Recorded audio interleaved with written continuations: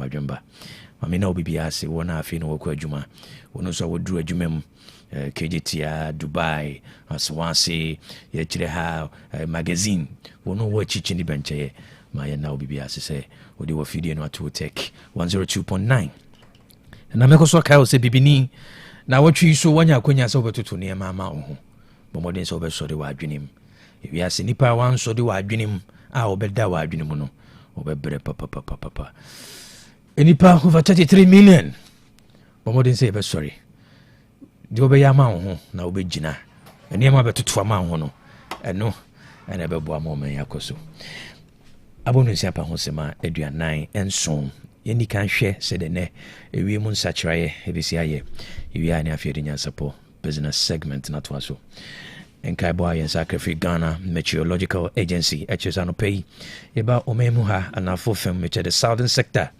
ya no dodo na no ebe yukusu ebe nya mostly cloudy condition na afei so no mia bi wo ha nsuo no betimi ato anopei but baby wo ha ntoye mu no ano be den achen baby ni tutu yeko wono won finfin mantem and afei wono so wo empoano no the coastal and afei the middle belt no na yeba baby akwa ibretu wo na afei baby a me popping pono wono so no pay ye say benya misty and as a foggy condition ye benya foggy patches won say bono wo wiemu kakra na yeba the northern sector and pay wono so be experience a cloudy condition na eda no e konanimu kobra area prem to brim be dumienu e ko no yeko etifi mantema wono benya mostly sunny ewiane bebo pa de umwa wonse wi masa yekusu kakra na yeba the southern half and half of famua ye hwanu mu se no yebenya mostly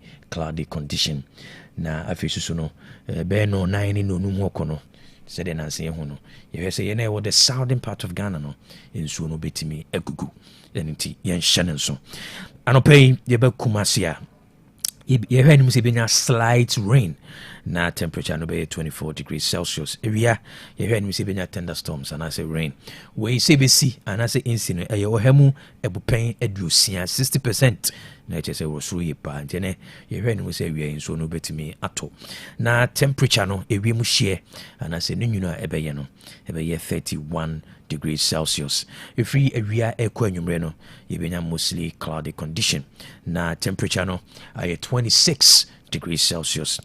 Omemuha anopay minimum temperature ebe 22 degrees Celsius. Go so ebe record minimum temperature which is 22 degrees Celsius.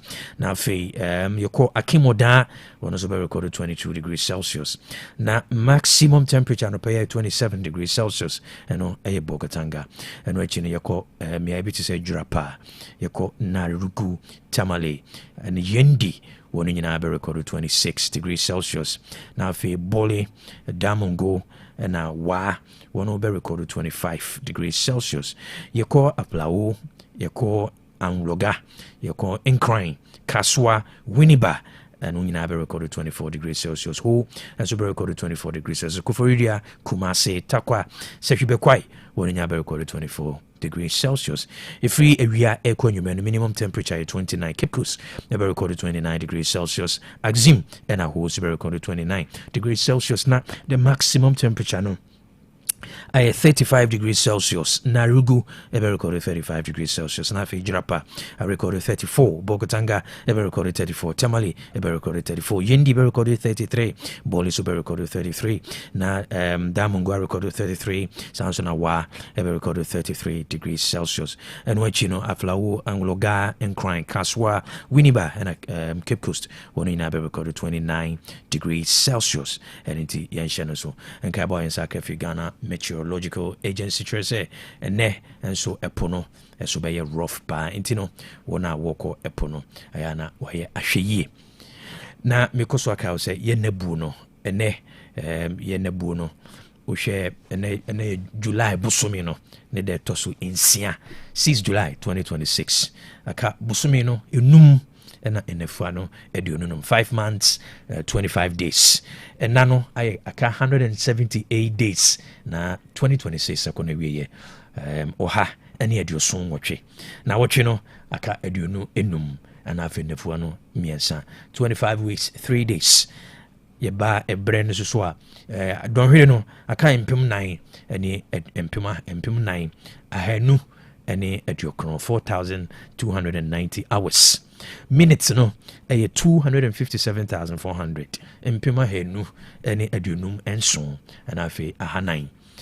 Seconds no aka 15.4 million ɔpepe edunum ɛna afei mpem ahanan na ne nyinaa afei ne nyinaa akɔ awieɛ. Sɛ yɛ complete 51%. Yɛ complete 51%. Aka 49% na afei no ɛkɔ na awieɛ. Ɛne nti yɛnhyɛ no so. Mɛma remfi sɛ wiase deɛ ɔwɔ nyinaa no ɛyɛ brɛ. Deɛ ɔwɔ nyinaa no ɛyɛ brɛ nti no sɛ wangye brɛ na wantoto nneɛma yie na wogyae ne saa yɛbɛkɔ so aka wo sɛ abrabɔ no ɛbrɛ ɛmpa wo so da. Hwɛ no wama obi ansɛ wo brɛ ɛsiane sɛ deɛ ɔwɔ nyinaa no ɛyɛ brɛ. Yɛmfa Nyansapo business segment ntoa so na mekɔ so aka wo sɛ yɛ sika ho nkɔmmɔ no yɛtoa so. Aha ɛyɛ sikasɛm.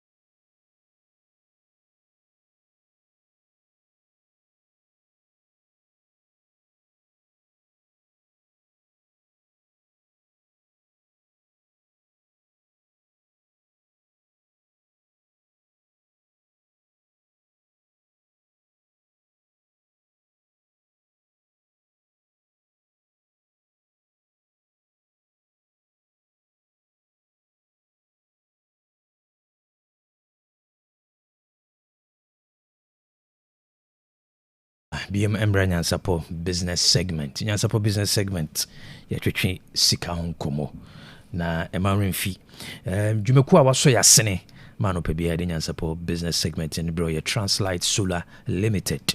Translite Solar Limited maka kyerɛ sɛ nyinam kanea ɛho ɛhaw mmienu a ɛwɔ man mu ha ɛno ɛna Translite Solar Limited ɔsɔ ano mfie bɛɛ dunia akyire ne ɔbaeɛ no maka kyerɛ sɛ ne nnwuma kɔ bebree waboa ama wɔ no nnwuma agyina mu naa so.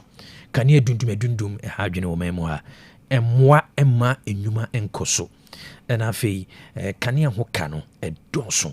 ɛno nti na Translite Solar System so install a Translite Solar System ɛwɔ wɔ dwuma mu a maka kyerɛ sɛ ɔma 3 alternating currents ɔma power from the sun na afei wɔbɛhwɛ wo watt a wouse anaasɛ anyinam kanea dodoɔ a wouse ofie no de build the battery system ama na any inverter system no ɛno yɛ automatic alternating inverter system.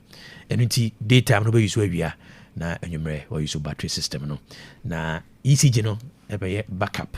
ɛno nti ɛbɛma kanea ka wotuama ECG no ɛbɛma so ate koraa maka kyerɛ sɛ nnwuma bi te sɛ Total Engines yɛkɔ wɔn headquarters wɔn kran over there 4 or 5 story buildings powered by Translite. Kwame Nkrumah Museum powered by Translite. yɛkɔ Ghana Free Zones Authority wɔn nso powered by Translite. Melcom Warehouse powered by Translite. Kumase Rosters Roofing Sheet wɔn nso powered by Translite.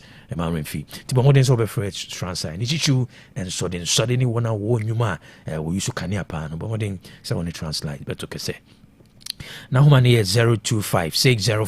025-604-0838 025-604-0838 ana 050-424-9229 050-424-9229 wobɛtumi so akɔ yɛ website www.translitesolar.com www.translitesolar.com.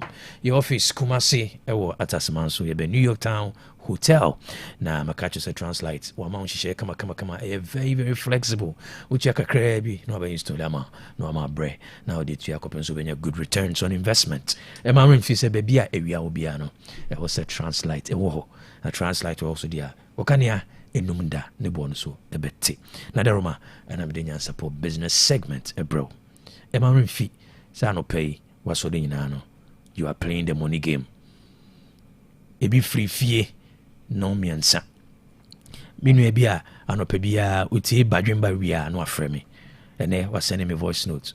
Was the KOB with you pa na sebi me did them kakra and I say bekano physically challenged.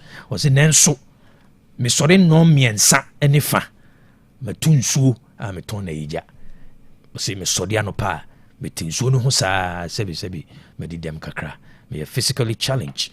Mama nchia kwan sonko was osode ahomache enu anwumre no na nyankrompo aya dom na nensa kakra wode be hwe abusua meko so akai wo se sika ho asem no gibre ne sua ena no ye na ye ba money management conference no sofu chei wo freedom pass no ha na obaye one di kan so ya Ashanti regional best farmer ene wona aka obaye nyina no be gidi se yesua de wona hu se alima so de onfa additional ni agrokra alima voice notes otwana bebu na otwimi no nteme ka osike obi da bay and ebeseshia we shame krama mu se and utie adanse eba and the we won see to mama dina so ogibre na oba and I face mama nchia Judith was for me so pamade so by Kofi me ba Kofi a me buane settle up na we mmire the whole Ghana Palace Mall una supply wo mmire you see how no na oni factory ya toto niema me ankasa na me pay investor ma wo no so no fatao so ye mmire me am lofty designer ono so buy omo build a network me am nipa Nicholas ono so running beverage company who employ over nipa be 11 ono so me program ya yogurt ni ade no on a fresh yogurt ono and a supply anything kakra enkomo ayedie no ye boadom enin ososo one workers e buy oso kire me nema wo ye eniti Dominic wo se wanya akon na wo sa run food joint e wo used and na no be sha se wo buy ni Santiago no tena se twetwe nkomo odu books na buy e be kire me wo daily records se di o se toto nema eniti no mama nchia ntino mama nchia wo no nya akonya e buy no nyame adma August edition no se one ma because ensem ne doso planning nkwa yantimi anka wasem nwie ya de be don hwede 9 esua de fa planning na me yeso so bi oba bia no ene ma ye kan ye no e bia na ye first time ansa no wotie eniti ye tena fide su se ya de e wo se domotie na e beka but obia ne kwan wotuo ye hia kokoa ma ye dinkomo efa wo ho ma me ncha efe so me hwe ni mu se product no e be ba bonten because o baby home say KOB me started a business segment in maybe an media to no o product our year house care product our year o dey buy floor cleaners liquid soap washing gel na am the cinema papa maka say me use washing gel no me say me ntime use samana bia because the way see cinema no o parazone no so 100% o beard lotion and also so 100%. Me hwe ni mo say o dey na mabegu akwam na timi scale up the production no abuziafo maka wo say KOB aha na mete no I am here on a mission na say wogibre na yetoto niema mami Mary Ejei also so uma oba o UAE efre me ne twetwe nkomo o do me number man say free KOB ne twetwe nkomo me no ba no eno a o frɛ me yetwetwe nkomo na ide no megu akwam obo no homoden mami Mary Ejei mami nasi pass o fro o ma oba no o pe mami fo wo no pe wo mayie a wo connect e mami Boateng oba Bella on so K University or study nursing anything we chere say kakra ye make impact o yo abranche ne ababawa na wutiemi a skill back money management skill bomoden so bejebre no wasua e ma rin fida one of the powerful skill and I say one of the relevant skills and your friend is soft skills it was a jibre na u develop a money management soft skills and I know me try for you need to say obi ka se koye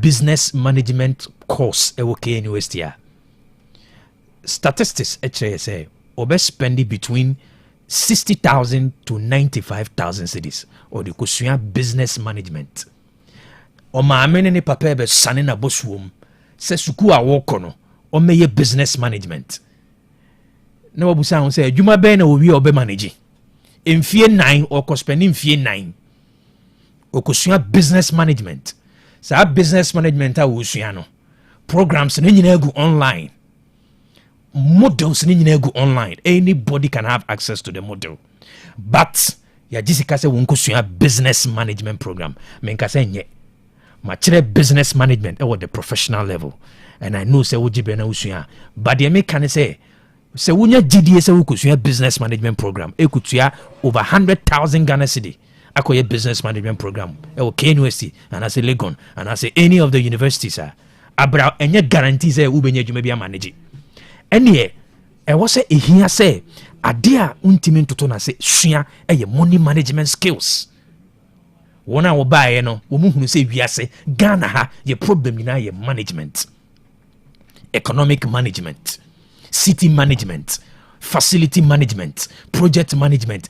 Ghana's major problem is management. Management to a nearman 9. There are 4 concepts and that's 4 elements related to management. The first one is planning.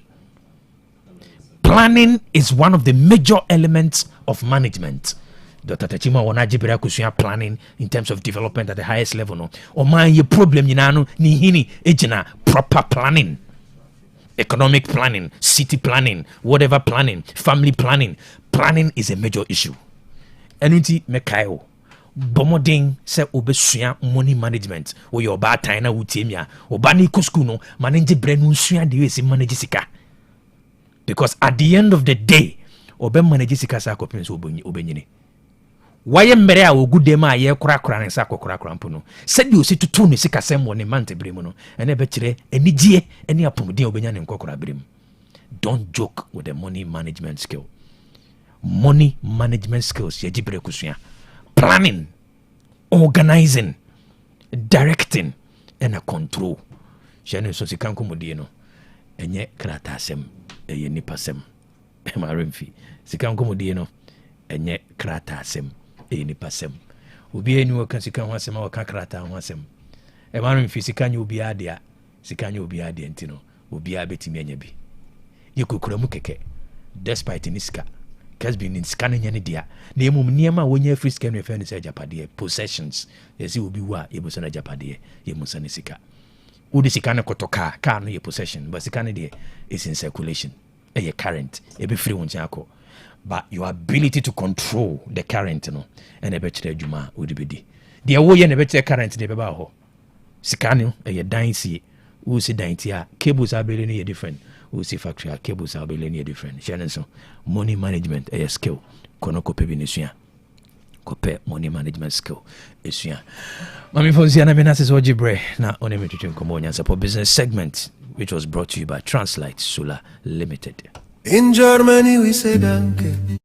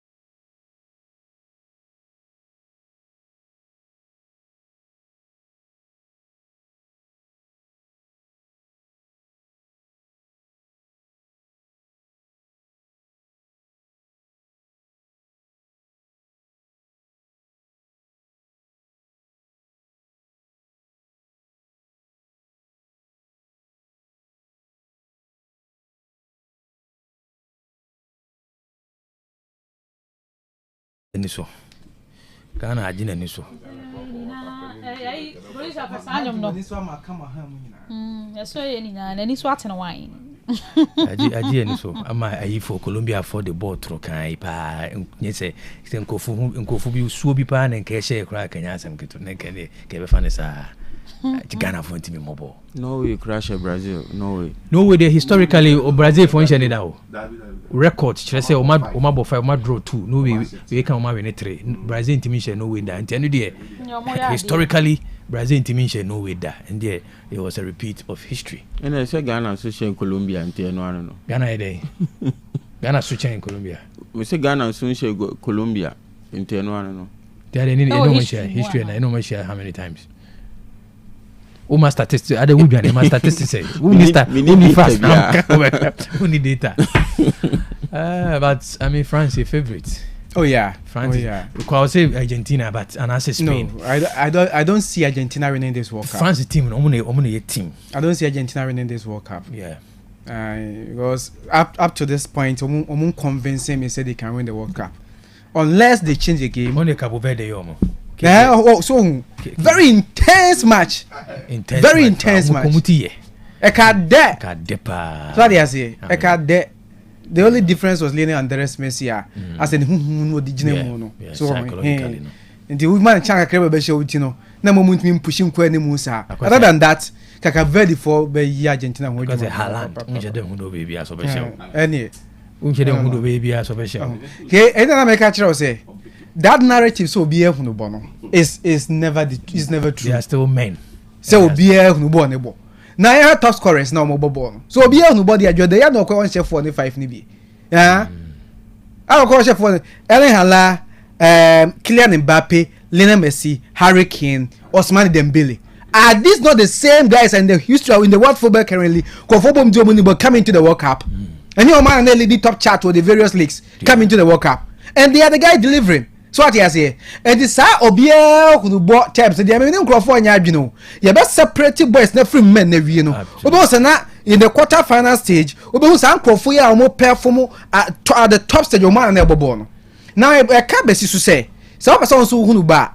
And you one day now what chance I boy and the other boo. What shall see free baby? So what you say? Talking about infrastructure, talking about your coach teams, training them from the young stage to the national level. Yeah. Now uncle boy for banu metra na fe oya so obi enu bantu kwa kwaje cap no na de ba ko so agana for me dim hoya binu me dim hoya e mo am no re sha so fu mu say microphobia so phobia sorry prophesize say Ghana will go far masa ko baba sports team ko park and microphobia so bo wo se tia say Ghana will go far mun pota mu kra muni park ya nkwada e what talent natural talent e be bo me e so we ya dia na man e cha wo mo tia say Ghana will go far flat kra mun timi nyana ma be bo so what you say so see e se kofa ke simple yen chance yen free from here yen developing infrastructure park yen klan de bo so bo so what you say yen pen the form betime training kwala no now right from the young age be a P1 P2 ne kono or bobo na the senior high school na teams ne peke no a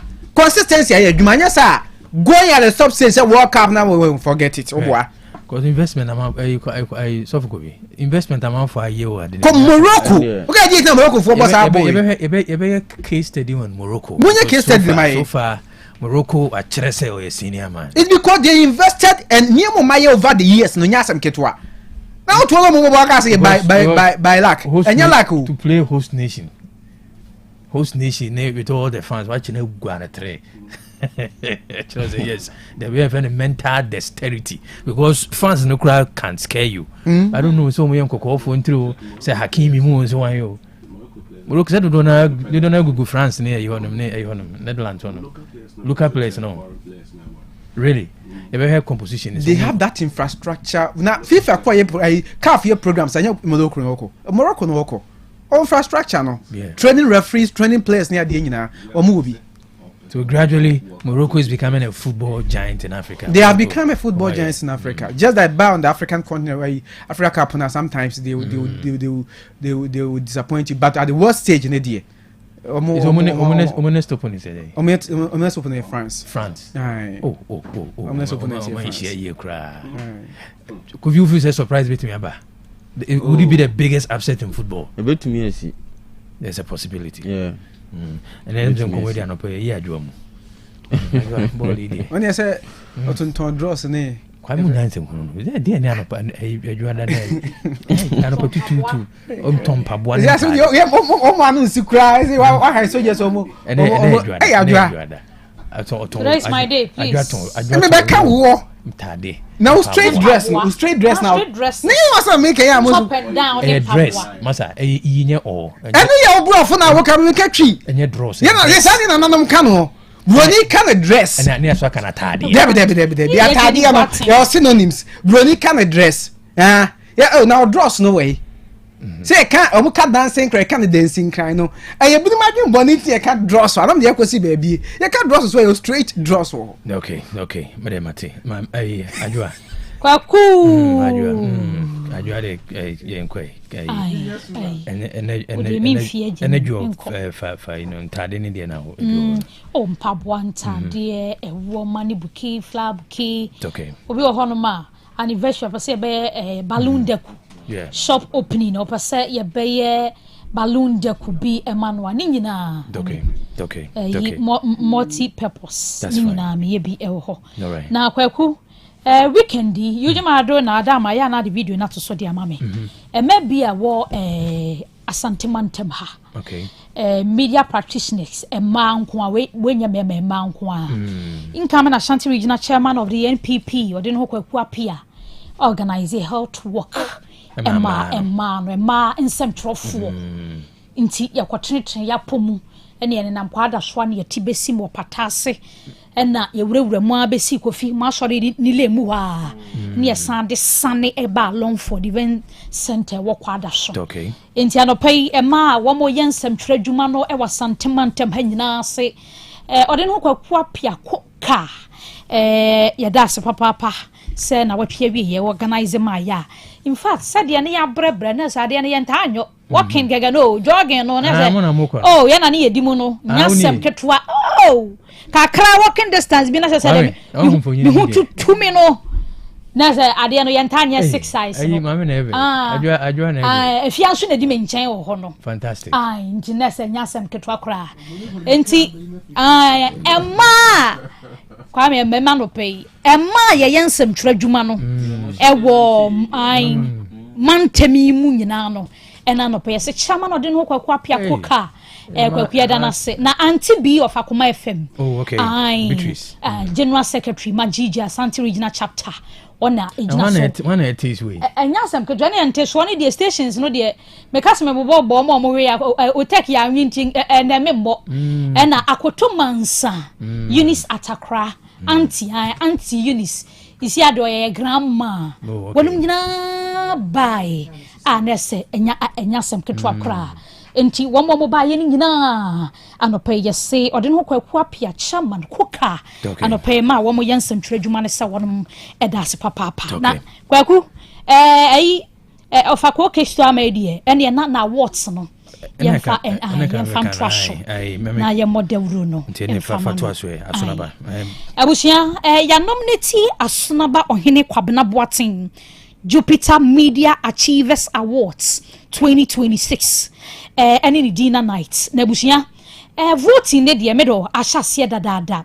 ahyase June nim na wamo ebe close no 14th August intimidofwe ya de toso sei na code no etie anope wotemenka na opeso to bi ema Asonaba Ohene Kwabena Boateng kakrabiansa na enkunimdie nsa de adwakofa bai na Kwabena enkofa emra o dial *447 *714 *447 *714# nessa what the attack me sense su biem code no *447 *714 na the hash no e de atoa so we ya ye bibisa se hwan na atoa ma no the nominee code no e den na wabo q 36 q mienu na the 36 no atoa so e de amamu we ya na wa selected the number of voter wo pasa woto ema Kwabena na wa confirm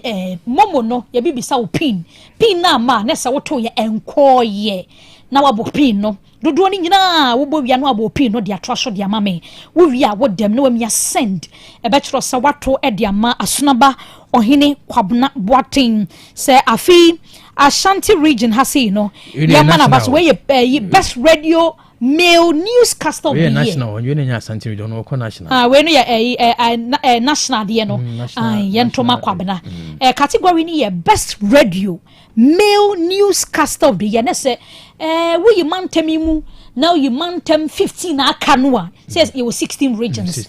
Nti 16 ni nyinaa yɛmfa nkunimdie no emra santemantem ha ema Kwabena timidofo ma mensansi code ni so biem *447 *714 hash wodem na Kwabena ahoma ni nie ebi apasa woto ne nkran so a ahoma ne ye 0246 726 866 0246 726 866 Derek Boateng Derek Opoku Boateng no okay. Ti bibia ni abetumi ne Kwabena so adi nkomo okay. Derek Opoku Boateng Ghana footballer anyway so now they didn't in fact Derek Opoku Boateng all right, the info trends in some for students who sell weed on campus must be dismissed outright. Education Minister, the Minister of Education Haruna Idrusu has called for the outright dismissal of students who peddle marijuana on campuses of various senior high schools. Mrashabejeni owo kwada so abato mpesua so busa oso afo hwengomesua ho nsem so se nansan omohunu no mate se ukọ senior high school ahodu man kwada no wi pa kwada no nmo honom no enya asam ketwa na ede na onum eya fa ho no na oso afo hwengomesua ho nsem so ha Haruna Idrusu wose ode ato achechirefo nim se akoda bi o mehunu se oton wi no ana onum wi omo enyinadi in free school mo se akola senior high school ko sunya de na fa bo obra o koya wabubo wi egu bag mo bilim kura de etofe omu wi gele wo ho omu wi hyeto chese wi anwamo nyina na omu di school mo ice cream crimes na wi ice cream so omu wi ice cream wo ho no so bulu ya na so bulu so wo ho ana di omu de bo manu no na nkasakrata emu die no and so we say be crying about no almost had about na o marry enti oso afọ ne chese ontimi nkotene school mo nkono mi sa yes a de oton wi ni be sem kwada no aka no enti no e ba omu hu te de oton wi na de onu mi na omu nyi omu nyina adi en free school mo no nko get nkoton ni wi ene ye de oso afọ no na de atoja o be you know chibiele mama debi penifo chese omontia sesa. Okay. Some university courses are useless. Former Education Minister Dr. Jedichum identifies two programs. Some university courses being offered in Ghana are useless and do not prepare graduates for job markets. Former Education Minister Dr. Yao Oseduchum has said, but I think Omu denies it was a fake news. What he said was why was it that's not what he said. But I would just say the word useless. No? When you say the word one can't useless. But why? Yeah, you know. Yeah. Now, also can this one for no young Monsieur Honsem so? Dr. Yao Oseduchum, and what you say? Or the other just so close you have one who do more, and ye me bu homo chaya ne moi. Emebunu ne wo mai mu wo se wo hu ye senka wo kire bebuna de a eyade a wo kire no de ba mountain so no ebeba motu ne sai bibia na wonya adwuma ye na se dodo no a won besua de beba mountain so no na wonum entimi anya adwuma na msade omusua ye no ane ne yekoso mountain so no emfa ba bia enti wo de atodwa se ebra so se mpanimfo yensa kire na anyema hodo a mo kire Ghana lesua titiriu e wo suapon ahodo mu no omu wia na omu ba mountain so a ebeboa won na wotumi aye bibi ede ama wonum eho ene do soafo hwenmosua ho samso kane Dr. Oseduchum ni ode atudwa no. Okay. No degree is useless in an economy that works, Kwaku Owusu replies Educhum. Governance expert Professor Kwaku Owusu has pushed back against suggestions that some university programs have become irrelevant, arguing that Ghana's graduate unemployment challenge is rooted more in economic weaknesses than the courses students pursue.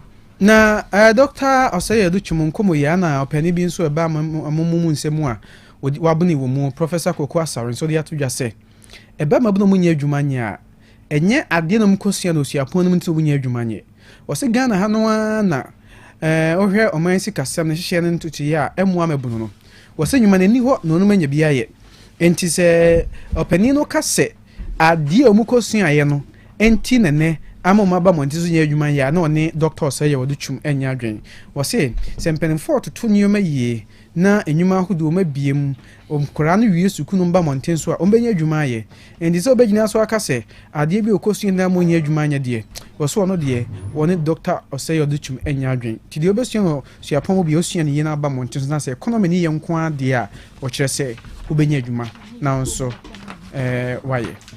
A very interesting conversation. It may be a conversation. I mean, when Dr.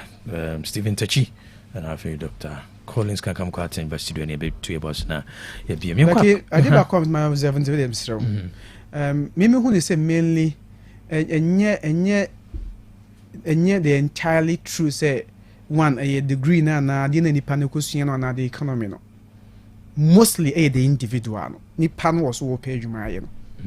What they may journalism crying example. Okay, you grow for bebre ho no mo a omo school mo no. On say so journalism a omo pochi. Yeah, enye adwuma a wokọ na de ai o certificate akọ say onimi ye ntomo mfa. Wote be bia ni pana study wo so ya de no aba be fa. So what you said. It is a one showcase your talent na mo bi ehun so ya de there is no way. So major media houses na apart from individuals no moment that down better to wo no.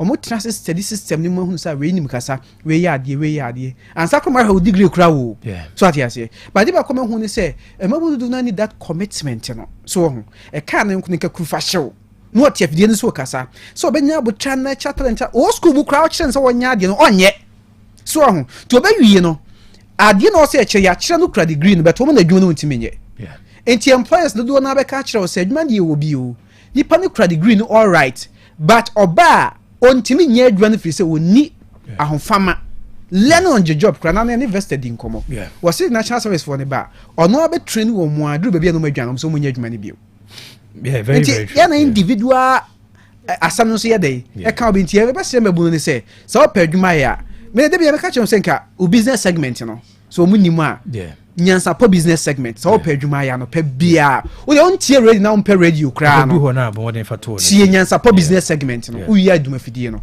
na wa de wo na cha ho wi a enche bia aba beda ke obi ase and ebi mo starting ho ebi ho on say ese nkora o ma wie me try say any department din come because you say look at the nkoma we have better field SS for better field. That time, you know, we are very confused because they don't know what lies ahead of them. How do we hear orientation, you know? So that time, it was the regional ministers. And now say, be a for district assemblies. DCs, education directors. Kasabre, Ebia Kake University, Mwaji Hall, no, over Nkrabe 500, 3-4 days.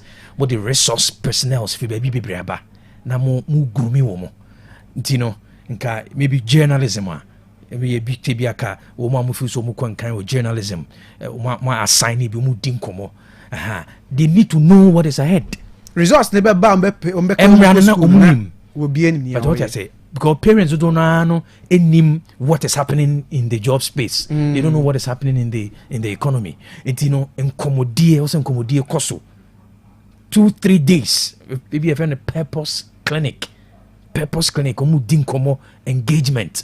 I no abaya fa honka district assembly minister kwa fa honka now bia mu gu baby 3 days engage wo how to think, how to reason ne manema be brain to mu nwie no do be choose program be kura nim the offer bu okon say no eni kwan say meto aso me university me USS me am try say so eni kwan say meto aso ko the mainstream no why I didn't go to the mainstream because we said nah, why do I have to go to the mainstream because me a visual art background. Obi am a visual artist. Do I need a degree to paint? No. And I'm a stretcher here. And I want to do part-time Christian service. From there, I'm a stretcher circle business field because we have business and I'm professional programs. I mean, maybe in field dunia chini. The mainstream, you know, and yet cut say for ha. Need orientation. I do a journalism. You say I do a Christian service. What's your business? I don't know, you can use your now, who can the social media handle? Was I explore? Was I far war? Was I from Taddy and Pop Water? Was I also registered in university? I was saying, it did now know who she knows exactly what she has to study because she's in a field. I know what building the capacity. Rebecca Crabbles or Connie Masters, no good than a PhD, whatever. Maybe I was all tried in the field of Ukraine. I mean, MP. So. MP. Anyway, yeah, young Akumadai. Police woman, we didn't tell our trend. Police woman under investigation over alleged phone kicking incident. Regional Command. The Ashanti North Regional Police Command has launched an investigation into a policewoman captured in a viral video allegedly kicking a complainant phone during a confrontation at the Akumadai police station. Okay, Yankoi, Ashanti North Regional Police Command, no, and our decree about Bonti and what said. One in a man to a fringe, you should be as then you move away from saying, and say, Kratchy Beach, the so called Akumadai police station, say, or Kwaku case. Send if you run an air bono, sacrum phone and air channel. The air yet no potty until the co police station honor one can once and one. Now, Kratchy naturally said, Bro, could do you know, July boss me than a tosunum no. And now, quite police ni abaya now no, honomoa, or betray no assem. Just say, one hen nimba could say, Kura, or te honum no clan of phone. And a phone, this wa send a TikTok now, who said, Diana, wo you. Enti Kracha no okoye case ni su frase se ene obeyi ne phone no video police ni no se obi na epam no se de na eye no no obawura police station na police ni oto no mayi na ni di ama no de ono so be video na wa mampanimfu ahunu bi enti bra oguso oye video no o kire se enumu na police ni ba na ni ba na ho so se Kracha no e video no enti o share ne se onya video na wo ye no ana ono so kire ne se onyai fisa ban na do abetena ha yetua woka na adwuma e wo se wo ye no onye medimirika na abawura ha sede na eye me sede na eye me abetie ma no asem wan fi me enti video no nso nya de amejai enti police ni ba no krata yi mu kire se obo krache na phone to twere nsa hye ne se wan firi wono mo ankwa ode bo obebo no enti sa video no na apia bonten a ene eje na ho me na won tenten fidie ni so sede na wo ka no eno na aka hu bi ena Ashanti North Police Saldom no pelifo kire se wo ye nhwehwemu ahodo de afa asemi ho no hu ni esi ye pote no mo kama de hye nyina ache se ebubo na asotwe se fata no won do bema police ni eba no. Okay. Number of jobs advertised decreased in April 2026 according to Bank of Ghana. The number of jobs advertised in selected print and online media, which partially gauges labor demand in the economy, decreased in April 2026. The May 2026 Monetary Policy Report has disclosed. Kion se inipadodo na nya adwuma ye wo man ni mu a ebo wo man ni sikasem. Ti se be koso na be ba fam ni nyina gina wona wo ho odin a wotumi ye adwuma de bo wo man ni kyekire. Na no na aka hu bi na Bank of Ghana no aye enhwehwemu bi abunkunta no wo kire se. Wono mo hwe afi etwa mu 2025 na wo de toto 2026 ne ho. Oforisu ubosome no a April no. Na kire se enipadodo a anase companies ahodo a ebo dahuru ewo ntenten fidie so newspaper ahodo mu se omo pa adwumayefo no omo de afi etwa mu de ntoto afi hu ana kyesa afi mu de no ekofom papa o se 2025 no mu wona wo boda huru so opa adwumayefo ewo newspaper ahodo mu ntenten fidie ne so na ye 3388 nanso afi 2026 every July ana se January boso me besi June ye wo mu ya yewura July mu no enipa 2818 ana ebo enyuma hodo hu da huro kire se eswate paaya wo ha mu nchemu ne gina 16.8 acha se enyuma companies ahodo e pa adwumayefo wo mo fa bia na so mo bo da huro so mpa adwumayefo 2025 ene wo mo bo da huro 2026 im so mo pa adwumayefo no ya de a eswate papa na enomu na Bank of Ghana no e kire se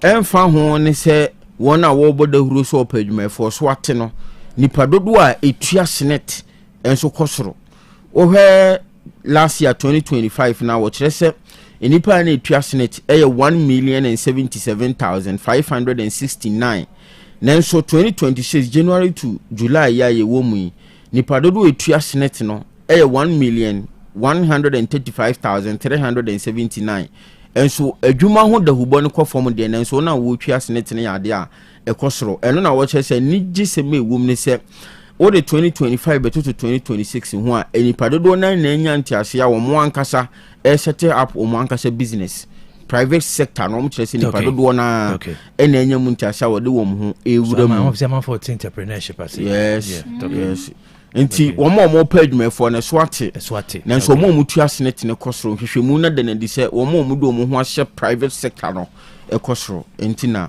amana basa Bank of Ghana hwehwemu now so one de waka so de wani kyerɛ wa ko fi wan hwe abetene fi akyɛ I'm telling you unya adwuma ni bi no aye okay anope Professor Kwaku Owusu were joining here. Was it degree programs which doesn't fit into economy is not worth pursuing? Because you see I don't say you can't the word useless so what could you ade no amfanya adwuma becomes is it useful or useless? Even because I'm interviewing and maybe sure so when you should the word useless but that was what he was trying to say and you know but you see I know you see what to phone now phone on TV news so phone be useless directly you see make say what could this culture program be say Ghana say one baby program be cry maybe what could you for 4 years or parents to have 70,000 Ghana cedi or a better 5 years unfanya hwe unfandi jumada. Is it useless or useful? Useless. You'll be my family from Bibre na your mirror of phone and cockra phone so in your moon tiasia kese. On say a baby a chamu ke say oh yeah usi daya ube ceiling and him say a plywood ana no modebo a doom a change by TNJ ene wow TNJ ho adwuma na onim ye no watwa mu system ni madru POP enti common a yedi no bibi say netie enti se one upgrade ho an free baby anko baby a on say ye wo electric welders wo ho ne wo carbide welders nso ho ene hu sa carbide for ni bi ni nyina electric welders ne ko enti se no na wusua ye bere bi atwam no wa upgrade ho a obeyira wo system nim enti sa na common a yedi na koye so now the tension is instead of something an immediate conversation focus no instead the focus never call the content of what he was trying to say useless and no useless and useless and no useless. Now we are playing politics with it, political lens whether I mean anyway government to establish major palm processing factory in Achimebwakwa. The government is seeking to establish one of the largest palm processing factories in the country within Achimebwakwa traditional area of the eastern region. Gobia poema ntamnumu ohum afahye ekoso ochebi enyasem ketwa kra oche hene ena eti adwamu amoti oforipani ne nananom atrankonwa aka bomu na afahye ekoso gidigidi na ne senti enimdifo mpanimfo okukuru domo twotwowuro no ton sade frɛ wo mo Ghana mampani John Dramani Mahama na ono so ne din wo mpanimfo no mu bi nanso Chief of Staff Julius Debra ne kogina mu okasade ma no na ne kasa mu no oda na di sɛ eyaban we ani so adi hunu mampani John Dramani Mahama ne de ahye na no so wo meka sɛ wono ba bibie oil processing factory kese palm oil na sɛ oba bibie factory kese a wonom ebeye enwo ewo honom a o kire se ebeboa ma mabunu dodo na ena enya adwuma ye wo honom a enya asem ketwa kra na esan sempanifo bibiri na eto nsafre wo mo dwumadi na senti osoafa wo no hwe nkronkuma mamu ahensem ena afi osoma hodo ensem so onumonyamfo Ahmed Ibrahim ono nso kopie mu dwumadi na sibi ena ode nsem hodo tu dwa ebra Julius Debra kasawi no no so kire se mampanyini ene disi abamani so de hunu kese ne se empuntu wombeto apete omanga na mu ama nkronkuma ahodo nyina mantam ne mansina ahodo nyina obi a ensa aka ne de ntinya ne wanwa se mampanyini de sa asemi enam Chief of Staff so atudwa na no kura mu no ochehene osagefo amoti oforipani ono so kasa na osrempanifo eba ye nso se ade ba ko amprempre mu mani nko ho ewo manga na mi akyerkyerefo enoma hodo bi beboa mu dwumadi akonkan o masetenam o mpanyifo hwe no ntutu ne ye fise na mo nsa so ana ntete ahodo ekoso nyina etumi koso ema Ghana enkwada enkyerkyere entete ahodo edo mo fam nyina efra kyerkyerefo nsem ntu osere mpanyifo sa kyerkyerefo edi dwuma o man Ghana mu wo hwe omu yi na emmoa ma oman ne kyekyere enkonkan. All right. Baby, I will join you on Facebook. Baby, I know it's me. A type of me. Baby, I will join you. Let us know where you are watching us live from. So Facebook, and I say any of your social media handles now. Baby, I will be no. My home, baby, I'll share free. Tene baby, who your Facebook community. No, Pedro, as usual, see monitoring you live from Kumasi and also Kesmin Johnson is the main location. Richard Obimpoku, also good morning. Good morning, Mr. Kilby. Thanks. God is Monday. We also enjoying the show. Ding. Swansea's interviews. Also keep it up. Befi Bantama, also Dr. Yuchum is spot on. STEM and artificial intelligence is the way to go. Another government should prioritize that as he did at his time at education minister. Sly Damba, also good morning, keep it up. The good work, watching you live and clear at Kwabenya or Greater Accra region all the way. Sly. I am kind Alice, also good morning, Mr. Kilby and your lovely members. Thank Yahweh. Thank Yeshua for another wonderful Monday and seeing you in good health, watching you live from Odanse North. Ohene Apieje from Buon Wazikobi, thanks for waking in every dawn to serve your listeners. We are always with you. Thanks. Asari George, also we thank God for another fantastic and wonderful week from our great Cabrasso, Mr. Sari Construction. God bless you for your good work. Big OT, also it was a good morning, great man of God. KOB schools should consider reporting these incidents to the appropriate authorities to ensure legal accountability. God bless you and your great team. And I'm Emmanuel Amankwa or the free Kontomre Brahababumi. Good morning. We thank God for another beautiful Monday. Greetings to Joseph Pio, a one Perseti and Afe and wife Comfort Amankwa. Ujonia, wherever you are joining us from now, Ebejibre, Naya Bodin said, Uka, join your social media handle also. I am called Liberia, Nigeria. I am far, I'm an uninstable sumative. Nigeria says 2 nationals killed in South Africa amid rise of anti-migrant attacks. Nigeria says 2 of its citizens have been killed in South Africa at a time when foreigners are being unduly targeted there.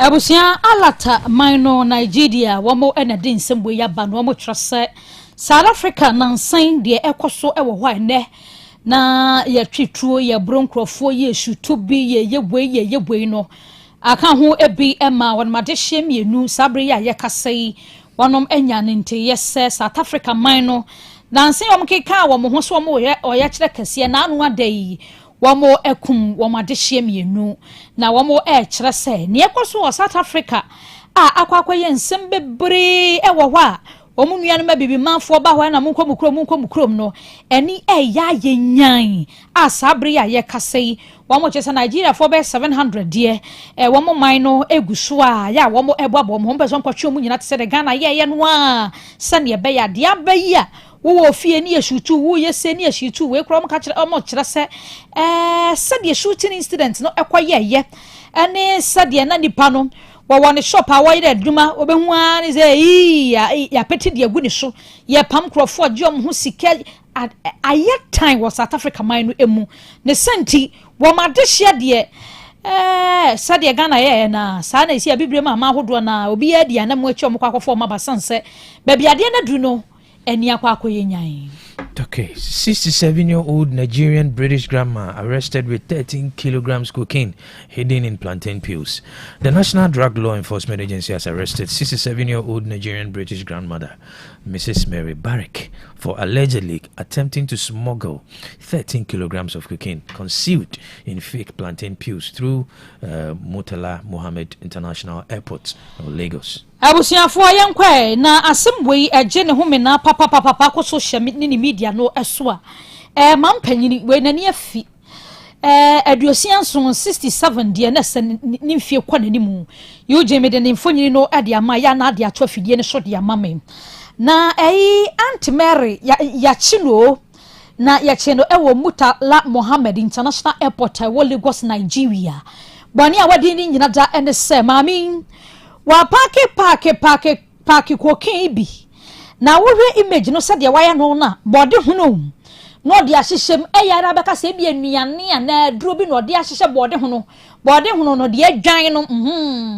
na se wo de ahyehyem no aboaboa no na waye ni bebre atata so na wabra ya chi no ewo Lagos Nigeria no ya ne ye bie ni gusa wade tukwan no ene ehu se nya aduane ana duro bi ne hyem we 13 kilograms cocaine mua ena maami dia hyehyɛ body hunu mu awrape ne kama yank wadi dwane dia free Nigeria akodo obi a waya Nigeria kakra British nso kakra ya da waba ni krom Nigeria wo kwa wa kokin anu bebre na ma Facebook ni so bon say yes edosho wa bonne boa hoduo bebre na ja ye chi no agu nanimu esam nanim ho bebre na wabra chi maami ni ebisa no say I accept, I agree, I take full responsibility na say wonde onye na dwe say obebu obi adiri wonu age bibi ade abone ho so say no kore wa caregiver e wo UK enti sanda na chi ni na ko baba beboa ne ho na wa free Lagos Nigeria kwa kopimo London UK where said the bus ne tie na Virginia Atlantic flight to London and ko baba body a sa brei ya kwa kwache grandma 67 years a cocaine and e twa ne ho nyina hya na nani afi to be sa say maami ani mfonyi da so yi e ba ne sapa na cocaine adwuma o an woyo a sa brei ya che no e wo airport wa bra ko baba kwa London aburochi mamu na wo kopiem e wo Lagos Nigeria empayinfo a wo mo e wo ho ene we director for media advocacy ora fami baba fami sabre ya ye kasei wakasa dia tu ja se hwe na we kura de nya no nko o wamasan chi obi a wono no enu boni ekoso ho nyina waye mu eitakun o kinkon a wono ye cheso no kwa de o ye drug leader a wono so ya chi no a ye cheso wono so ne de be 36 parcel enu a parcel eja wade esie wo tonsa kreti na hyehyem no enu wa park wom wa hyehyɛ de gu kago man kɔde kɔ Malaysia ɛho nyina da wa ma kye no nya no nkwa wo kyesa na gide ho de si ade aba no ɛne wo tu kwan sɛ container sɛ wo ba ba firi wiem hyɛn wa mo sachi wo yie ne ye chiwa emra no atumi anybody ntenya grandma nkwa ne akye no ya kye nipa ba mienu miensa bi kwa de aka ne ho a wa mo nso ni separate cases agodo different wamo so smuggle sa we kwa Malaysia we kwa he ene wo pack ni bebre ya sabre ya cheche wonom e wo Nigeria man no emu. Okay, Iran's supreme leader absent as senior officials attend Ayatollah's funeral.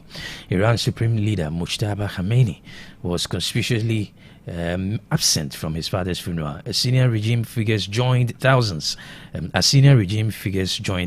paying their respect to the late Ayatollah on Sunday.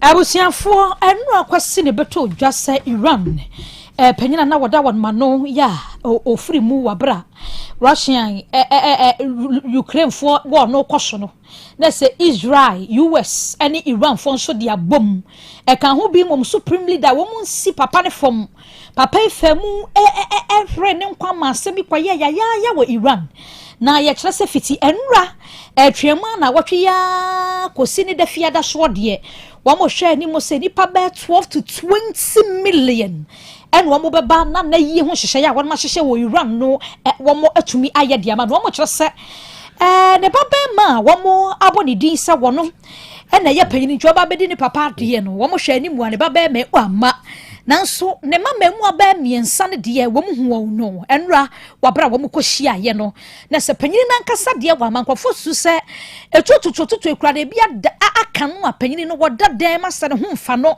ebi so kire se nya se ne hu mfa no na mom peace party ya ye kan pasia nya fully enti obi a wokotwe ne tia na yanom akwa shutu na no makwa di ne bone ma ne papa kora no akwa ka ne ho ni nyina mu ne ye hwe ne mu se fiti enadwo etuamu akosi da fiada de sade Iran man no wo mama mre ne wo mama ne etie no wo ma hyehye papa na ye no kama ene wiase afa na nyina empemfa hodo bebre no a no ato sade afra wo msa wo mra Iran na omu supreme leader wo mu nsi ni form wamo ntokwa ya kan ho bi ma papa afiri mu no wamo fa na ye ho hyehyeye ene de akanyina emfa enhyehye so ema no na wamo nya bibiada ema no emfamfiri ho no wamo kire se wamo tonsa de afra papa panyimu bi a o scholar kase pa enya sam ketwa wona baba bedi wo som no anim no de wamo koran no emu ntete ye ne ade de wamo famu a ansa na dane beso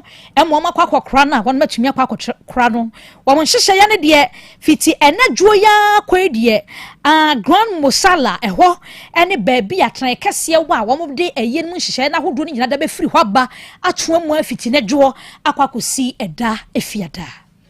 Yo, adwa yenyina ehun sem so ne mfa Nyansapo trends ne sia na ene voice note no me penipa dodo pa mo ma kiro madwene ye hwe se flood ye course wo nkan ya me hu video bi na 1973 flood sie and I'm saying 1995 and so flood kese pa and I'm be hu 2026 my videos ne nyina ene wajun chene say a free 1992 34 years ni political system ye practice say you can say rate Ghana politicians are 100% we more say we teacher ni say we share 1992 basic 2026 political parties both MPP and DC say mo masa we dey ka be say kan mu nyina bom say yi ba ko mo mas politicians bo mo say fit temper fit equity 100% mo say why? Antino Chrawadrin 0505225578 0505225578. A free 1992 basic 2026 34 years of political stability. I do munim ye pa mo ya de pa say to aba. Election free mo o de akanyi na o man put to percentage na de mama politicians, Ghana's politicians. We may ye poll ewo voice note na maji poll ni de ya de. You know, e penipa be 1,000. So much imagine 0505225578 0505225578 Ghana from 1992 to 2026 politicians when our Michael or papers are development papers are carbon say 0 20% 5% chirewajune ajo I am faster than me ma Osbel ene wona aka awusiafo ye kwa Osbel Limited na yakwa kope blocks a yebetumi ede aye adwuma ewo ye projects ahodo aye no eho wo amano ne wo Ghana na behia blocks papa de ayafo ni kiremu ewo ho aha no yema abosam quarry dust no ekom ye wi agasam ne attachment no ye de awono na saye kama maka cho se kroma wo pe baabi a block factory na ye twa blocks no machine ye de adwuma wo ho a eno a ene Osbel Limited wo nyambrani adaje ye calculation na machine no twegu ha ubetumi dia ye adwuma bia ensuo tutoi enkodwiri mfa kapre no bia mrew simple ya was standard wo ho solid wo ho hulu wo ho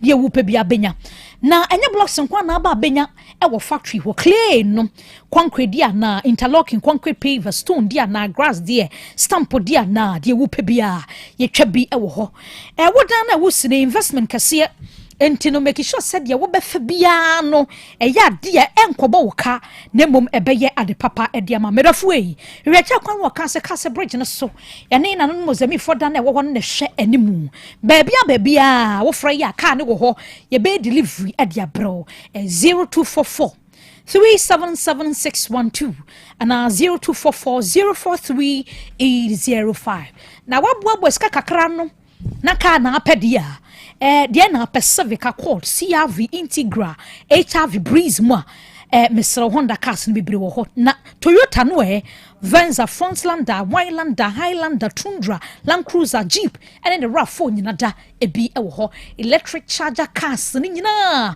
ya de bebraba begu da kwadom ne yawo ya ne desperate dan no ne hwe animu Mr. Otie di no yie no wankwankon kopie ba bi foforo ahomani ne wo friends so ebedo so 0244 377612 0244 377612 abapa mo oseme nkancho sa wo pe the biggest online shop and one abapa mo wo Play Store App Store no download do app no wo betumi a shop wo ho fridge no TV air condition air fryer microwave oven no blender kettle de na pe de ope bia yeton bi wo ho namdafo yi aha de ebo no wo fom ye san be ma wade papa na wo de akwa ye wade e wo fie bo modin so be hwe cha kon water fom a3 saka park ho a na live band nso wo ho ye be na ba aponto be na ba wo be hia live band music kwaretwana emu ode merafo free 0593 386 133 and 0593 391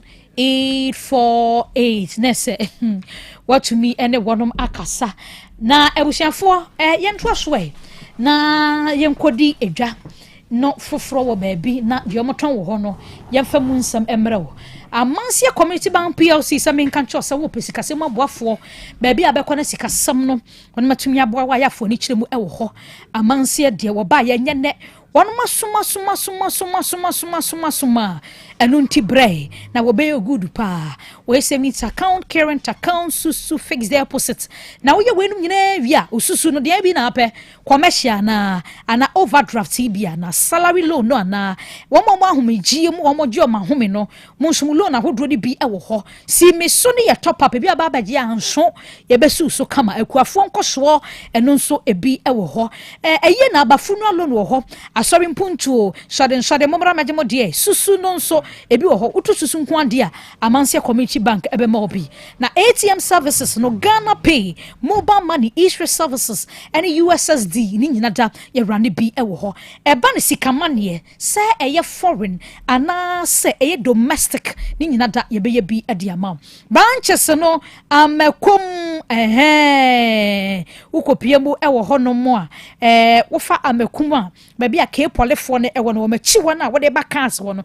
cars fo ni ni a wo mo nso eni enti cars branch no wo mo ɛwɔ hɔ a wo bɔ adwuma pa head office ne de obekɔ Antoa krom manso nkwanta adubia data no manso fo nyina sika ne ba mo mfa ntomo ho wo bedi na wani so ato wan tifa kwa amanse no mo mfa nto ho emfa ema obekwan de ba bia post office ne wɔ na wɔ hɔ anyankwanta oboase kwan ne so hɔ abo so mbɔ kwan no ho a Roman Hills no Kote station ahojo Atenga junction Santase opokurarefo nanim hɔ a so fly new transport terminal hɔ wa mahoma ne yɛ 0247 200 013 ebia complain bi na apesa wo de ba eno de number ni nie 0501 646414 bomodi ansa wo befra amantie na sikasam wo aboafo wonom atumi aboa ma sikasam nyina da atumi asipi atsita nya hye na watwe na se o edro dia nunum bi bubo bi na honto fie som trene he papa se ba me hya pa bi ne plasmos pipe bi bubo bi nunum bi na beboa wo ugeno wo bi ni benya hoden akwatia nya de wa beje wo nipadua na boso medafo yi enke chisa wonum bi da betra bie nsuo topa you the same adekrement de nya so obenom na bia ko sister nim kwadi ati de yade malaria moawa no typhoid de no ana infections de no yade ya fire waduro na no mame pharmacy bia mu ye ho ba bia tonto aburo na bafuduro ni nyina da benya bi 0542 778572 na 0542 807 907 na 0591 367 898 walk up na ekwoso ya kan nyina da commentary ni gusu da ye de brewo wajaton de no enka chi so betumi de aba ni abo dawro no e de amawo ahoma ne 0240 889243 0240 889243 ana 0247 995160 ebusia ye kwa jaba jiwere na sikampem panade ahodo nyina yakoto wodim sa ope gold ring na diamond ring ejaba ho ana ye kanfo ama wo promise na engagement wedding rings ana mesesa wo ale oba no ahye no bi hu so awade no ejaba de no na beboa wo na ejaba agididin entini jima wo ye nyina wo de nyamesuro ani adwempa na ye ma wo pe fancy rings necklace waist chains baby set lady sets men chains and anklets ejaba ho na wo kro wo di nkwanche ne na chidi ne bu achi se na efo a oben na ne bibia gu ho ama hyewo a fefefe kama eni gina na ho apopo ejaba ho no ye papa ne bonu so fom pese o twro di gu ho ana se pese o polish ya ejaba jiwere ho na wo kro ejaba house or prepare skin street Kumasi Adum menshia traffic light ejaba family house ho ma okwa anyanom won be show kama amani 03220 26708 and 0277 10 4488 ye called Donima Steel Complex dancing ho nyama nianom hana akogye no nanim se wo si dan ko ade ade also fa ne yonko Donima Steel Complex wa ya sorobo a onen fa yonko kotokro nka soro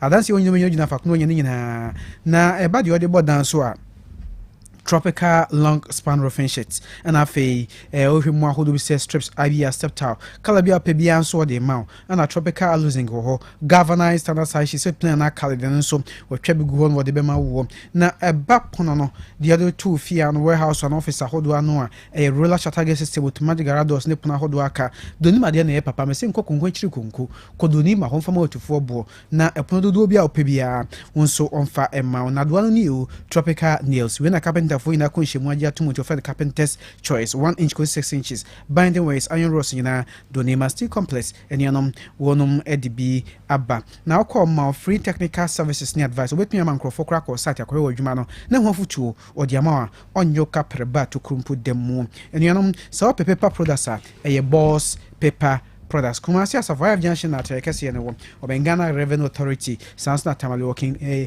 Camvlik in David Junction and Transcantaman to Ghana Commercial Bank and Ancient Wa. The Chima when Chikwanso contain, Nania the Washi Fee Hope, how many 0244 126625 and a 0540 10 15 55. Young Quadrant TMA Centroni, no Tech School of Journalism and Communication Station Yanum, on our boss Sabo Punk and Pimpin Swan and Crabby Chibuka Quadrant TMO, Centrodman and Crabata Hodunina or Chero, Nanim, a Abaya Diatum, amount to make rata, and T. So be Sandio Honma, obey your national service. Now, woman can have attached to be that's one I was no. Forms no, or to Reina San Jafri say, Ye mark Quine ye, and the same for moving our Bontia, or Moon Fidiac, Moon, a Sia, a Gumano, a Kahon. And Tibrana so forms. Na besunya de ben centroni wo crest see and our see with them a level for them when you friendship dununum elcro na one judgment ho abrobeche wade graphic design audio and video editing sans and blogging and vlogging and in century man krabata how do akenya so tanka sefidi na kasafoni so na wakasa wo chro ni na o chro o take af medwum heya na ewo kumase asan so menhia jodu menhia ahembo na busa so ko take af ma obia ebe chro ahomani free 0547 823 005 and 0243 842 007.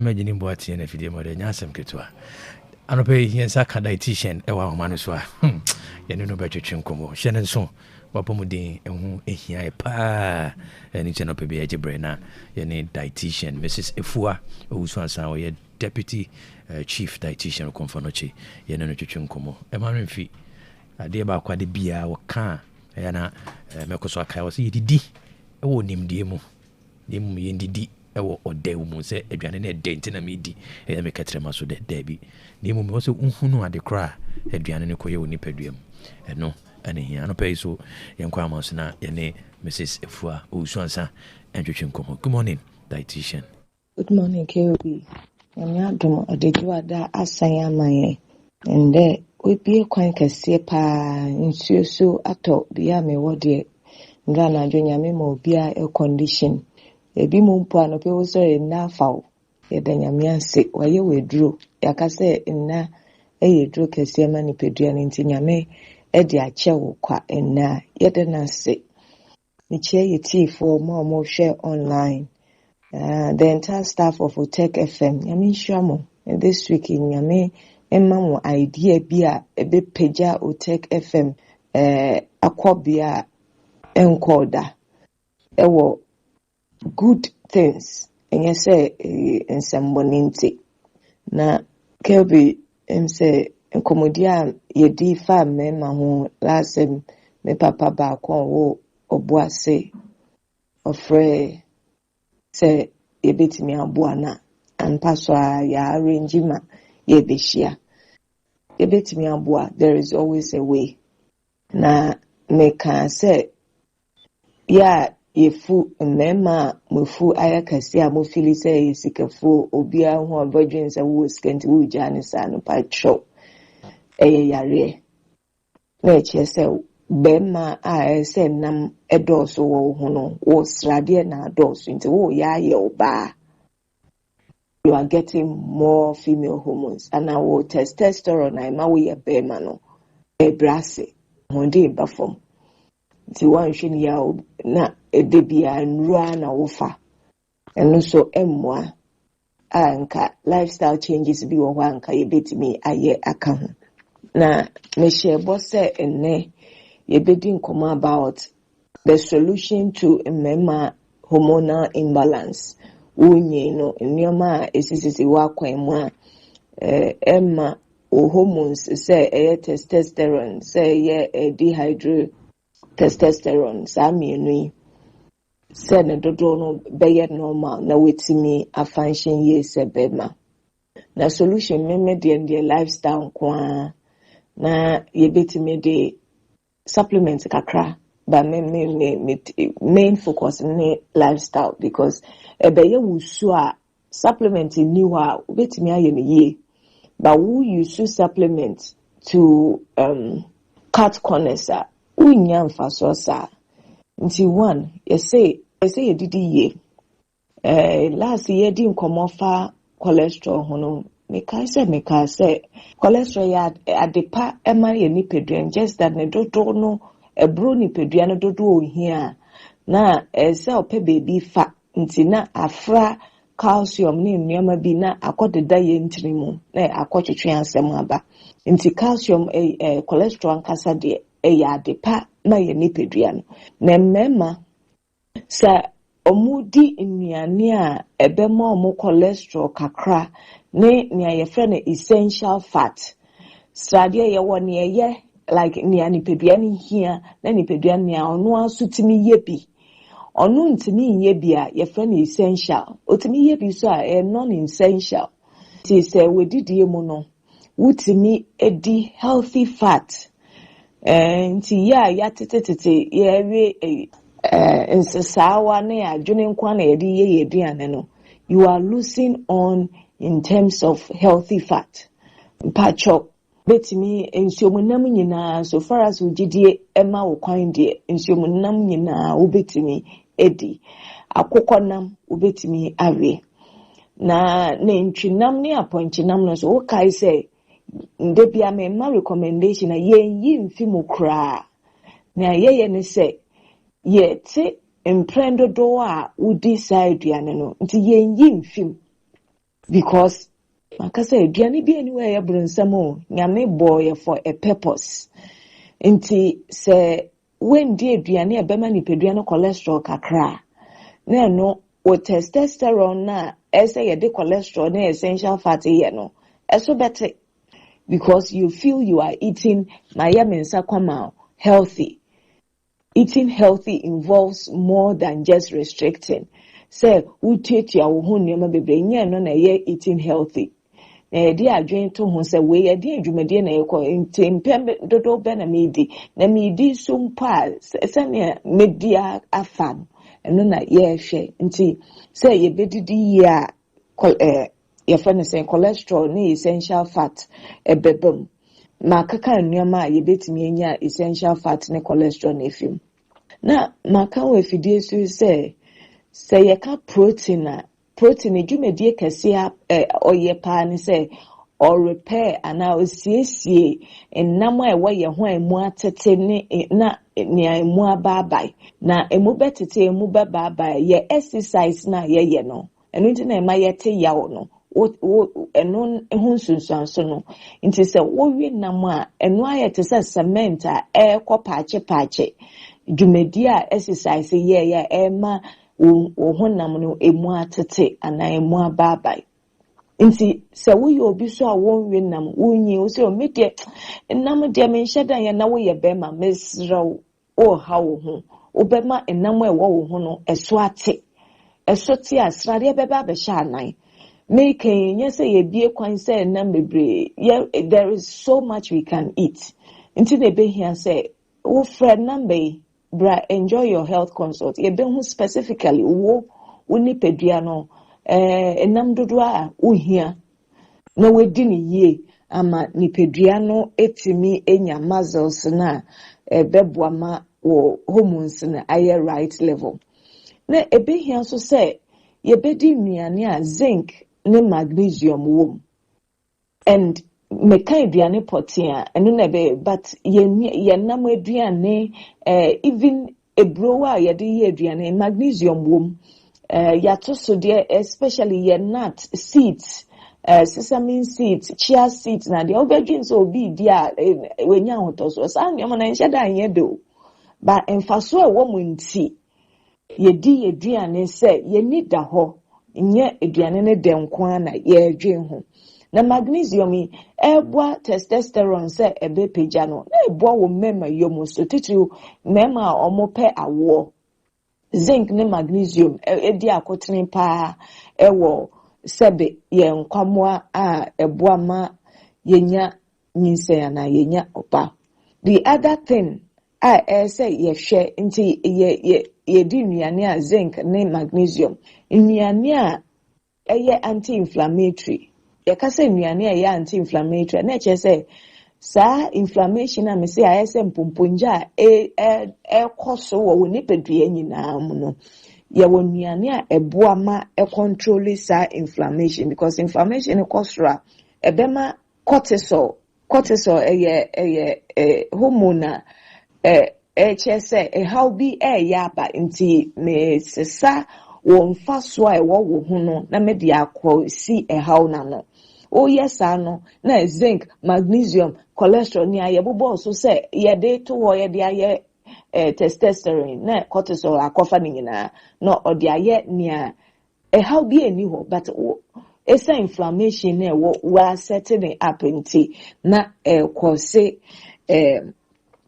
ma wo testosterone bafo nti sa anti-inflammatory foods yes ebinene is sa omega 3 ya me say yenya fatty fishes nti tilapia salmon tuna redfish ne cassava fish na de no nyina eye anti-inflammatory spices some of the spices turmeric na de nyina anti-inflammatory nti me ye aduane ana me de bi yeti wo kai emra ye tea ye di ho nkomo no ina wo de kan aduane ho a anti-inflammatory nti ebeboa abo with testosterone no ho bai.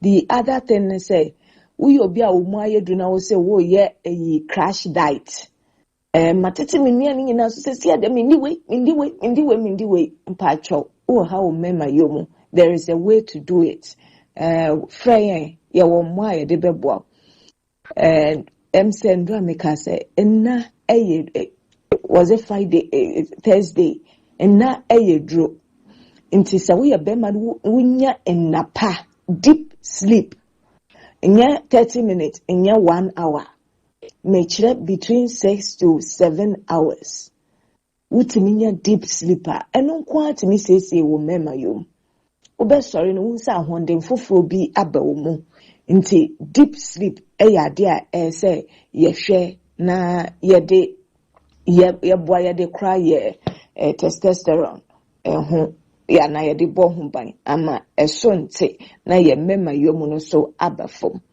nyame ya adoma ochina ye beto ye nkomodie no so about the solution in terms of male hormone imbalance abra wunyi me papa nom me wofa nom me nuanom mema we enye eduru a wahyehyɛ enye edue bi ntumi a wodi ahye nsɛm amaka nyina yade a without side effect ewo ofie yade a wobetumi aye ho bibi yentu ho na mo enne na yenhwɛ sɛ yebɛyɛ ne yie na ye mema yom nso esita na ye nyina eni agye obi ede nyame nhira ejawo na mesen abompa bio se ne awudi ye nyina etiefo amutie mi and then ne awudi ne awonom nyame nto nhira nguso abra wode wadwen ne nyansa ne nimdie a wenye efidie isu wo apply ana wo de ye adwuma nyame nhye ye nyina edase. All right, Mrs. Evoa, Jesus said that is an ope wajibre na une ya chuchinkomo. Yen faster than bima ya boafo ya Bolivia Enterprise of the Future Life. Abedjas one onaka. Ya Bolivia dama enwadi Future Life enuani ya bedjas makatro se. We enye dro aduane abedi na sansa ya de ma hwato. Upe bia to na ni Ghana hakura be bia wono. Mr. Yadom Bebon Homodin were delivered the amount. Your Future Life Zero, Future Life Old, Future Life Protein, Smart Fiber, Mortar Bella, Life Tonic, Repair Food, Beauty Food, Nyanini Gumahudu. Until Nasana Tata, ya would ye kidney one, some liver one, some would ye nemunia, dion ya war, dear Tibiada, ye say, ye would yanini be a wa, would na a correct near my assessor was system nim. Now so when ya wayarisa, but Modia say, we no benya be a dear son, say a bow of you, a bow baby, where you 23 vitamins and minerals, you were 19 amino acid, omega 3, inulin, selenium, high energy protein, and a dry tree fiber. No, in an inuna say, chum, your Future Life Zero, Future Life Oats, no, your more marketing na. Koko pebi na didi when woody ma main to said the wedi aduane na nsenkyere ne yebeye no eno na mpesa wukotobi na dia dance ne kyereme so for alignment one ye wo udu alignment wa ye ne moti hwehwe ni mu bonse ye ni mo ya twere go kakraka Future Life. And how many years 0246 010150 and 0242 878 090. Now, Bedidia no pay for 530 catering services. Ediane so for mana pie or green teas that nibi or mummy and in a jollof plain no and asa what the no diabeba baby. Come on, one beja diama assorted jollof rice and fried rice. Or any in every bankuni tilapia, nin kruman froye, or mobile diama one or panundum ko sia nwumre don dumpe mu wedding bini aye bini woto pono wo be hia obi oba ba aduane no na wate wani mu a ya fa contract ma 530 catering services on ma homa na ye 0243 463365 0243 463365 Tech Junction baby a foot bridge no one wa enobutu Yenko na yenko twetwe original lemonade charcoal toothpaste eno na da yesin konwa yeyi maso trese monto free se ofosmen sense o de baye Ghana ha free so shase so ma na nyenne bibi obedwa so bia so kama na ne ma FDA fo de atom wo de bidie afeke kedro ne lemon aka bo maye mo wonim tete bidie ya se wo de twetwe se eboa pa nya se wo sin ye fita nko a eboa ma se wo yem kwa ha bi ho no ma bidie ma ho de na yi free ho no mo enti ofosmen sense or the original lemonade charcoal toothpaste aba eno na eboa wo moringa herbal toothpaste ne so kodwa so ne no benya bia to we moringa mu ho de eboa ma o se ne ye dindi bia odi ho den kama na peppermint charcoal toothpaste ne so no ebeyi hawa e wo sin asigna from one my sham enkro kanshi ahmani 0243 814-661 open back to be what no sir provisional do yina kwa no busa one we be mobi na kumasi ade okokejetia Jakesiem store number F756 ahmani 0244 710 306 and afi kane so de fam nchen hon ma de colors dan mu a ho so benya bia 2 ahmani 0248 955 510 Clapac natural mineral tebisme ni manope no an yebobo efse wason so krogen efe kama mese dom ne be hia nkwa de Clapac no a ana de som wono mo so opekuma mu kakra bi ana ope bebre no a obefra home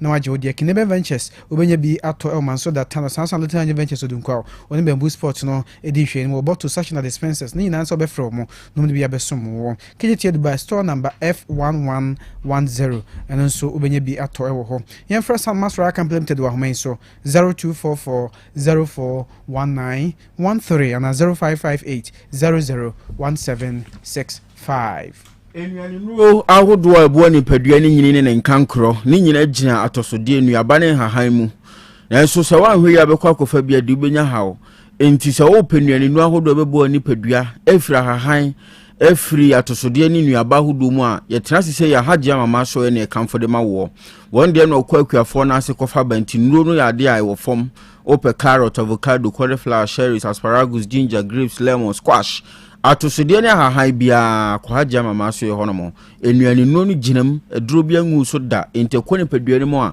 ebebo mo pomode ho nsema konkan ahojo run about ho ena obuto betumi na to kese e 0244774115 and 0243787504 fearsome 3 no entasanu abusua wo ye nipa wo dide wonno mo homane tie bia yade beba yade ne ba adura yade ko eye hepa plus pavi plasmos wonna diabetes yade no akọwom so abu sanso na ntontom yade malaria typhoid fever no be ma waye mere wo mpamu infections ahodo nyina eye fearsome 3 ane yade ko ensu wo ho na to pae wo ho no ntide ope no na wakọje 20 eye ba ko 60 cedis ne miensa yade ase atu ewo ni paduane mu obefre Dr. Ebenezer Ajiman wabra wote yen kan fra manone ana chichi ne bencheye eduro ne honya din babia wo bia benya bi kwan befa so abenom na open duduo mu 0542778572 ana 0542807907 ya homa obefre Dr.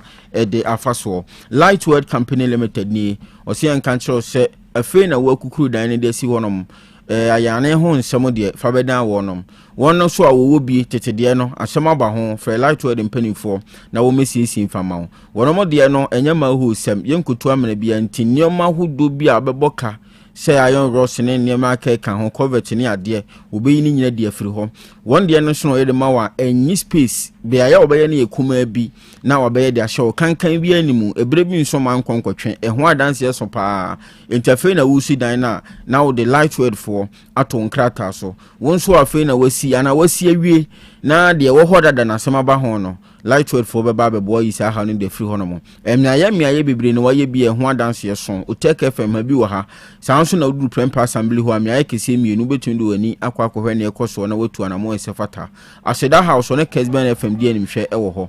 0244591861 and 0597522839 ya homa be free Lightword Company Limited empany for also okay ya dia si all right chumasi bien nasi ajua that's it okay that's it say no pay obo chidom ne the first segment of Nyansapo no abena wie also no nchia ba community yes also no yanka tie for say asonaba ohene Kwaku Boateng the rebel leader national male newscaster of the year also ne kosunti said the ajua kan ho asem no omomo ayinya all right ajua Kwaku meso so na no penchia Monique okay na yanka tie fo nyina se Monique da ban news side ne maame 1 week no ne 1 week no baso 26 July yeah Apraman okay nti Monique se otonsa de afre adofo ne ajamfo nyina se breni dru wa monka no na monfa wodomebo dom ne anya ne fefefe na Alexo Pizet ne sister penyina onukro yanso na ye mam penyina wo hwefie ono nso wa film na ye no ebe hyase 10th July ya edikosi 12 July 10 to 12 July ti Alexo Pizet ono ankasa ne sister penyini ono nso otonsa de afre tiefo nyina se edu hwa yemra meka buhia ho ewo Jacobu aboabo na ono nso enkra ne sister ye ne maame penyini ono nso achikura Kwaku all right Alezo yema yako na go pon show de na bibia be to ye na me okay na me adu me brand do so ne beti fo abija kama dati all right Kwame Boateng na nakokoto enajuo amamre ene amane ho adesua Kwame aye krado ode ebre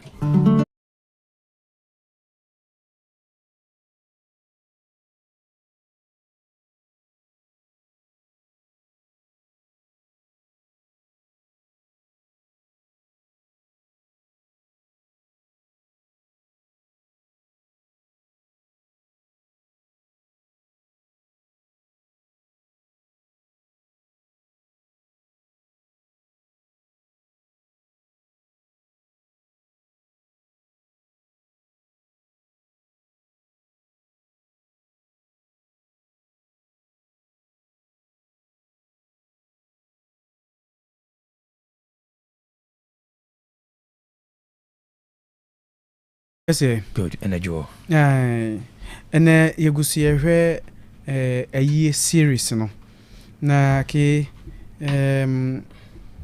ba kwa yehwe on se so bi film na se wo ya amamrani amani apeno kora bra won so hie tutututu pa no de dware onipa no wa free mu no ene yesua ho ade na ya hu de ntia na me yesa de ya me ka kire se niam ahodo bia na na no ya sebe na nyeso mu nim ne omo yo sabe na e friend ba dwenbre ke ene se kane no na mfidie a ene wo ho ne ni ho so bi be free mu de mfidie be sisi so hu sampa ne home no afiri ni mu ne nkwa afiri ni mu ne ni ho no mo na mo kwan mo fa so a omo ye sohwe se nipa no wu anaso mu se be ya omo mfa obi a onwu ye nkohyefo enti obi free ma no mpre wo ho se okwakosie nipa no prekope na ne na wo ye ne se nipa no free mu a na ofa enhyehye bi mu ko be a series of process bi mu ansana onum ebeji atum se nipa no free mu a wa free mu ke die na wo ye ne se ekoba se mpano wo dem na amane boba se wo free mu a mpanimfo wo fie ho no mo efre enimdifo wa be ewo aduye mu se abre ni won krofo a wonye doctor what train wa ya sabia se de ni hu doctors no nanso na eba mpotem ho no a wona ho do obi akọ no so ko pedro a wona frafre no ni ade de mo ti omo ba nia omo di kan eye ne se omo noa nsu hye de huru pa omo se ni panenkwa onimu a nyema bu ha wo ya anya ho be hunu ensenkyere ni bi a echese nkwa onimu na bu ho ma omo timi ka de nsatia esim omo di nsatia ni sim na wanka no na wanye bibi echese otiase a omo di nsani nyina ewuram no ma hwe se bibia sa na se ne nkwa afiri nsama mpa na asom be sa no bi ho no mu a omo pe enioma ano odin bi ti se anka twede ni akakaduro no body aso nipa ne hwenem ye haban bi ho no mu a ano odin pa se wono akra na ntutuo fa so what me boba bebre omo de be so nipa ne hwenem ahunu se ampa wo free mu anase wo free mu saa ne ma ho bi obi sa no ye na ohunu se nipa no free mu a afei na obepe kon obefa so a obekra no na kanede na oye ne se na ope biti se suruisa formisa sabe no fane she fridge so na fridge ni ho no mo nka atwede kakaduro ni nioma emma nipa no mpro na ode ahye nipa no to ode hye no a na akwakotwa akorem uremu no nso no on haban ahodo obi wo ho no mo a ene nso ebu akora nipa ebi eye e champon ene saa esre no a ayese lemon no ebi eye nunum na omodi afrafra de agubama so ode gubama so no de nipa na to so no ode ahaban ni bia kata no ho na cross breakers are preserve no je preserve no a afei na oyi mpanimfo asotere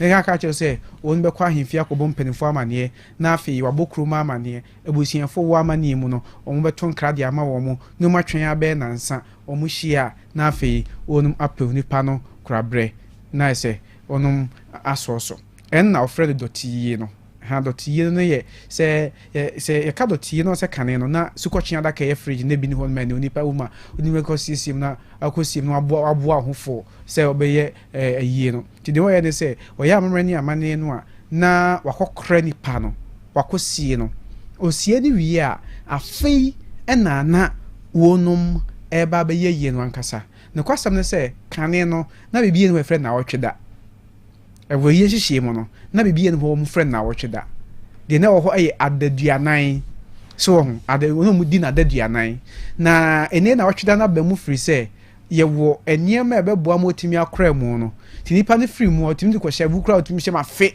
onye hwe enti omo de ko hye esukochi adaka ni mu a no mo tena se na wotweda no na wotweda na so makboa ayi no ho aplan ayi no nyina na Canada ne de na dotiye ne se nipa ne free ma ache kra onye ho se nipa ne free ma na nsa so mo pene kra bre saa mamrani amani o mo hia pene kra bre se dotiye free se oye hihye de nipa na kwa kwhye fom no friend dotiye no maye dotiye no wie so masie mu no afedo no benya daje atran hye na o maye ayi no ankasa hye no matena se no manum ayi no akiri sikasa so ha ene hia kane na wonum eye no na de mede so no eye ayi mama mre biti se adesiedie ene nsabode di ntomoji nsabode ntomoji adesiedie enya kwa ke ye ka ensawa Afrika samien ensa ene wa no ejina ho e de ma adeketoa asem na senya asem wa o enye kwan wa na senya kwan ketoa so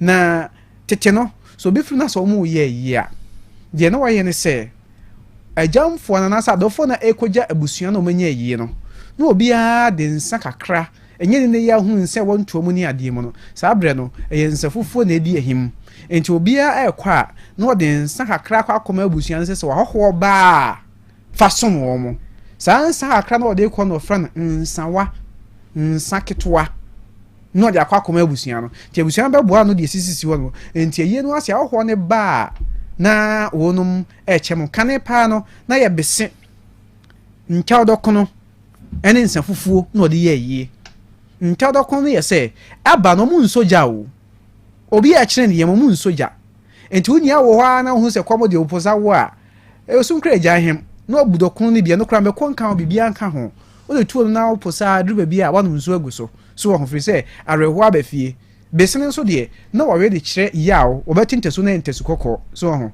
ne nsa no de so mo ba na wo so mo a eye no ase no adofo ba e na ade mo ma kwa ba obi wo no mo a oba besrawo na oni di amane a na ade nsa ma na kwa ba na obu ne ma na krewa ndi sansa kuma de se friend ensawa na bre ko na ni mu no no se eni ho na ekutwa nsa ne ade dodo se kra na obenya no madan no sika so nso ọrịa ha edu na wachida no a ọmụ na wachida ye monsama ye to ayuem ọmụ jiska no nyina vi ho kra ọmụ de na wachida so ọmụ kire nsa pa na ọmụ de akwakọ ye yi saa na ọmụ ye no ana ye kan de siedie no a adesie ne ye ọdọ siedie ene se akanfo ana asante ogidie se so nipa na ewu a enye se wowu keke wo se kokro foforo akokbo ne bra te se de obi tu kwan a odie ade gya na kwan na obi besra no wo kwa utimi gya na kwan no adofo nyina nipa no muni ni hia de twato enti mun kira mo do nipa no a oda fom ne yefra no odo siedie etimi ye nhwiren etimi ye petia etimi ye hyentuade so na enhwire no ejina homa edo a eda oni odipa no ntem so ana ohwe petia no eye kawa bi a wahye da ye ya on se kawa no so eye odo ahyenso di a nuanu mienu bi etimi didi nkita ho eno so ejina homa odo na hyentuade no de oyedie se asamado akontuo no a wokọ no onkọ ne sa obetena subontomu so tenemu a oso otua bibie enti hyentuade ase na wutu kwanye ma lorry fair oje hyentuade no a na wode etua so ho enti wei ena entoma nso ka ho timi de ntoma gu eye nipa no ne nnemu ana nadaka mu se be ye okọ a oba ma ne obewu se abusua no dem no kra no ba no won meja na kwan enti ye mu hihye ne amamre we ne nyina ye ne ma ona ma mo mutri no mo ye omo ye fi so mo se kene pa bra ba ho no mo ye di gina ho eye nka ye dem se de be ye odasa no tiase a obi se da chi bia no wo akonto bia obetu okay ene ayi ene mu hihye ahodo bia mpenimfo ye mu nkyire mu ne dia be somai kwame da CP na sana be kono se uma Ghana politicians in the context of your development from 1992 basis area percentage come on say 1.5% just politicians na pia so come on say na pia producer be mo say 7%. That's what we 7. Yeah. Abusia for ene yebusa say score politicians free 1992 basis in there. In the context of Ghana's development, and now Kwame Boateng is over 1.5% over 100% means over 100. Nana Pia, my producer, also come 7 over 100. Also so say score Ghana politicians, and I mean here data and the idea. Or percentage, I say 1%, 2%, 5%, 50%, 100%. You be doing commotion and so and China and Nyansapo discussion segment. And yes, she say, 1973. Now me catch you say me the 1973 video flood Nancy. 1995, my head 1995 there, my head 2026 there. Just say ya na ye kese. To say she say anime ya a dem for you pa ne chachire about politicians and national development. What is the picture? And in Koma, Ebetich University, and Dr. Stephen Techi, Development Planning Lecturer, K University, and after Dr. Collins can come quite in Santiago, and Ebetich Sam Commission, so we are a Nyansapo.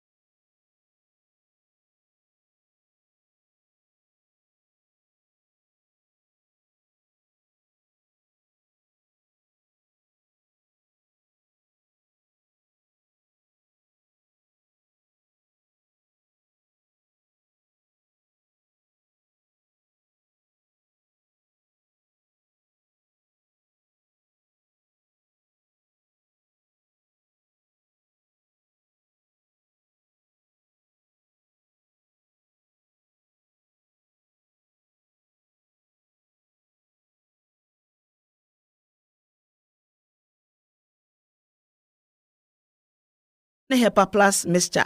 Hey, Unia, Pavi, and the Plaxmox mixture no. Malaria dronana. Ani, say nam sa. Ubeje di sa menim wife nyina ye testy positive. Ya num bie no. Say a ku malaria money nyina. Am ye nyina ye negative. Ade ho. Won ma wo ye Hepa Plus mixture no. And wodi we nsu aba. Sentia. E wo say wo immune system e strong de bia. Enti Pavi E support immune system no. Na Plasmox no so e tu malaria no gu. Malaria symptoms. Et say etipaye, afiafie, wonum ato, ahomre no msa. Achakura 4 days na Pavi and the Plasmox mixer one no to malaria na sekura anya sa dia ko hu doctor from 0542 778572 and 0542 807907 magie drone di pa Pavi Plasmox and Hepa Plus nyina apemfo abato mo manufo enu kwada woni mfie du mienu kan our pharmacies na herbal shop FDA age edwede nkrato yatum maame mmoni adwuma udan ya ye fe mira medase na esomoye no na aka o eno de anyine ho maame aha dan a ya boso fefefe nyina eye donima C complex ahunu se etoda enua ye de boya dan so no eta hunu anase mpo emuta kokko a eba saa na dan ne nyunu enti odi DSL alloying steel trusses enadia ye de go dan so aba edan bia utumi di go so efo ena enwe na achen enti se odi DSL alloying steel trusses yi ego dan so wia na odi donima NMK premium roofing sheets and chancing aboso aka ho oh na chese adwuma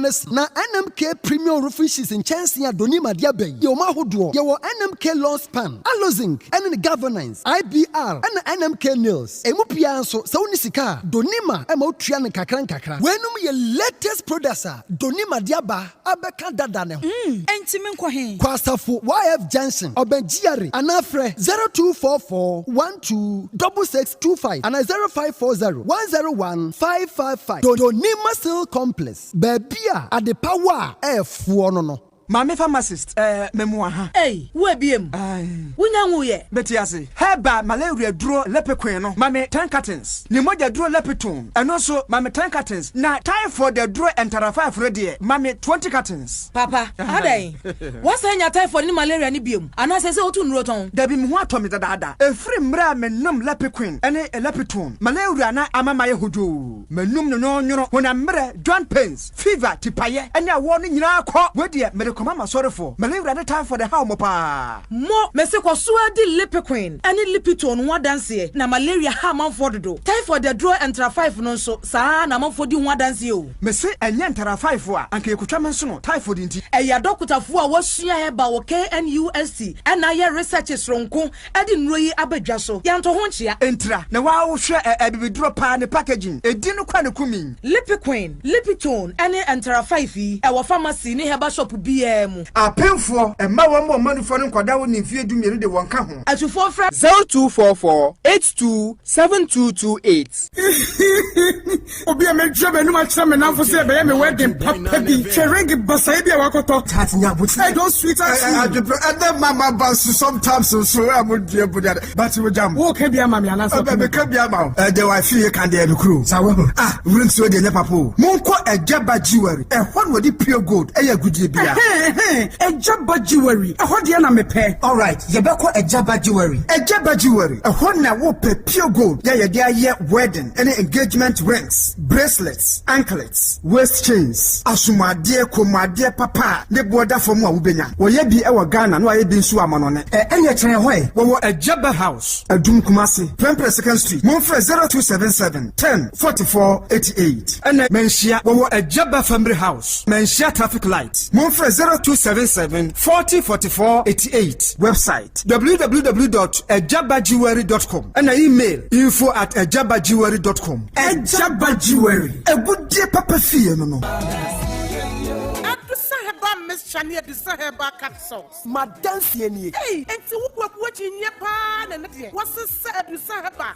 What is Sasa? Mandia, wouldn't be. And that dear, for once, my jewelry at Dusahaba Messana, who come from Mammy. Oh, my number Tiwadansi. Miampa Caneno, Namis, Namitrina, Cheme, Nami Coco Yadia so teaching me. May number. Nina tuko enema ye free adu sunlight ye chori de woni na ye nye ho achi ayesisi ye ne Pokwa duro kase pa. Me say e kwan so kro ne adwumaden bebrepe. Sanye du sa heba mixture. Enka mewu na wonhwe. Wodo na me kra me se me bo abaso. Na nsai die. Ugina brane. Afa eya du sa heba capsules no. Se me gina ni hu sa me ye bema mu a. Ajanie eya no krepa. Adu samre obia tumi no bi. Agisa penfo. Abatan a wo nkwadanfo. Ene wona woni mfie dumie. Kumase atofo ne atofo kwadu sa heba center ne clinic. E was so me macro. Go filling station down no emu. Ene so me Pentecost sold down. Afa enye na e wa heba shop ne pharmacy bia mu. 0500 110 115. Adusa heba Madansie nie.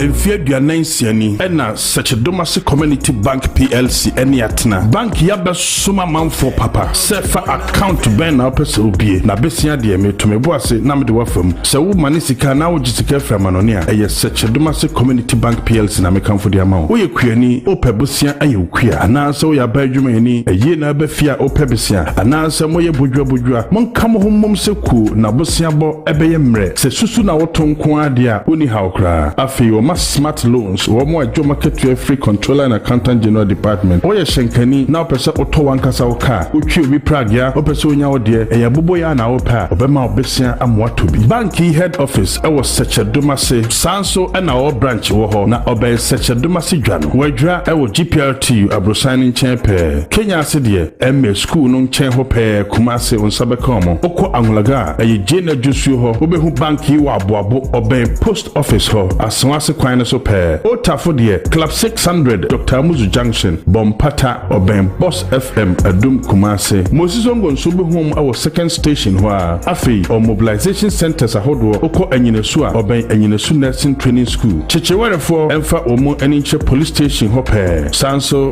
na edidwan obehu omo health center ho 0501682737 and 0501617924 Sechedomase Community Bank PLC, a bank with a vision.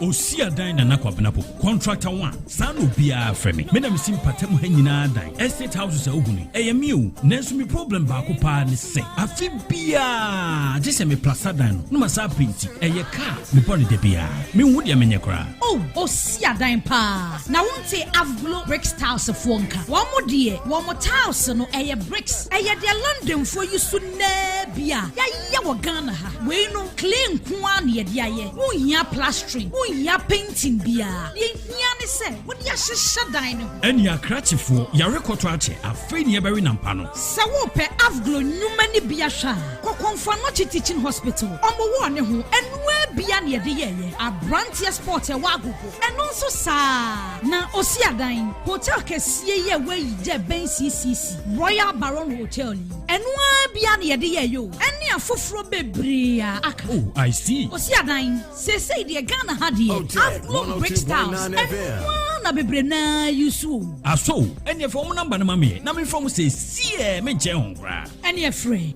0244992928 eni esi say de Afglo di me champions in de bia enwa no. All right, I was here for Nyansapo discussion segment and yedrusu no enejo Macau say a development planning Monday and do sa yes they are any Dr. Stephen Techi over the weekend but was a kind of post no doc we can post no social Facebook about in a as usual the major trending in so what are your thoughts? Oh no tell me the menu now we are in the same boat.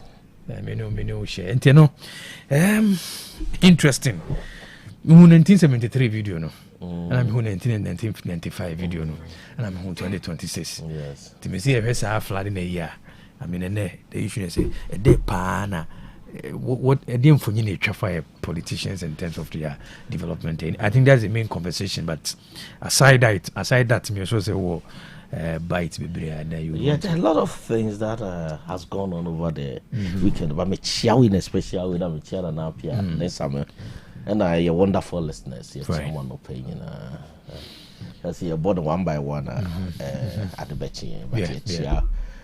I hope so we can. I don't know where to start from, but that also. First of all, Interior Minister make argument be. Okay. Say California or one of the states in the US with its GDP crown a whole flood. Okay. Now I wanted to comment on that because Bibi Koswagana. Yeah. That a buyer I wasn't surprised. And Kobe I can say says the Interior Minister Kaino. It is coming from some experts. Okay. Some experts in the cast has seven channel because my TB war the quarters of experts who's are the buy and your colleagues didn't come on, and my heard some casually making and I was surprised. Yeah. Say expert, don't forget that some of us have had chance to travel, and now so there's what we call contextual analysis. If you hear Netherlands say as far back as I'd say. The old philosophers in the Greek for no, not the Netherlands will be a yes, but be himself or area flooded. But what have they done? And then I'm coming to pick your layout. What have they done? So the question is: the situation getting worse or better? Yeah. Yet tonight the kind cars are cry floodable, and yet tonight Ghana, I'm a mouth for develop war, say Bree Mountains on us. And as maybe a floodable now, you're feeling wetlands. So if an expert tells you, say, oh, I have craft flood this way, your problem, and that expert has not done you a good job. And at the end, how many said the Interior Minister has a background in development planning. He holds a master's in development policy and planning. Ujais are experts now. You see, the experts and also Hagana, some of the experts, they want to rub the egos of politicians. As I remember, a politicians in the kind of character almost said, no, we failed. And that is where some people may think that some of us are blank. So when it comes, do you know how much money have been lost in the Accra flood? See, a cars and Kwan flood here. Ghana and serious nations, all your economic impact analysis are a amount of money that has been lost, you know. This is not the time to rot people's egos. Can 300 million or 300. How much is that? 1050. So this is not the time to be wrapping people's egos. Yeah. People have lost their businesses, people have lost their properties. And because of your poor decisions. Yeah. So I was shocked. And those experts now because you put questions on your expert background because over planning is contextual analysis. Context ben our OSR analysis. Go and look at over time. Netherlands say Go and look at it. Are they getting worse or they are getting better? We are getting worse. It's the first comment yes, you know say why you share here. Now say be a can na nipa ne boafu. It's about paying for them careful with their communication because people have lost their lives. So we lose a family member. Near be catch us say California craft flood here. We should be careful. We should be very careful. Because you see, there is a dimension we've not looked at. Accra ni Kumasi go undocumented number of homeless people. It's outside where someone say nipa ni be a wo my ra yen nim o metira kwan.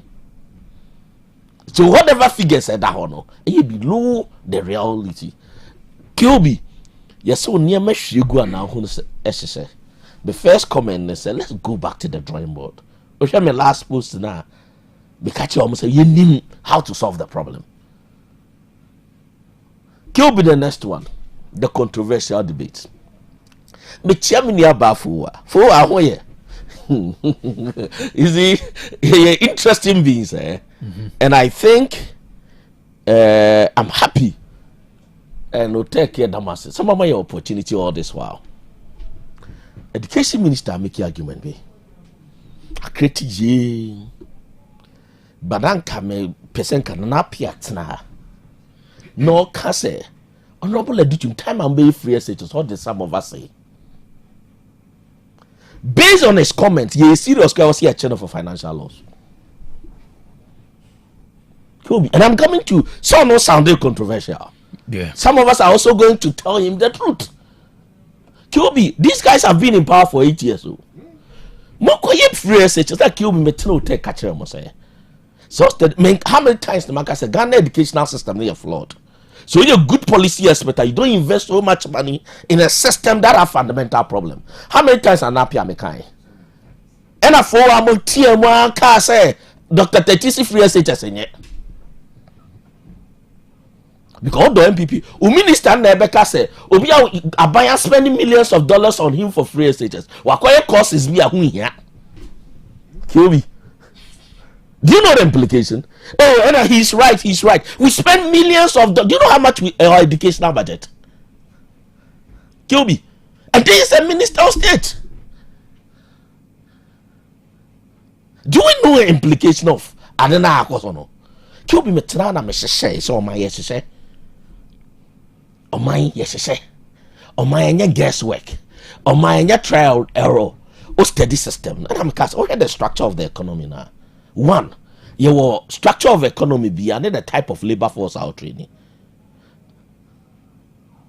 And I'll be pinpointing honorable the mindset, you know.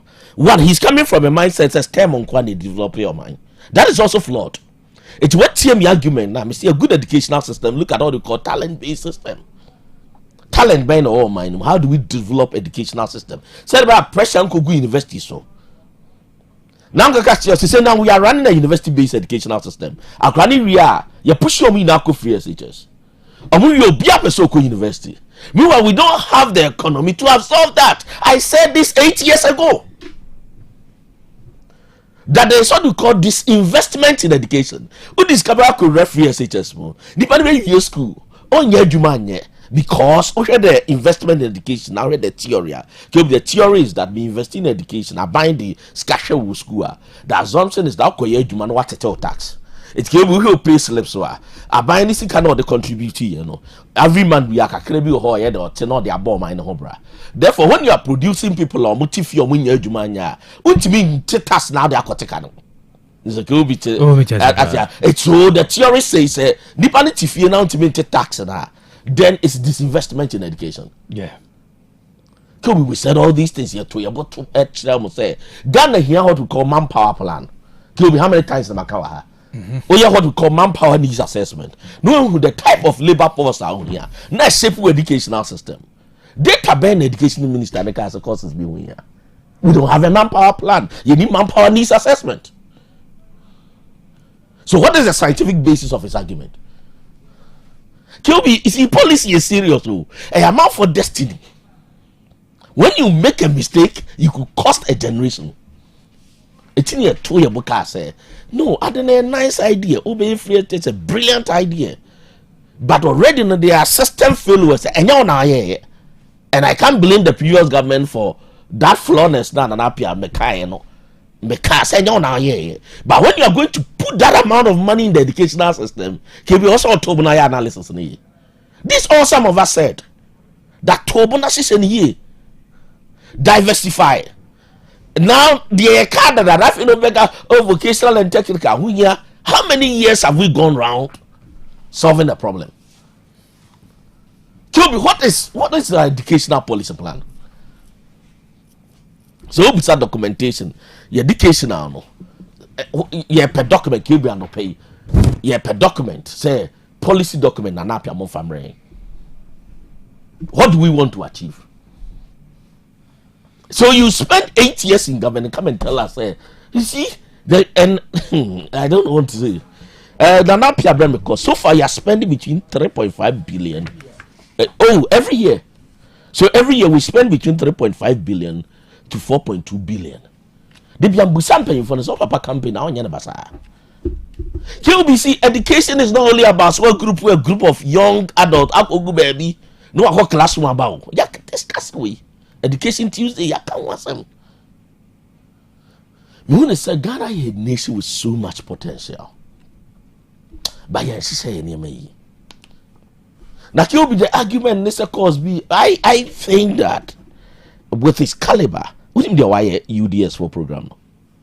Say next Obeko apply for UDS development studies. Obe apply a program that has been built over years.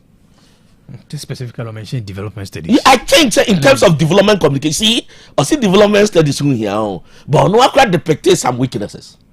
In terms of development communication, me mention and Bokos be on university be say here implication. Yeah. in terms of development communication. It's your no crowd your any chess so he has certain in that area. It tells only the wire program. No. Kilby, you see, more Muslim assembly can you know. And then maybe Casembi. And near Assembly may supervise an MPhil student from UDS Development Studies. And to me, one a Professor Bowen say, or funding me, it's very recommended PhD student. But I heard the guy was good. And I recommended 2 other people for the PhD. Were you a PhD? No? Kilby, the teacher same way. And we a babu nasa the papa the kind. No?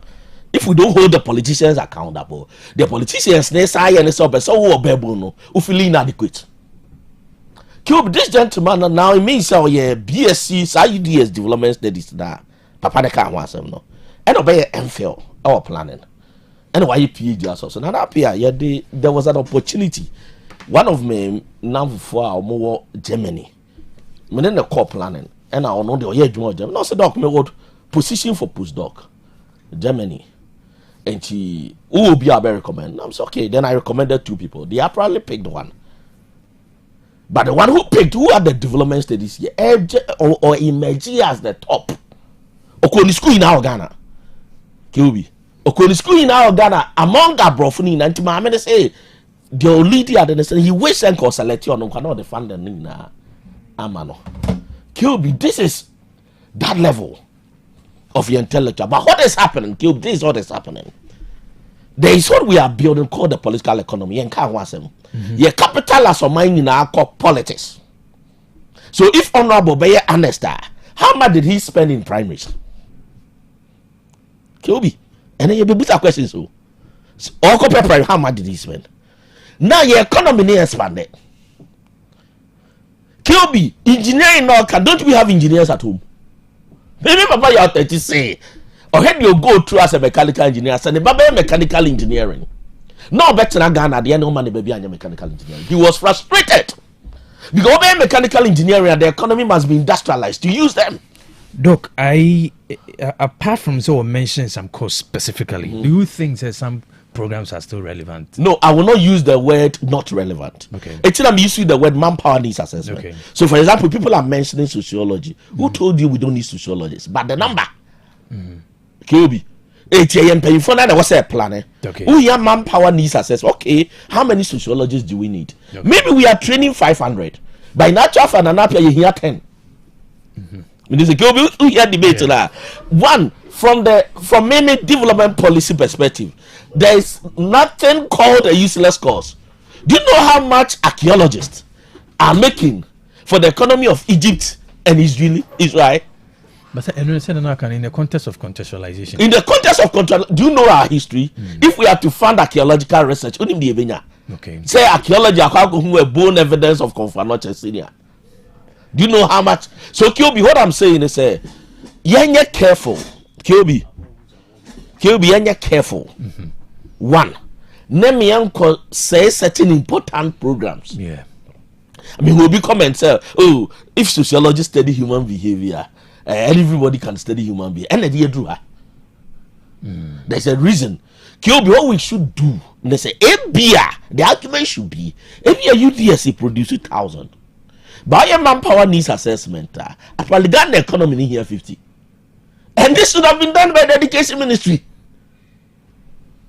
Even some courses are able gone. No, Uko University, there is a Ghanaian professor. Or chair traditional dance and music. Kilby are bringing money to the economy. Number 9 year train was yet so. We follow debate now. 80 as a planner, making sweeping statements. When we any analysis, who say education ministry say your manpower needs assessment? Well, here we don't have it. The education ministry and the employment ministry should have come out with it. It killed American business here. Omunim say you hear maybe 2,000 engineers. Your economy will produce, let's say, 1,500. It even informs immigration policy. Visa na man. What type of labor force do we need? You say free SHS as the first stage they say your manpower needs assessment. I'm saying said the former minister cannot make that argument if we don't have any empirical evidence on our manpower needs assessment. Okay. Where I'm going now. For example, I'm worried with the total number of business students we are churning out. Yeah. But me to me, as a business is irrelevant. Yeah. There's a the line of argument now. And advise the politicians, go back to the drawing board. Do your manpower needs assessment. Me from a young from me understanding me who say the middle level labor no. More labor. And yes, unemployment employment opportunities nigga no. Your employment opportunities. But now it looks like say there's what we call employment mismatch or middle level labor force. And most of products now producing a higher level labor force. So it's going to be what we call underemployment. It's going to be the middle level versus higher level because the structure of the economy and then the type of education now here. So the same minister said say North Korea will over 80% tertiary enrollment level. And I'm telling you, you cannot use South Korea to compare to Ghana. Me challenge when he was a minister that no, you cannot use because your structure of the economy no. South Korea economy, if you produce more graduates, the economy can absorb them in the labor force. But here structure of the economy, if you produce more university graduates, the economy cannot absorb them. This is the same minister and the government creating new universities. This is the same minister. He was the education minister. That his government had a plan. See, the could create new universities. Not that of local government. Not that they brought new programs. Local government now creating development studies. And so when we sit here and so I'm even worried with academics now and also the minister. You stayed in government for 8 years. Some of us say your manpower needs a STEM policy now for the Bonabasono. Mantananga say where is the policy document? So we read robotics. I was STEM school now or KNUST now. So what is the difference between your core robotic or STEM school no and then your core presec ne Opuhuai? What was our strategy? To kill more be power or the power to implement all the policy or opposition then we come out with the minister was sounding as if senior and helpless. But you were the education minister. Only JTech now approve programs. Only JTech determine the intake. Trust me, if Kenya, I remember, if Kenya still want to even reduce intake, because of frail status, we should increase. Okay, say senior TM percent, we jam so many students anymore. Okay. So why will you come back? Investing so much money to tell us so kill be the warning they say. You see, there's what we call arrogance of profession in Ghana. Okay. In Kofo believes all the omusia and ya above be. Yeah. But kill be from the development policy. So what me here? My code detailed crack even entertainment is important. Minister when me issue with him they say or believe say senior STEM on quantity develop one mind. But Mr. Minister, how much FIFA is getting from the World Cup? Less than 2 months event. You may produce them graduates, but they cannot develop them when correct the work of Professor Ade. Or say Ghana, senior interest best in the article. Or say Ghana has gotten to a stage in terms of STEM, we are not supposed to innovate new things. We are just supposed to imitate. Or article, bro. Interesting article. One of the most experienced professors, our Ghana web. I'll share it with you. I see you do stage. Yeah, innovation area. So what are we supposed to do? To replicate. What the Ghana robotics around employment here. Hi. Kilby robotics now ye koyeno. Yet ha hospital can see Ukumasi ha. The IT system. You can award contracts no my external people, but your computer science students why. Anyway. So Kilby to conclude no more money no. Your problem of unemployment is because the economy. At the statement, I'm no, some people argue. But you see, let's make this. He said, politicians here. Yeah. The economy is expanding you. Somebody can read marketing. Other young would the course were most students do planning. Or you're planning. And no, you're planning senior Juma Kakra. No one was sending message. Only first class. Doc, I just want to shift to IT because the opportunities are very important. What shift to Juma no? When your economy expands, obi betima ko edondolo jo betima shift ya marketing. The young say expand your economy na ko ye nchendi. GFA ko is obenya $20 million. When the be boost and say $20 million or then or the year. Tikobi, the kind of politics I'm going to see ministers or reflect by how much money did he spend. On my economy, no, Sikai room you spend on politics. We don't spend in entrepreneurship. No, they catch them say university programs when they create unemployment. Why a professor be accepted side where you have a problem? Our problem is structural. Yes, the educational system may have its issues. Makawa hada. But the problem, partner, say, you create opportunities. Okay. Adam Smith. And then Makana says, I'm not serious. What? Good morning. Yeah, we have a call. And then Monday. And Monday. Interesting conversation. Who social media. I'm feel say old video, but it appears no, yeah, listen. That is even come out. Yes, he didn't use the word useless, but we had a line of argument now. And we're going to say in terms of development committee, he shouldn't have mentioned any programs name. Program specific Kilby, programs. I will tackle that issue. Now, my man say World Cup no free. Free And I don't make us say galamsey for no. Avosa for no kosho mo mai. Nyame adom. Avosa for no akosho mama omo de abeto social media. Minim the extent of share ma share omo no. Omo akosho mama e. Enna maka se oman no mrawum. Na mo amode mra no be adwuma no. Mo ntimi afa mra na anya adwuma na individuals individuals will take the law into their own hands. For that reason, to a small extent, in South Africa for the area.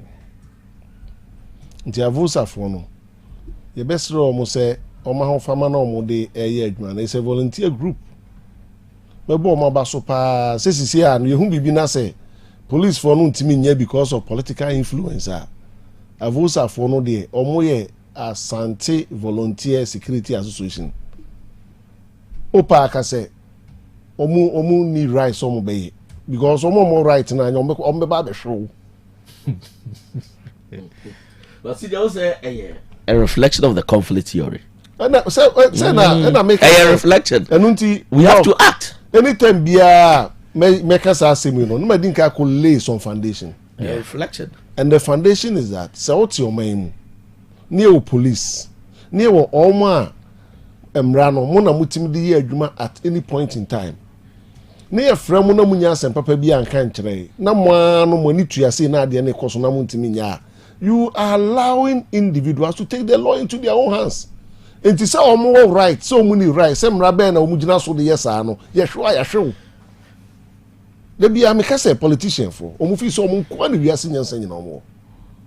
The politician no shedi no pa advantage no akoka e o ma no ahunsuo no akodinache no saa na politicians ne ye. And wow avosa for no akohwe o na o say avosa for no ni right so akohwe o ko che o ne enwe. Ko che avosa for no ne enwe. It is some way saa we also encourage them so wow baby o mo hwe. Wow baby o mo hwe. Hwe adado school sema na ye ka no. Bompatai. And it's very interesting. We follow show. Yes, and no say no. Download voice. And no say no. Or sa vosa for no kobusa KM for say. Adentina obuti bon koso na school mun kwa no omusi stores. Avosa for mun kobuso mo mai. Because obi ntimi muso mo. Obi ntimi muso mo. Ya ka yes sa obi aba no betena KM a. Ni survivor and say Dog, you'll be looking for public school spaces. What's other spaces? No more stores. It's a voice for your slums. The man you need to so kumasi. But some conversation be mo nyambo china. Schools are baby commercial activities take over because Bakelbi. It's just our school we. When you have green the area in rain we are as yechan. Absorbing your man be cry. Because I don't know hospital hono and I'm about and I through surface no near the school call Ekotire abaisi no center no trebi ani baby abeton so say ina beton commercial activity e trebi ani baby a enti the one inside now in renua no here you should nua no as a green area. But do you think is it even okay because HK say mama site mo commercial area They must cite him lecture halls. And if you look at a place like Sebia, Bompata School in Kana, and some school you also I may say Swamela, a year magazine at Tono, on the magazine at 12 school in St. Josie, virtually Ira. But Oko Mekru school, my Mia, on the gradually activities neighbor. It's a new Munabe stores, but there's a bit of space was. Meaning one who Mekru schools is here. On a hybrid of residential plus a bit of commercial. No, I'm asking a question. This one say you know ebe what will be the best? This is the situation. Say GD say abese kroni finfi do. The school no ho a enye ya yengu school no. Okay. But rather no, say school no beto aso a ho de a. Ene sebe ya environmental noise like environment in your way. Rather no say school create protecting more. Okay. These are two so one me want doc. Now where school no? It has obe guno. And I say obe make sure say obe 45 school na school let me effect. Where school no? No say why one protect school no. Now rather no o say one be commercial area nti yemfa commercial activities every school no dia. Now what dream of them? Etimi adano na emo wase KMA PRO ne say oh KMA is away. And I'm say it no ukotena officer na mukọ meeting adwe amode ba wiase a ne say ya hu space bi wa enkosi store. Eho school mi enkosi store. Where wonu ba bi ebi koso. Ka se me ka me sa me ka bi em. Hey, ebi koso ayifa. Se wanya ko enchemu ho no. O ba bi astrotef no. Omo sisters wo na chi. Tomu wia no mabu o na ni mu ada ho. Aha, we say KMA precise no odianije keke schools no mu be sisters. Now it appears say now mo dey agree on mutima and say your innovation. Uba KMA boss, uba KMA penny we innovation. Nyansa odi buy and say there are spaces here, let's go and build stores. But to be precise, you follow up over the weekend here Bompata, you know. It was signed by Sampine. No, I'm not interested in the. No, but remember, put you in a certain context. No. Okay, you have every right.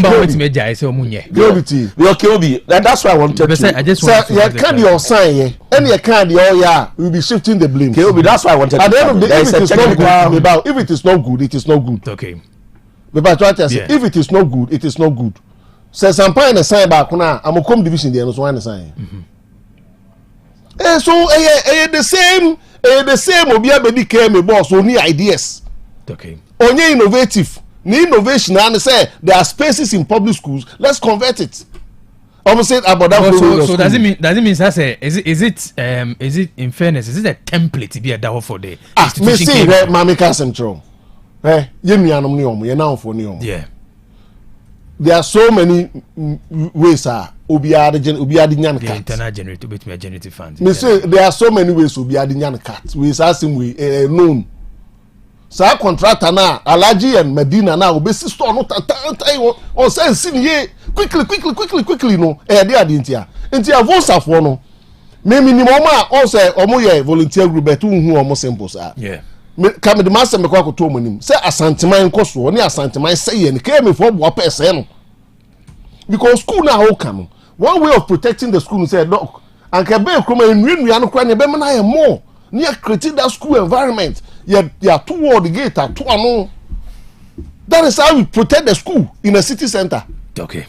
And you say abetununti near sisters me see came a presiding officer ya the other for Patrick Kwame from Pong. He gave us a list of schools a year mark for stores.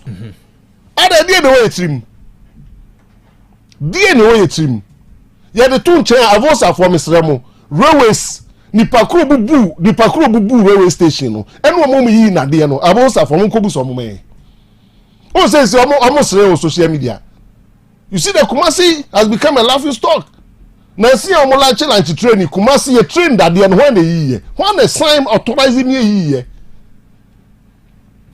when the CCC dey Nyansapo say train beba Kumasi nti yenyi na de no ne mubu railway station no when the sign ye when the sign ye enu ti so obi antimi anka hwe ya avosafo no ye de to omanimu a no ma be hwemo aman omo hwemo so a wa so omo de mrashom so ko chi omo ne hwe. All right. Doc, now so Bemo this particular Yeah, it was a quick on the facts. I'm surprised. So KMA, the Municipal Assembly, or this view, then you have to close the KMA. Okay. Because from the planning view, no, as an institution, they have no business being there. And the dear do maybe a city say flood, no. Okay. And I think it's a shame say PR will never carry your car, no. In planning, there will be a fairness of conflicting land use senior. Okay. And the area be our local plan, and municipal, what we call structure plan. Now in planning, there is nothing like say commercial about school, because my designing layout in such a way say education or. And in such a way, say commercial crime by education because whose education he has certain level. He has certain level. It will lay out now. And what's education here away from commercial? It is education in commercial now religious institution by in plan you find the conflicting land uses. Now municipal assembly now also enforce layout no. Only the destruction of the plan. Because so somebody and another person said but be anywhere. Plan a bay layout or better choice commercial and education should coexist. Okay. And I will challenge say PR only offer the local plan of the area, bra. No better be education. But you see the money dangerous. It is the KMA that is supposed to enforce this. They also enforce so breaking the law, no. If a citizen breaks the law, what will happen? And many issue said the facts here what mayors are. The world view say I was a commercial and education. Coexist, and quite dangerous. And the mayor is the chairperson of the special planning committee. It means only business being serving as the mayor, because world view is very important. Even without looking at the plan, you know, say you must say mayor on the best school by no school now the banoko no. You dig our hana. So given this circumstance, now we should be looking at say you dissolve activities at school no. Yes, because conflicting uses. And I'm challenging PR the local plan of the area, bra. Near say education plan now say education and commercial. It could be whatever they are doing, even conflicts with the layout of the area. It's another person they can say or no came in there was enforcing the layout, no. It's doc the old kind and say yet school as a CDC, you know. It should forever remain a school. Yes. Anna a municipal and as a district assembly, no. What shama activities are commercial activities are ben. I'm an get the demarcation was also activity commercial and bench school. Okay. And on better challenge me. Of course, I'm saying so I'm saying no city baby. Yes. It is a funny bell. Prevent the mechanics. Because you don't want to who's a school or just no so that. It is in use because fit and afro dining modern mopao. Now you agree by the only patrimony. Pierre now was a busa and said then it will lay out on us. Oh, and then from a planning perspective, too much. Came as an institution, whether previous compromise here, but do sabri. Yes, so they keep on compromising. How do we secure? No, even if you've compromised that, say in the secure lead this year's store. There is a space in the school. Let's go and construct stores. And no, technically no. A conflicting uses. It is the municipal assembly. You see, problem I no. Municipal as a local government authorities are not living up to expectations. Because a serious because education and commercial. To the extent that some of the commercial centers they are betting agencies in it. Baby our back school. Me pacho musa ye ton cassette. Ye ko say the noise. And is safety. Baby a commercial on senior a discover. And a honor and Ghana security issues, a honor robbers. What is going through the minds of these people? It could be municipal assembly now, and also BBC now. They should come back to your senses. Something should happen for them to know that if you want to put up stores, school should be no-go areas. It is a no-go area. Something must happen to the assemblies. And I think also because an assembly for no Nyansa. I think say Kilby also it should be no. Some area how the Because we have to begin to explore. I think the local plan, the local plan also. We have to start exploring the if it is approved, too much. If it is approved, it's law. It's okay. Me must explain. Say, a local plan which said school land should be commercial. I think the municipal assembly sometimes lead in the chaos. Mr. Something it's okay. Didn't so be about planning square and say combine commercial with education. Okay. And first year plannings to the QB. Maybe I'm confused last week. Oh yes, I want to have me repeat. No, because second year. Came over the years a compromise. Oh no. These public QB, I just want to compromise you or justify say. You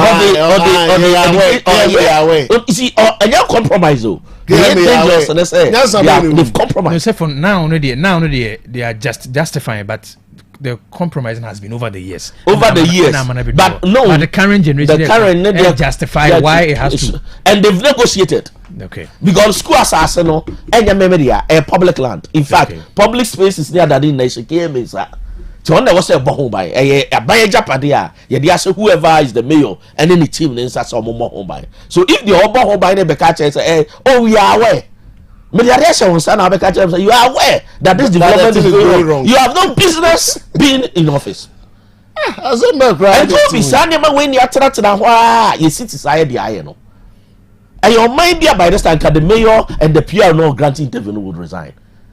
And you come to some Mako school, baby on Mako school, no, yes, it's tall. You put some. And Kelby, Yania is idea Mako school, baby, and you school fees. You have a local authority school in your community. Yen Shasu Yenti, Obia Bola, no, they are go near see public, public bath, near Yan and Tree room. Now, do bash a camp school, baby, then you pay higher school fees, and you are crying. Say school fees, no boarding. And also community, we also care fighting off some of these development. Near making sure say school now your community no, the school no you well grounded. Now your just across the street, Ukra Obansa, yeah, Titia Simia na senior brother, prime media me state experimental day. But my senior brothers near other people in boom just across the street, no round school. But here you are seeing here no more mutual in another in Babeshe Mako school. Oh baby, school I walk plot back so. Abroad school well cited school simply because you are creating a commercial obia room and for obia. Okay, we cannot live in a society like that. Come in what I say. Yet me see or say BBC Saturday koso no or say BBC man something for no Nyansapo sadini. Either avos afford ko show mama eh. Avos afford be ko jire omo. Is it a abusa phone? No, okay, BBS here. Near volunteer for be am say ade we cost no ya de bon here. No ma be show mama eh. This a BBC na me wa be trade bi aka abusa no me kan ho. That's how we be come. We are ready the abusa. I will be anxious na you No, my chair at the chair Council of Convocation KNUST. Oh, okay. Professor Hannah Vivian say any birthday. Oh, okay. Yeah. Go be na mama can born who say yes, your profit especially. Born ka credit. Oh say Jordan you know. I said that bar. No, see, I have issues with people picking on. Oh no, me per se. Oh no. Me per se me can say meeting na mama yes no. Obi I say I'm picking on him too much. Obi on the rule. Oh no, but Obi on the rule. But me per se me say when we issue to mo select here the mom. And you player no. Oh say me the free baby na me dey aba. No baba to take a striker. O she number 9, o she number 9 keke. Una we center forward. Free kick back center line una obebo. No, Kelby, but there were technical people on the bench. We are paying so much money. Apart from that, Kelby, may your friend blasters about Bow. Some bow over the bow. So let's get the contest where you. No, but me can't buy the baby. They may patch and say, oh no, what you play singing no, Odomo line up, obey second tallest or third or height bar until you can assume say. See a ball free kick be aba pool man now here or more what they are. Then Jordan should be there. No uncle heady. But and I own him. Dog, you need David Beckham. David Beckham became a free kick specialist. It is about that baby and David Beckham ukoba. Yenim say we the otabo my taishe. For the number of free kicks, Jordan Abo.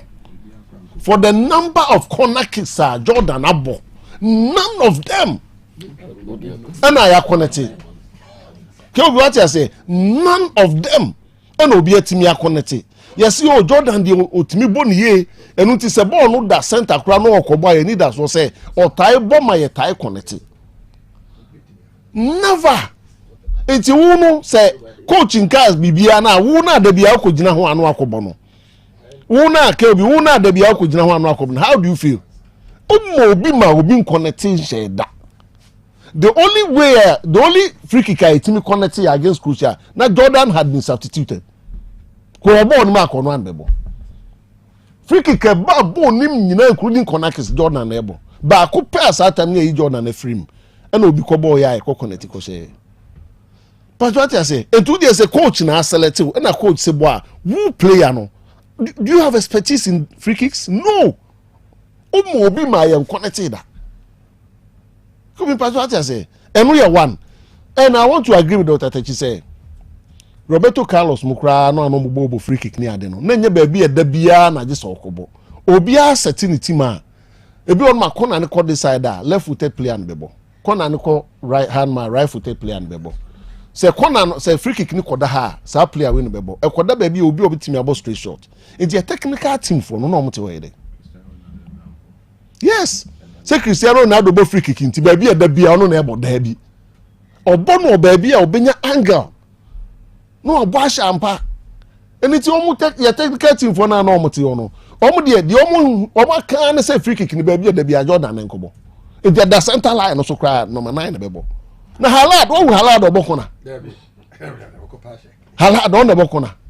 Didier Drogba obokona. Didier Drogba obo free kick. And until I share with Dr. Techi say, yeah, a technical bench for no. Omo na anya de. Eno my di ala say coach na resign. Yemu be feel say, or the some form of stability be by team nim. Ebi akebe man of time kakra ne ade bet. O say now we needed a stopgap coach. Because that time Well, don't you think that was a good year for AFCON? Oh yes, may I say may I feel that the because players only omo friendly match back up. Only omo friendly match back up.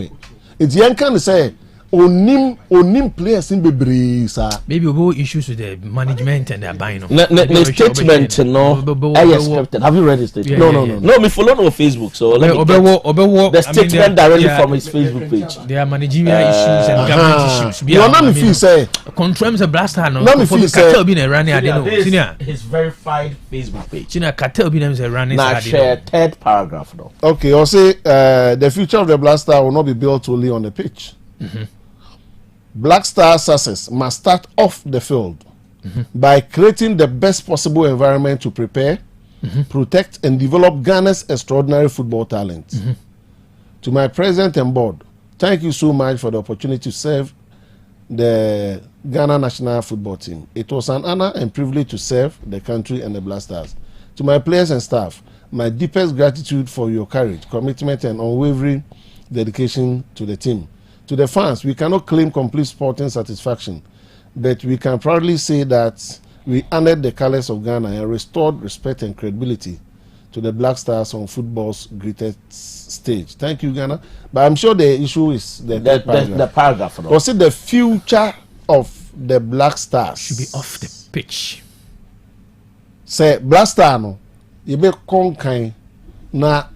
Impuntu abema enye ball no enye park no so nko enye me cost environment ni you see the future of the Black Stars will not be built only on the pitch. Yeah, Black Stars success must start off the field by creating the best possible environment to prepare, protection, and develop Ghana's extraordinary football talent. Who's also extraordinary football talent. Or recognizes. And I see that person me hit on the all can say. You see the Black Stars the pitch a bigger national problem. Yeah. Oh yeah. You see, Jordan is who he is because of legacy and papa. So we are building a nation for the elite. Yeah. Kyobi, I have always trusted your team because what steady me will take. I say Ghana, baby, I do know is not the citizenry problem. Your problem has always been leadership. Before I ever got tournament way, the GFA boss no that's what says or the funny statement in by no. I'm made believe I say Ghana your short talent. See I remember who follow sports. They made us believe I say Ghana need talents until this coach came and what show you said no. Team the cry said the most less talented team no. It's one of the best. Okay, be omudu ya na. And who tie me debate down in the morning I told you say Ghana is psych. You're living up to your real potential. Ghana need your competition and I'll be living up to the children be confident say need beat match England no. Because on my potential ankasa you meet you. Colombia team we could have beaten them all. First of all, the problem started from Pest like drop on. And I'm having issues to turn Kofi Adams. That you should have called for investigation because TS sports journalist now. The player was dropped not because of his quality. He was dropped because of personal problem between the manager and the GFA boss. GFA boss, national team. So over here, sports minister now on Mampenyi So when you are using personal issue, these claims have been made openly maybe sports bar. And I was surprised. Game that in Colombia Cowboy, you know, supposed to leave because he was our best player in the last AFCON. QBT argument no. We dropped our best player in the last AFCON. No, beyond you know. Then also that fullback now you drop on us. No, there was one on board Germany. Uti sports journalists they were all surprised. You replace him with Baba. It's already no more reservations. Ghana and Kwana squad Utrecht Brazil. The FA and the coach went to their people, announced their squad, and the media asked questions. One by one. Squad they announced how much. We have a sports minister who spent all his time in US. Kobe, we seem not to be accountable to the people of Ghana. You're releasing how much. Nobody asks any question, but the sports journalists and what Fred Kanua will tell you that these two people. Almost 90% of sports journalists agree say these two players should have been included. Yeah, included or more. Then we include a player on also Blasters view. And we all know that the GFA boss has an interest in that player. But retired from national team. Now all of a sudden, no Asabi. So Kilby, a nation that any potential. Kilby, then we go to the field and Kilby, look at this logic. We go to the tournament. Now, me player, two players, I'm both the same championship. Bako, a ball, shape goals 13. I'm a team are qualified. You see, I don't want to use names. Then your benches are player. Now that player comes in less than 20 minutes, scores a goal. Now you are dropping the rest of our games. You will lead us so. Honorable Randy Abiso, a Blasters manager, with Jack Okobo now. If I'm the leader, and those who know me leadership style, when I think that something is right, if there should be conflict for us to get it right, we have to get it right. We don't even understand diplomacy. Ghana diplomacy, they say, oh, as in the body, sometimes you need conflict to achieve. Ghana police was say, I'm now votes are for some. I'm in for it. As an environmental researcher, that lake must be saved. Kilby, how come you were sports minister or your Blasters management committee members or you were do you know how much we are spending on the technical committee? Player Babe Mayenya, the only 3 point. We dropped the player in all subsequent games, and nobody has explained to the people of Ghana why that player was dropped. Because in Ghana, nobody owes us accountability. In Ghana for. Because Brazil, when they drop a player, the coach explained to the people of Brazil why I dropped this player. Why I included this player? Yeah, Bugana for. How was Ajete dropped? The only demand accountability, the owners on your accountable. Why was no, if you demand, they won't mind you. Inclusion and exclusion. As we speak, Ghana, Libya, Nim, the NT, Branton, Tobasa, Santi, Yamanembo, it's rumors. You need the entire dirty drop hole, no? Our best defender. And the summary, and we have a sports minister in the US. Summary, what the coach has said. So going forward, the future of the Blaster is not on the pitch. Yeah. Off the pitch. It will not be built only yes. on the pitch. Only head coach. Maybe a near who actually. A man for be man pressure be ebi force and kofobi out and kofobi force and kofobi in behind or no coach he has seen some the English video about Asante no Muhune say he could have pushed to seminal level no so the Kawaka to become we could have marketed some players near players with Ajete, your young players with Asante, your marketed pens to buy. That's like Community World Cup. No many bigger teams to play. It manifests. No more value. But it will be the issue. And they said, yeah, making it reflects in our larger national approach to development. That's it. Where we believe, who's West Africa for? Any problem, no. Senegal rebelled because no more younger players a bit mababo, no. Kill your mama now, but you see, it got to a point that money a break. The coach didn't have the confidence to drop money. And the man Senegal free. Senegal almost share France. So this was a tournament Senegal could have won. But the coach was not bold, say, or bet drop money.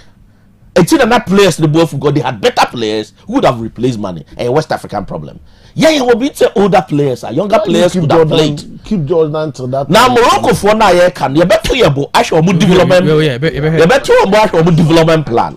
But the Moroccan team, no, it's a new face where they confidently change younger people to replace the older ones. They put their old players on the bench. But you me new control over football people. Yeah. But sports minister, yatu abamo abind the minimum Cassinia. And young Cotanahoma Ketokrukum and manipulate the GFA system. And some the countries why standing the 3 years. Senior, I believe that the time has come, say, Obi or Bob Blasters be voting for GFA presidency. And I think we should push for this before the next election. So what Bob Blasters da? What Bob national team da? You see? Football Kilby. I believe that Yansha Sadini. Because our football people they has. Now you got to about GFA president am I? Then the sport does not move forward. No, the time has come. Kilby, at least Parliament should intervene. Name pushing at least be our Bob national team. Dano, Kilby. Because the problem keep reoccurring. Now Kilby, when we do that, Obi our national team, we had the rebuttal more. They just want the game to go well. They made the living out of the game. We had Suleiman Muntarimo. Ultimately, could just learn him senior say, "Oh, command the bribe, Mamma to Obama." The time has come for us to expand the electoral college for the selection of the GFA boards. And here, many are yes, man, what the Wabo Blasters there. Now there's evidence that the Wabo Blasters that to Abani. Let's expand it to all former Blasters. All right. Because senior, now everybody is pushing. Say the time has come for former Blasters players to take the leadership of the FA. When you expand the electoral college, the real football people will take over our sports. Doc, two major issues are highlight to say it reflects politicians' orientation towards national development. Your football, no, any flat situation. No, it reflects. It reflects. So I mean, in for you bay, any anyway, these recent happenings, you share how is managing flat from 1973 to 2026.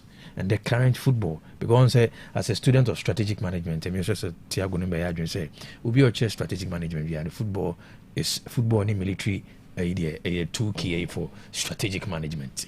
Because never know kosono be about a mine war, as you really say. No, it's said they see managing and the Fourth Republic politicians' orientation to national development, taking cognizance of the football performance, and how is a flat issue. So our orientation to development, yes, sir. Specifically, politicians' orientation to development. Politicians need a wider representation of. Politicians' orientation, yes, short-termism. Short-termism, okay. Into share in Pimpria, Dania, and I'm here popularism. And then any influence short-termism in popularism. Short-termism because everything is about power. Okay. And Maminko winning election to consolidate my power and also protect my interest. nyabotro nti political machinery no the goal is to get power and the party's and interest.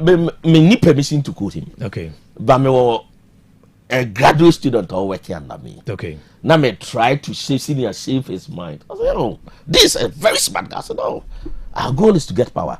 We just take a swaka recently. So he based on me need to quote him. Or man permission later I'll quote him. I'll say, yeah, we are saying now you will be a power.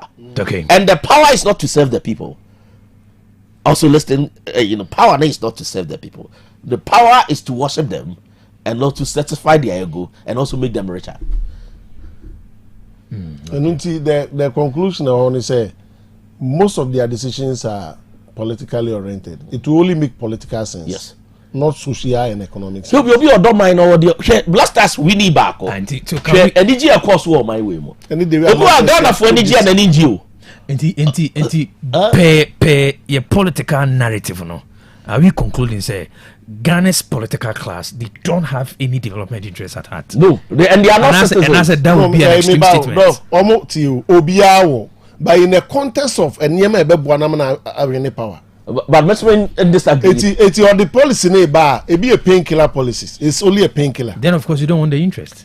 No, I'm because only interest then they say. Okay. Say you to Abama wa you do man assurance. You be kwan, you be we economic Niema no say bibia to Tony come.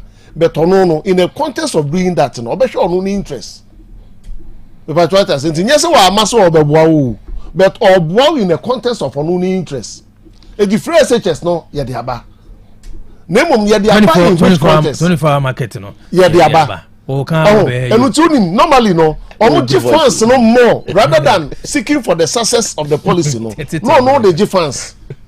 Because what I say seeking for the success of the project no or no budget funds it is a do election time mo ye ne oni aba no mo ref here na ye ne the free SHS ne buy no any the free hwan ne buy no ye ne the free but say ade no yes successful and not successful. So I don't know the implication and the impact, short, medium term, long term. No, the fact no. And Kyobi, they see their end there, no. From development planning perspective, the goal therefore is not to develop Ghana. Goal no, the outcome no, to consolidate political power. And you think idea what they pay successful elections.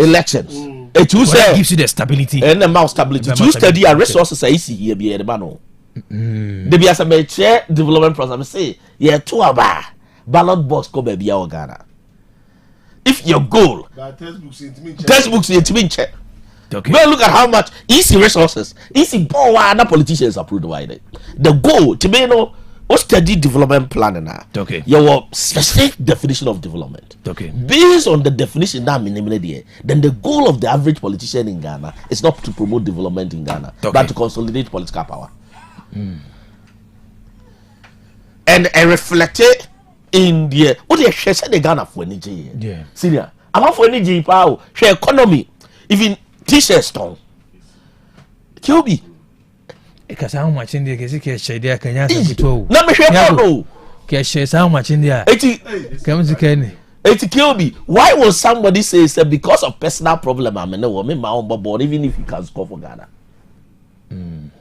QB and people are so, and mindset. Yeah. QB they be make catch my students and see when you got to get a job done. Only the pakronen kasakra get the job done. We are on the boom na. We are on the entwa manson. But when you see a basic leadership training, it QB the GFA one the key point. And yes, a Ghana any potential no. Okay. The factors of production we have it, but it's your the land, labor, capital. Your problem, your entrepreneurs to combine it to achieve the results. It's in your culture, or to be combined the we saw the improvement. But that time factor. That time factor, no. That's why I wish the coach would have stayed. Yeah. Because if you stay and KBA information be a nipa man no. Obenya time as steady players need to make his own. Players need be brave. It's nanka ebe boy say. I could stay. At least we guys now mo be back because players kura ni be brave. I think it was a 4-man contract. Oh no, that one I understand. But say, serious, I should negotiate with them. Of the pitch issues. Yeah. Of the pitch issues. He loved them. Somebody might have forced him to use certain players. And then be impressed. Bro, you. Me are very sure that is why yeah Colombia match no ebia why Dina on person baby. That is why he also intentionally kept some of the players on the pitch for because we don't forget about the technical team. It's been better technical team. I'm going to rely on your advice. You see when TFA president come and tell us oh coach that in the squad. Yeah, I'm gonna say in crown. You know the coach go. There will be some better Juma within a short term. What will you do? Nipa better you see you fall on them. Again on Abe. Nothing. Why confirm? Obviously, John Pistol will not fair money or better woman. Then you're going to get him put into the squad. And you coach in the squad, no. Time period was too short. It's more money. Abraham, you coach, no. There was system problem. The amount for you know. No, we are strong journalists. I don't know so far. This is a coach. You see, they don't understand certain things, but. Did you watch the Kivet game? Kivet Argentina. Mindset Kivet. Sana obi show na okope katia. Sa attitude no ne dey. Ye players no. Aso obi a sheda ka chom say mu sha mu bewu. Eti ball no asem boko animu. No mo the ball no gina mu kremo sa. Obi a ya shewa okope katia. You were keeping only one person in the opponent box. Abra ye kuta ball na ye dey ball na ikono. Only one person will be in the open. Eti coach me sure say or the before taking certain decisions. Yes, me are very sure we do time every time we say we coach. Now who's a 10 minutes, you are down and this is knockout stage. You throw everything into the game. How you urge your boys to move on, urge your boys very relaxed. Yes, as a review. Yes, and typical. And it reflected. And it reflected in the attitude of. That's why maybe I understand him. Music Kevet for Ghana for Asima Ekeno. Monko pe Kevet for no DNA. Argentina Sheno Mati. Argentina. Kevet to me Argentina above full time 1-1. Ni akọ extra time. Na Argentina share 2-1. Argentina for thought that they omawie. Na Kevet take anu 2-2. And said Argentina is Argentina for share now. Now come 5 minutes no. By far that was the most competitive game. Very competitive. And stuff. Because they came with the mindset they wanted to equalize. And you see, also before that, the president issued a statement. Yes, Doc, that also showed leadership because before president no resist. Order from one telling Argentina say mindset. Your politics that my mediocrity mindset. Kivet we Argentina. Psychologically. Almost 70% of sports journalists say one having to be winning game. You'll be our mindset problem. President won Argentina. We've been, and in fact, me see Argentina for no later almost scripter match almost brave no they will side Kivet first. And you'll be tournament we could have done well. Kivet for we could have done, and it'll be an education minister, We want the youth to believe they are not one shot on target. They are not people. You can't say shot on target. So Bobo Amana Akopo him, na keep action. No single shot on target, 90 minutes. And they see with abundant talent. Let me assure you, the coach Nikan, as you said, you might be a serious aside and say underline. Me say me who are na ministry no. You underline in a ministry for no starting grade. Yes, sports minister also crown also no. Everything. Yes, the coach has given us a summary of the entire problem. Going forward, see a person your course on your con kaya dachia. Mamu near share park in so because he's very sure that park and so the players know the talent is there. But near me course off the pick, we should look at that. Some of this there is this important thing that person catch sports minister. Okay. You see this thing about South Korea US. You see the role of the sports minister. Oh, I don't hear because as we speak, as we speak, who's a black person prepare for tournament? But Kilby, is he never be over? I felt the sports minister should have been here. Maybe a coach in the car say, "One resign." You call him for the briefing. Now, because the sports minister in the FNT say, he may not trust you enough. It means when they say the president may have to step in. Who's a paying statement as senior? I think we need a debriefing to take key decisions. It's a mere gas or resigning keke. Yentieno. The recommendations. You'll be a ministry should get closer to the coach. On briefing. Now what the reports no there no. No. Say my appraiser. See what the coach. Yeah. Next time you be for coach. Then you are experienced coach. Eti boy you go for coach for Friday na show coach. They are not willing to implement whatever is going to. Because this man even some more for the technical director for. They are not willing to implement. No, but the environment now no yet more later realize say oh say I don't you are pointing now na Ghana kobo friendly match. Then he decided that he will stay off. Who the controversy on that friendly match? Who the controversy? Me say friendly matches ni bi on na SBet o. Who the controversy on that friendly match? Matches ni bi on na SBet match. Oh, T and I was said yo. Matches ni bi on ma as betting match bi sir.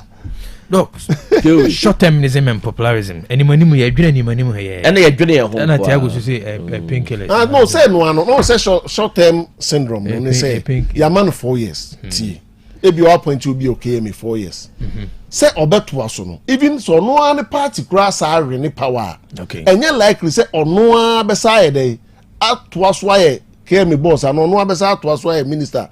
And for that, on himself 4 years. Okay. And to this day decisions na obeteki. O take decisions na obeteki decisions are e besa ma I say 4 years no o person force to achieve bibi within 4 years. And also o pe bibi o so o ye ntem wonya sa de ntem within 4 years. It e ba no sa na adwene nyina ba short term. But what I say e ba no sa na adwene nyina ba short term. E na me take cho say doc obi ba penny wa ba adwuma ma no checking years aka o de be retirement. It anhwe ya yemfa ne manwu akwa mi na long term no onye because in a long term na profit no benefit no be start ya ba no retire credit fi dada it anhwe ya and obi aba so acknowledge on here yes anhwe ya na ba adwuma de okọ retirement no na say ko it anhwe ya ni decisions bi e be ye short term se be ya one me buy no ma force why we e bi kura de kro no so nya abotre na results no be ba en kakra into the future the top so ye kase ono so buy no chenchena wa say nkokon kitinkiti no aba na ye to wi ana say nkokon we are coach said that the worry because go kobo dey but you be we I will two other key point you see the truth is sikapa e di claim ya ne de do pa ne mo ye pa January on my Ghana yeah politician no or kan obey you see e kan ya if you no say be ko election or see say bibi na reignite ade no na oh yasa akosala akogibi oh eya adwuma and so now the policy is suffocating. He'll be the other one said nobody cares about Ghana. He'll be trust me it was emotional but me said na Ghana for any senior I don't know why anybody will not make a decision for Ghanaians to be more happy but it looks like you're more interested in the bedding in there. So people think about their pockets.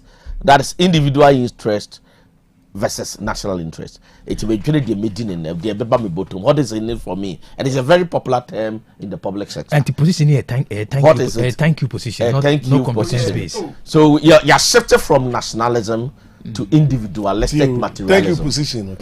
Dr. Yeah, what is it?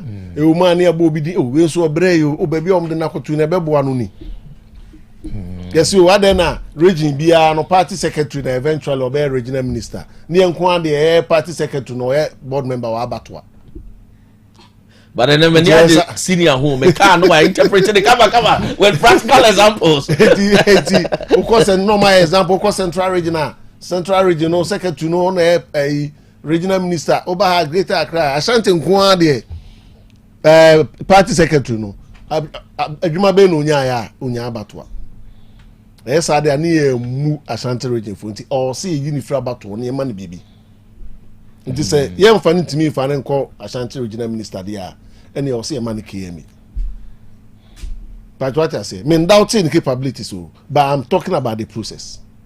Okay. It's party loyalty first. And now what is in it for me? What is in it? 10%, near 11% of yeah, boys bufu no amodi amika ko party office and I say appoint obi amodi abufu ko ho no ya na dia de ntia om se enim no nsam but they are not interested in papa na dia man no de Charlie wabin yes ideas obetutu niema ma ye metro ha no ye municipality ha no ye kuro na he kama oh papa no yes bia wabin emre bi ko ye adwuma ha kra no ya de nti we de ye wie they are not interested in that. One, the ebony puno baby you invite na yi obeba you say obe to scale so we a party person you know na nekobo posters you call campaign be draw na do one near him no then your man appointment, that is all.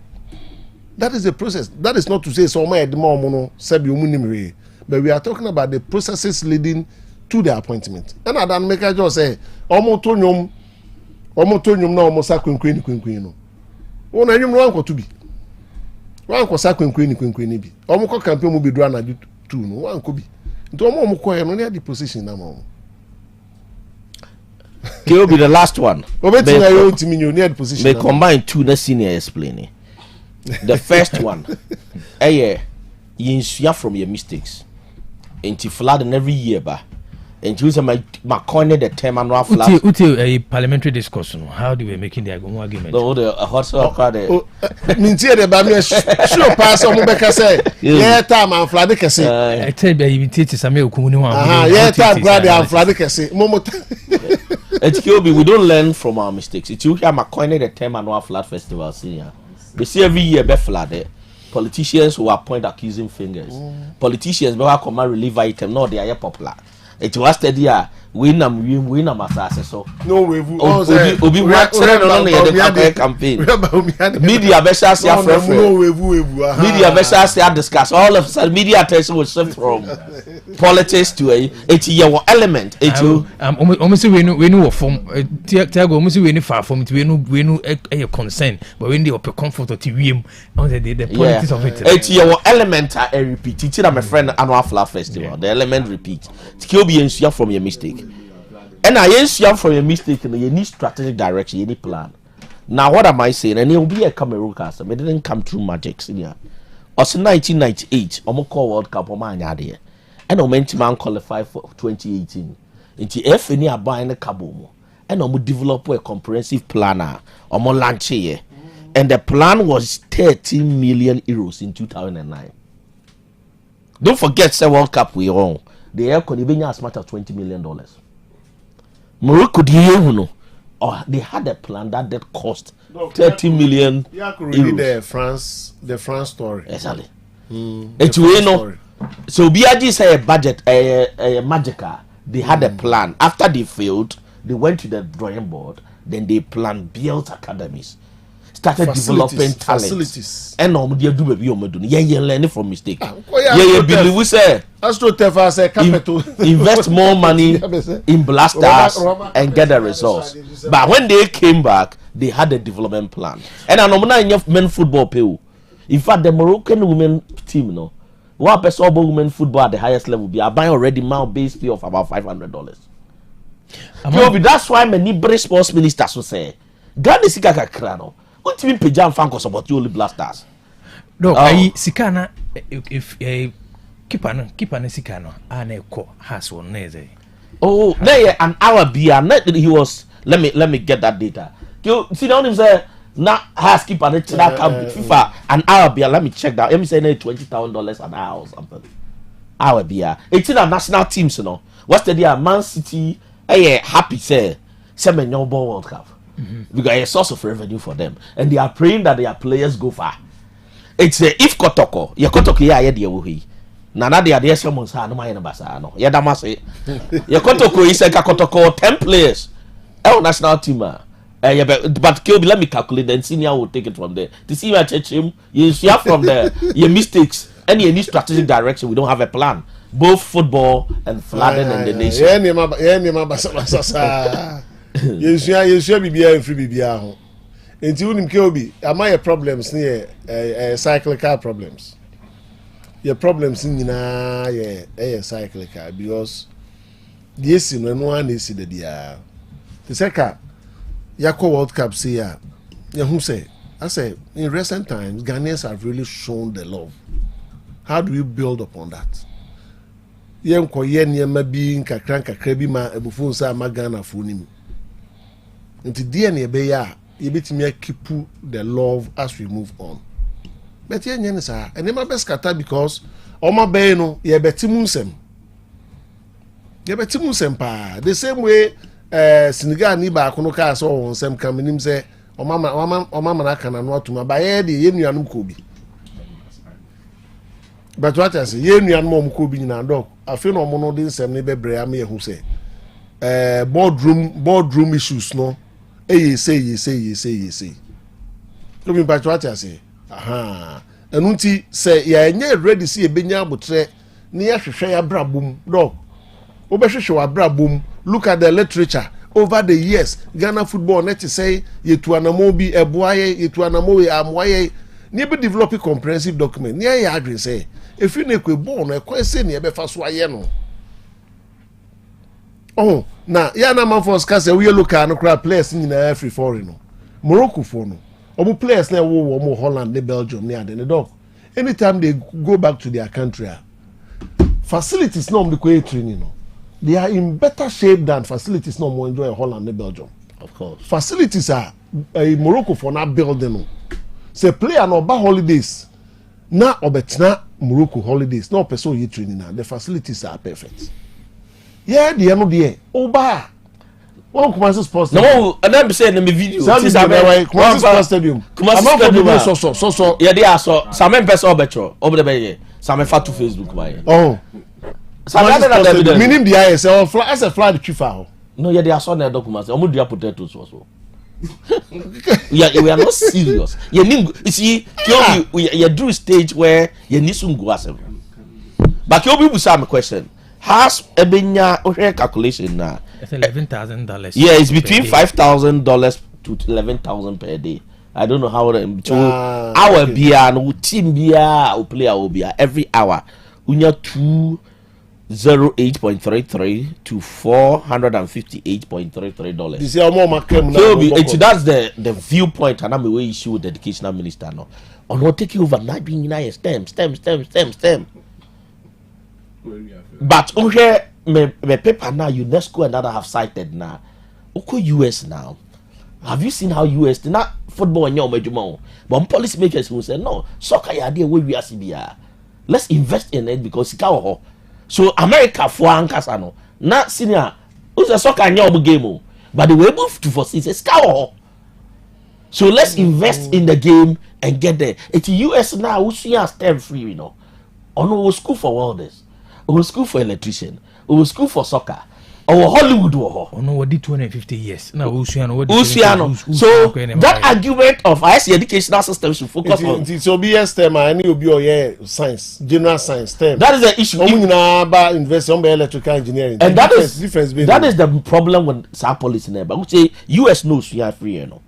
Oh no, so be fast term on now. And can you equip the technical universities? And the STEM schools, you know, will not fit theoretical university to say K University. It's in this policy, but they are flaws. Say, if all the name, but tell me, raising say, Obi waste time, no about computer science, no be free per second. But then what's the difference? Then turn all science labs into STEM labs. But the US no more specific areas. To me, no fast to say, you know, no so you're good with art and science. They identify them early. No, must send emails or more specialized at school. I a person at the Oko. It's American cry you see, they still have art schools. Because believe the economy their talent. Obia senior de beyond Kawa has said, if you also be bubble, yes, you unquire law, now put pressure on the economy. How would we be saying these things? It could be the American say, look at how much money I am missing. Secretary my Nipa 5 has my Nipa 5 and your economy you grow. Kill me Pachon Busawa. Correct. A 2 years sports minister now some Ghana Premier League. Obi Kopak near Kwata Kenabona. It means you are not serious to develop this country. Tikiobi, I think said he manages sports or no. May there be some conclusion about flood. I may say I expose a systemic for the law. Yeah. It's flood now who is ano and get just flood. A stress or minor fundamental problems. Galam say now you will be 14 kilometers away from lake. A OMC catches a granted license. A just a system. Also, you're far away. You say a system far away from the lake. It is showing a system of governance will be problematic. And when we post that they be me busa your system of governance, you know. I know this all what we are saying. The team we saw, a team of potentials. Ghana did not live up to the full potential. Okay. It blast us and live up to the full potential. Economic wise, they are great here, no. You live up to your full potential. Okay. You're not tomatoes or Burkina. Poultry, any other young okay. We are not living up to your full potential. So the nation is not living up to your full Tiago, potential. 1 minute. Who a chaotic nation, then I'll say Ankara way. Who a chaotic nation? We a chaotic nation. Also, you agree that then I in a chaotic society. Then I say then you apply my model C square. C square then. Cautious, conscious. Okay. That's what I say. Also, you're cautious. Also, you're cautious in whatever you do. Doing. No, also, when you yes. Also, when you die, now my dream is here. That's all. Because unim. Oh no, I like that. Because no, you can't say you know na. Name boy ain't me nyawo. Mehu papa your body. Friends kusi. All complain say baby ote. Obi person the container see. O tim say wa complain ya wa bre. In the midst of men fence nipa no the container ni see. That is the society we live in. And to be block in see baby. You people in the community want to fight off the person. They still are the person who will succeed in blocking the waterway. And today now, be okay. And you will become helpless. Okay. No. Flood here cause we are crazy. Research who do a man for the landscape in Accra, the mountains, every area. Today, area of funding in a chance as a plot. Enua kese na jinsuo no wo se nsuo to na rainforest na enua na gino ansa na begu asase no so na bi nso anonom enti running water no na reduce ana obi ya omutwitwa asase no osoro saa ensuo no so ba Ramsar site any waterways na amafo block no but what you say it me prayer tower for no tina na o ya no mabusa say okay u bompae pa nyame te oni ode bompae na ensu yiri ni so ntwa mienwe me probi obi o ship obo prayer tower pa no bompae na flood ntwam akra na mienwe we dey nyampae bosa o nya na ese nyame ntimi ade nyina ye nyame don't go there. God does not intervene in ba se nyame ntimi ade nyina ye dey bompae na flood you see etina de bia be say KNUS there no you see I showed you the say ukowere na baby awere na ikobo challenge serious amount for just behind KNUS said you be feeling omo feeling ti basa enso now you not ready to team your this we dey just KNUS ti aflade nyame nkwa me man e wo ho o tena o man mu with such a chaos and after all came me your secondary school store school nti e be na see as na man for tokwa aburi osa na e dan residential plot nti so no speed e dey ba no be increase size so dog saying yes, you need to know who's a gribao. The water came chasing them. Since you're not told, so ever. Oh, yeah, I'll say within 5-10 minutes they were caught. So I do with me Kai plan boa. The head of land you say what can was I'm spiritual assembly woman. And yes, and I make a choice say it's not also 75 95 and yes spiritual be I say we do not roll na hand don't be say no man penu you roll it so annual flafes a check to your book was no 31 years and the bass work you see with you be a bit very replay say annual flaf festival no. It's a bit why Jerry Rollins is not toward the end. Yeah, not black and white TV. Yes, yes, solve problems. Oh, and in the midst of winning in still a Ramsar site. Politicians more to chat. The patriot say, Ajimota Forest in our politicians more to chat half. The important analysis so. This is what at the time and Ramsar site, you know. And Ukraine active. Not water forest for her. Not construction, now more farmland. Never too.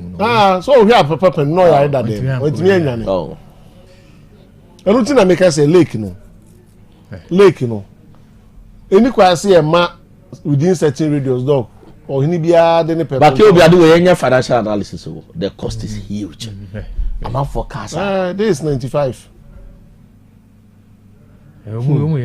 But you will tell you more me bass me comment on that move versus guy not charging and kind. and I am a big issue and also make you're not so for 5,000 so much 3,000 you make hustle you make but only say me call push dance I'm for 3,000 but we'll discuss that but KBC this is a city in Ciote uniform dry season nyansu we cry no emergency we me helicopter mo elsewhere some helicopter na pick amanfo we'll discuss that we will say individuals now obi ajobi ba sini ko senior nadmo no you done a political appointment you the my party boys as o ma now take cast as o mo me dey party ni ma yes it na ni se ba bi enye no you go so bo adwuma yes it's a Ghana Army I told you the armed forces you're from shift Nadmo to Ghana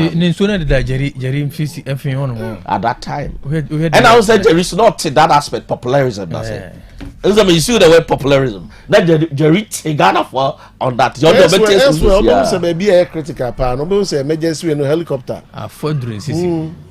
rescue bus helicopter beba no no say said the president the way amount for sick can so that's the president to the helicopter we should use the helicopter as emergency way to no senior that made me believe we say army omoko retirement in term especially the other ranks you know why don't we have a wing in army that deals with Nadmo nasa Nadmo na ya politicize no it's other ranks the correct time you can apply exactly because you will navy for you will navy for other ranks or core retirement I don't know but it's can win and you na kopacho who navy form already you've recruited them into Nadmo to me I have argued with text Nadmo should be shifted as a wing of Ghana Army other ranks the core retirement then you recruit them into the Nadmo you design policies and if soldier ni west diocese you na soldier ni bua onenenka all right don't let the that's Tiago as usual me pass for account there be I'm for you didn't come on here me just say baby I will be what TV interesting discussion development and planning Monday you know share the see Apomode mapade eno ane Hepa Plus mixture. Pavi Plus Mox. Hepa Plus mixture. Etutu malaria na sekura. Sweet darling, my beautiful baby. Hepa Plus mixture ye busie ya no mama hoden aba. Busumi pini menti ase me do. Tie Hepa Plus mixture enya adwuma ebe ye woni padua no mu no. Afie kura na ebe ye onwanwa mo. Eduro ye ma general well being. Ebusua pomodin ho hia me yie. Esne bibia. Enti me manom pafie ha. She, we Hepa Plus husband. You the one Hepa Plus husband, and you also we Hepa Plus wife. Na abano Hepa Plus mixer. My dear ready pa. Pavi Plus Mox. And na Hepa Plus nyina. A pin for about or more manufo. And kwada we nfie du mienu ka ho. Our pharmacist na Heba shop. Etufo mfre 0542 778 572 and 0549 297-463. Hepa Plus mixer. Mapobudra mapa. MDRG edweden kraso ya. Na say me abi wada se pa se made hu na kofam. Ade ban mi o ewa chiro mi woni ye papa. Asa de ebo asi mani so. Mani ne so ye wisi. Eso ye mikusu. Mani prunsuo efemfeme ewowo me. Ensem say na wo kadia. Ehia pa se Dr. Reni be show. Bra by Grace Eye Clinic. Ma yemfa fidie nhwe wani no so. Enkosi wani na chi. Nyehwe se de nyoma sitie. By Grace Hospital esanso obia. Yehwe asomo, ehwinimu ene eminimu. Metre ENT Clinic. Eti mo amota kwan mu minimu. Ana wasum tai kekau. Ne sentu de nyoma hudu awrewra wasum. Setakra, yi wasum, penti, hairpins, matches. Ene nyoma hudu awrewra wasum no. Mr. Jai. Nebra, my ENT for ehwe wasum ne mfama. Da ben na hunu dentist emo hwe wanu mu ma wo. Uka so bi ho no kokonachi. Bramie nye scaling and polishing. Wanu mu nye hwam kama. Wo se na so abua. Bramie hwe. Ye de bi besi so ma ye fe. Ana po etu a ye besi foforo de ama wo. Kaka bi jejo wo se ye tu a ye betu. Enwema amaka nyina. Opesi ye befie be hwe wo a ye be ba. By Grace Hospital so Kumasi Breman. Eben DVL office no. Bibia ni amienkasa 0244 97 68 05. Obi benya wo na free yade ena apomuden so yenhye nkokwan energy protein dietary fiber iron vitamin B12 and C omega 3 folic acid molecule ɛna selenium ɛna wasum de agu future life smart food aduane mu me pochinyifo Thomas bi sɛ ɔmagye maduane bi nkɔsɔhwɛ sɛ timi sanyarewa bɛɛ sɛ wɔ ha ne akyire asikyire yadeɛ mogyaborosoɔ kokuram ahotutuo ɔde apua bɛɛma ne hunsu agyene no ayɛ mmerɛ wɔ mpam deɛ ne nase ataatai stroke ɛna deɛ napɔs ayɛ mmerɛ future life smart food bɛboa afei deɛ ayɛ abusua nkyɛmfa maltabella sogum wom enti regulate sugar level no san yɛ adwuma kɔ nkasa ni mu saa na diabetic cereal no so boa wɔne a ɛnyɛ asikyire yadeɛ sickle cell typhoid asthma brantia ne maba a wɔ ɛkɔ gym mompɛ high protein no binto ɔbaa bi a ɔpɛ sɛ ne yɛfunu yɛ flat no wohia smart fiber ɛne zero smart food a future life smart food di aba no ya Bolivia enterprise na akɔfa nnuane yɛ ba ɔman yi mu ɛnkran wɔne Ghana Telecom University no yɛ opposite Kumase wɔbɛn sɔfo line alignment ɛna tema wobɛnya bi atɔ Evergreen supermarket frɛ 0246 010150 0242 878090 future life smart food ɛbɔ daakye ho ban mekai pan sɛ me nana so sɔre anɔpa na wɔde bidie ato bɔde tire so na wɔde atwitwe ne se de bia na ne se yɛ fitaa enke bie ne nanum nyame adom nti ofo so mensa and sons akɔfa Omes original lemonade charcoal toothpaste ɛde aba yɛde bidie akakaduro ɛne anka atwade na aka bomu a yɛde ayɛ Omes original lemonade charcoal toothpaste yɛsa de moringa ahahan no ayɛ original herbal moringa toothpaste a ɛyɛ purely herbal sɛ wodie mu bie twitwe wo se a ɛma wo se yɛ fitaa ɛyɛ nkabɔne bie firi wonum na ɛma wo se nya ahoɔden wɔadie abusua nkyɛmfa sɛ wopɛ Omes original lemonade charcoal toothpaste ana original herbal moringa toothpaste dia enkran okanshi frɛ 024 634 4818 Kumasi yɛwɔ solid FM ɛdandadan ne mu yɛne Adair Cutlass dan no ɛna ɛhwɛ ne mu ɛho nso frɛ 024 381 4661 ana 024 471 8672 Omes original lemonade charcoal toothpaste ɛne original moringa herbal toothpaste deɛ wo si hia no FDA agye adwadie nkratoɔ yatom Otec FM 102.9. Don't touch that dial. Good morning. Look at all 1992 day. It's like a summer day. Yes, like a crowd there, but me, my own percentage card there. I'm keeping NBC day. I'm like I said, I'm almost 35 out of 100. Ke obi boache mabodi adwumapa ke obi wo da semabo fi 32 be pepesably politicians 32 eba 32 kura la be wo be ka akiri 32 no beti bi aka se kakra yi kofo tab no da na politicians yi bi kakra wo obugu na omo aka de be ka se be ba ka member be se yi kura je se wo mu nyina be ko mo nyina bo mo bi 2% na be bo bi chi obi bi a rules for bed obi bi a piafo bye bye.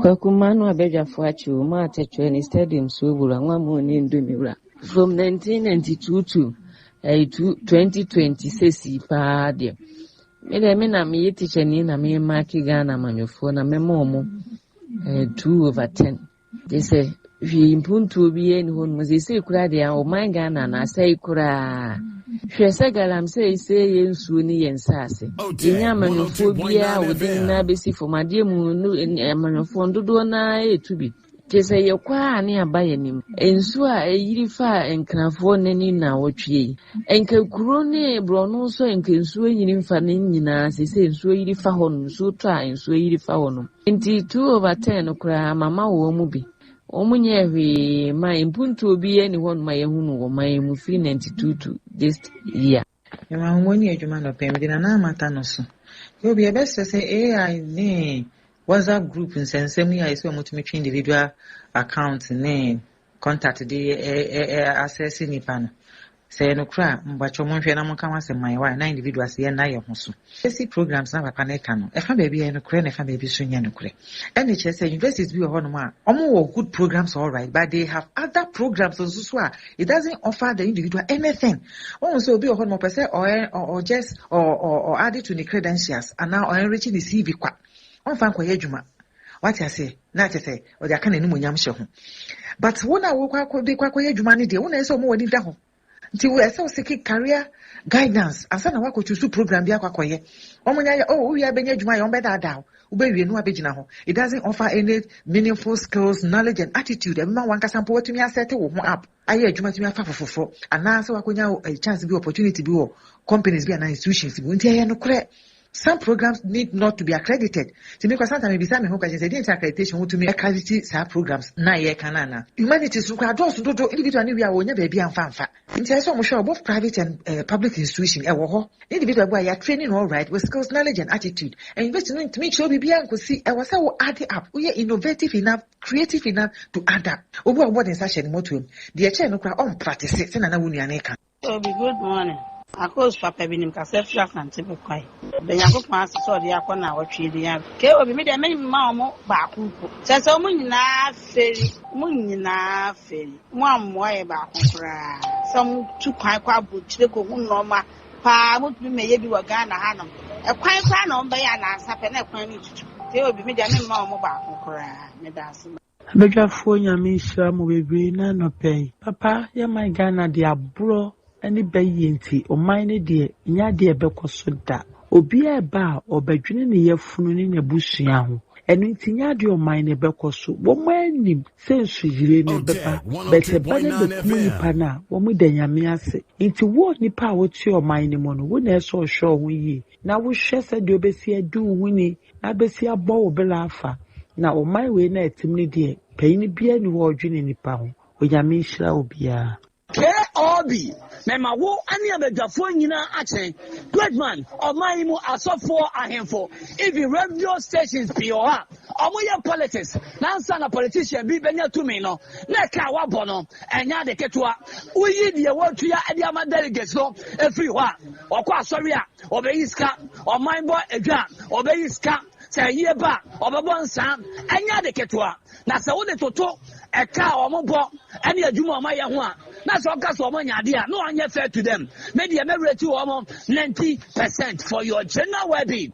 Go for Herbal Plus. Kubiano Pamicha Bajafo nyina let's take some Kasafi PZ. Kubiano Pamicha Ira 70 Katachi and Indian Mrs. na what is saying. Kubi me ma amenyo phone percentage dia and memo 25%. 25% in Jamina Suma or Monsaka or mino asumvia ye wo and then you ma pebia yenuanum asojafo binum yapapanum asojafo binum ene policefo binum modemo mobo amasomwie ewo mayim enam manmom 25% no edase nyamenka wono no munya adwuma Keobi, good morning. Pachali meni emika sefri anamani mpatase keobi ebeda wasi ebebu mabasu Otec eni mapapa amode braye no yani so bebre keobi ena no Saturday su ebeda wasi bebre ewo adwene mu enche chire a wode mai de wa wusi chire ya de enema yesua no nso no ekoso boayen ewo ye bibia mo na mesre se obi anfa no ho mehyen bi o organize bia obi anfa no ho mehyen because program no ye good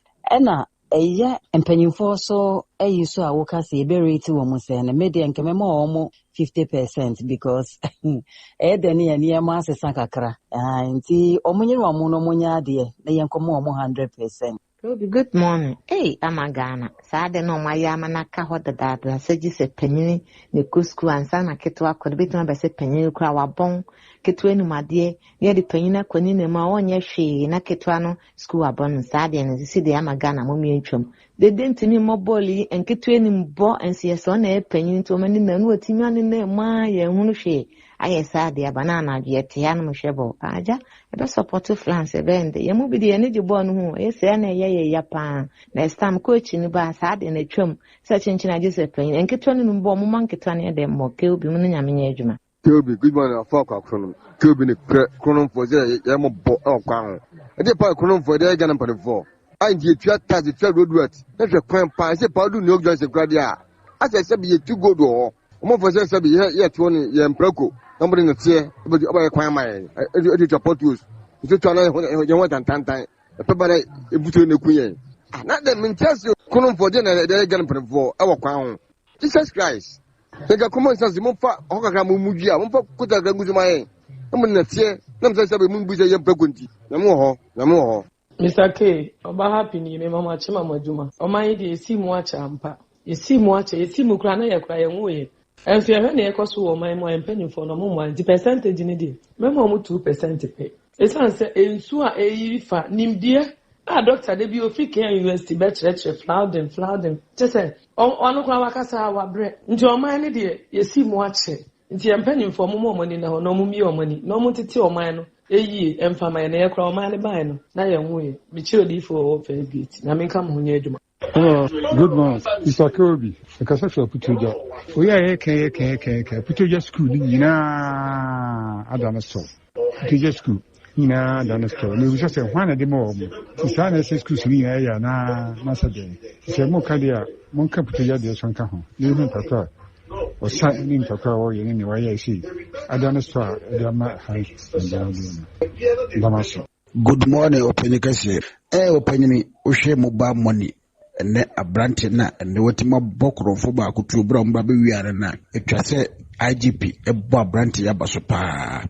Na IGP, in Interior Minister, acquired in the boom. No more fast a branch na could train mobile money. Ventures no. A branch tino, a bear crank I am playing.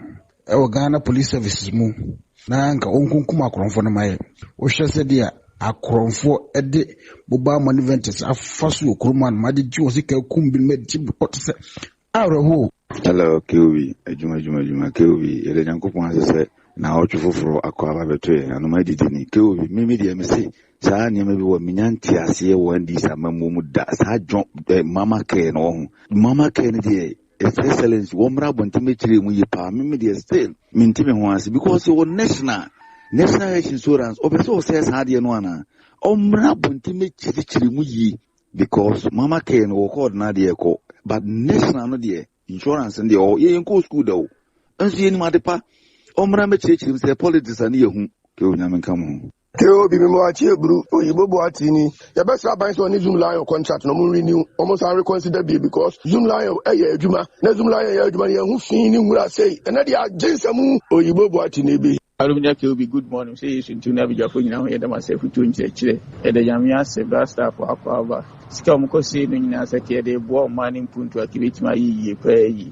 And I say, if any day, any partitive, a honor, baby pay that pay Nevida. Obajin have playing soup pay Nevi. It is no more winner, ya dear penny for phenomenon ye my. Hey, Obi, your mother better for national pay. Obini, it's a busso, Braham woman. And the radias is already about two from Kobe, and I said, your 12 buses and people bears and a family of what way. The people fans have one walk command, who will be up or from Mamma Iron Qua. I don't know about Kelby. So communication comedy professor command, especially MTN. So what talking to go for what? We know you to class of a back corner, and one we know you to call a phone, a call. I dare have a call. So black out on none, can't know you to catch a temple Kirby. Yes, somebody for myself, a quality for the professor command said, Abu, my talking to come for some million years. Can't the cattle. Data, what okay, data, data cattle. Empty for our bell corner, empty for my macro. Bye bye. Hello, Kelby, Nyansapo for Machi. Kelby Miche will take a two for you. That's it. Make media moody. If I'm a dying, because a free table massy. I'm on your phone, the Ocasio members there. A copy 100 there, may my 10%. Massa papa 10%.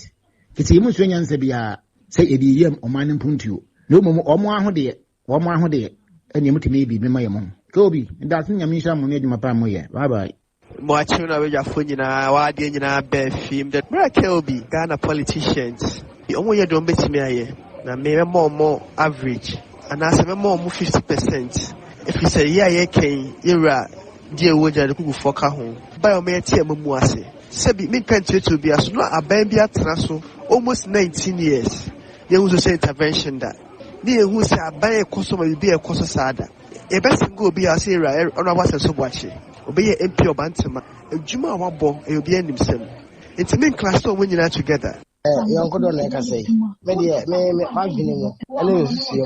I make a same Marco Munina Carbomua, a Munina 20%, MP Benya 15%, La and the Zonia 5%, 20%, and they are more.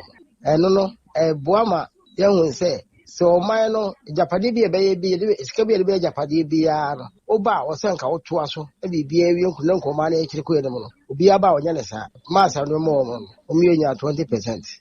Yamenka, Yonko don't say, carry no say. Brakwe Kumpacho, good morning, or seeing you me free kwamo Brakwe Kwenano pay the assembly of the two Jaffa and politicians. Media Mechemumino, MPP for Memo 99%, 9DC, Mamo 10%, because if you social intervention, Organa Hanoma. Free SHS a cry breakaway, and on a best social intervention with the whole Africa. I bet 2 Jamie in Iono, a MPP for they buy health insurance, a MPP for they buy, but NDC for the amount for social intervention, but Kramaya, about Bogana for hospitals here, a baby about Usibi, a Manukubi about Usibi, school, a Manukubi about Usibi. Kobi ano pay nyame enka mo bobi ani asafo. Kobi, asem no akofa ba no pay. Ye rate politicians na NDC ni MPP for Kobi. Memo omo 9.5 over 100. Esan se omo hu modern tew e wo man empuntu ho. Ni omo ni mo aye by election. Ye bedwi krom ho. Se kwa no ye nya ya no omo bedwi so. No omo sika na omo che machines ne niema ekeka ho eno de omo ye ho ade pa. Na mo omo ni ye de ne nkoso ne de oboa. Sika die eno na omo ye ho ade ye any by election. We are coming to Kujuba because free Adiset executive hair grooming launch. Abex Park. Yadamasi energy my power when you boy ascent mine on my Ghana. The beer na mekano. You see, Otec money show there. And yeah, political motivated. And yeah, politics no. You drink or mine and or mine input. Okay, you share politicians if we brea you call coming Kadiamamu yeah. The customer score politicians out of 100 that he made the memo 5 over 100. 5 over 100. Okay. Good morning, Otec FM people on the TV for the Islam Dado offensive Kokote. Ghana Blaster, Namian Lukin, Nano Mudi Rambo, Mambo, or Mambo Bokra, young for blame should be young for blame this place, no Mambo Mubadem. Nyansapo. Keobi wadi nyina ni ataya wa payon so ba happy me chairman Florence anopa okwada so SDA hospital auditor oni ma mercy ono nso wo stores ye sorry as the city assembly municipal assembly wan ye engineers wo munim hu pensu eyiri fa nkrofo yi planning bɛn na wo mutimi planning akatu ehunu ana wo mo gia wo mo edi ye sorry as ye engineers na ko bi nso yiri fa ni politicians enye nipa ase ye de ahoto mo so yet mamufo no yamfa ye ho adwene ye ni ye hu ni di politicians echi a keobi enema be ye nwura wu a omo bewu o maja pade ese ya na besai because keobi omo nwene enipa ho e wo oman yi mu no ya nsame tu bia na meka sei ikasa free eduwi nsu yesere konom efiri makuru a eba konom epo ho ni afrancho especially cement mu amena bi abetu to no mo a eni the federal rules for no omo ye yen and as the highways for so na show man say eni yes no mehwe no man na cars ne kekamu sa na a creative go slow kese pa dia mayen yesere mo pa jama kono ma francho bo ho ho hire ka mu pa yesere mo cement mu usane kono na ba cement wa amena bi abeto na no kura rangofo a omo ye kwan kura omo ka kura be ka mu so di ma wa tin action politicians in the center na mo wa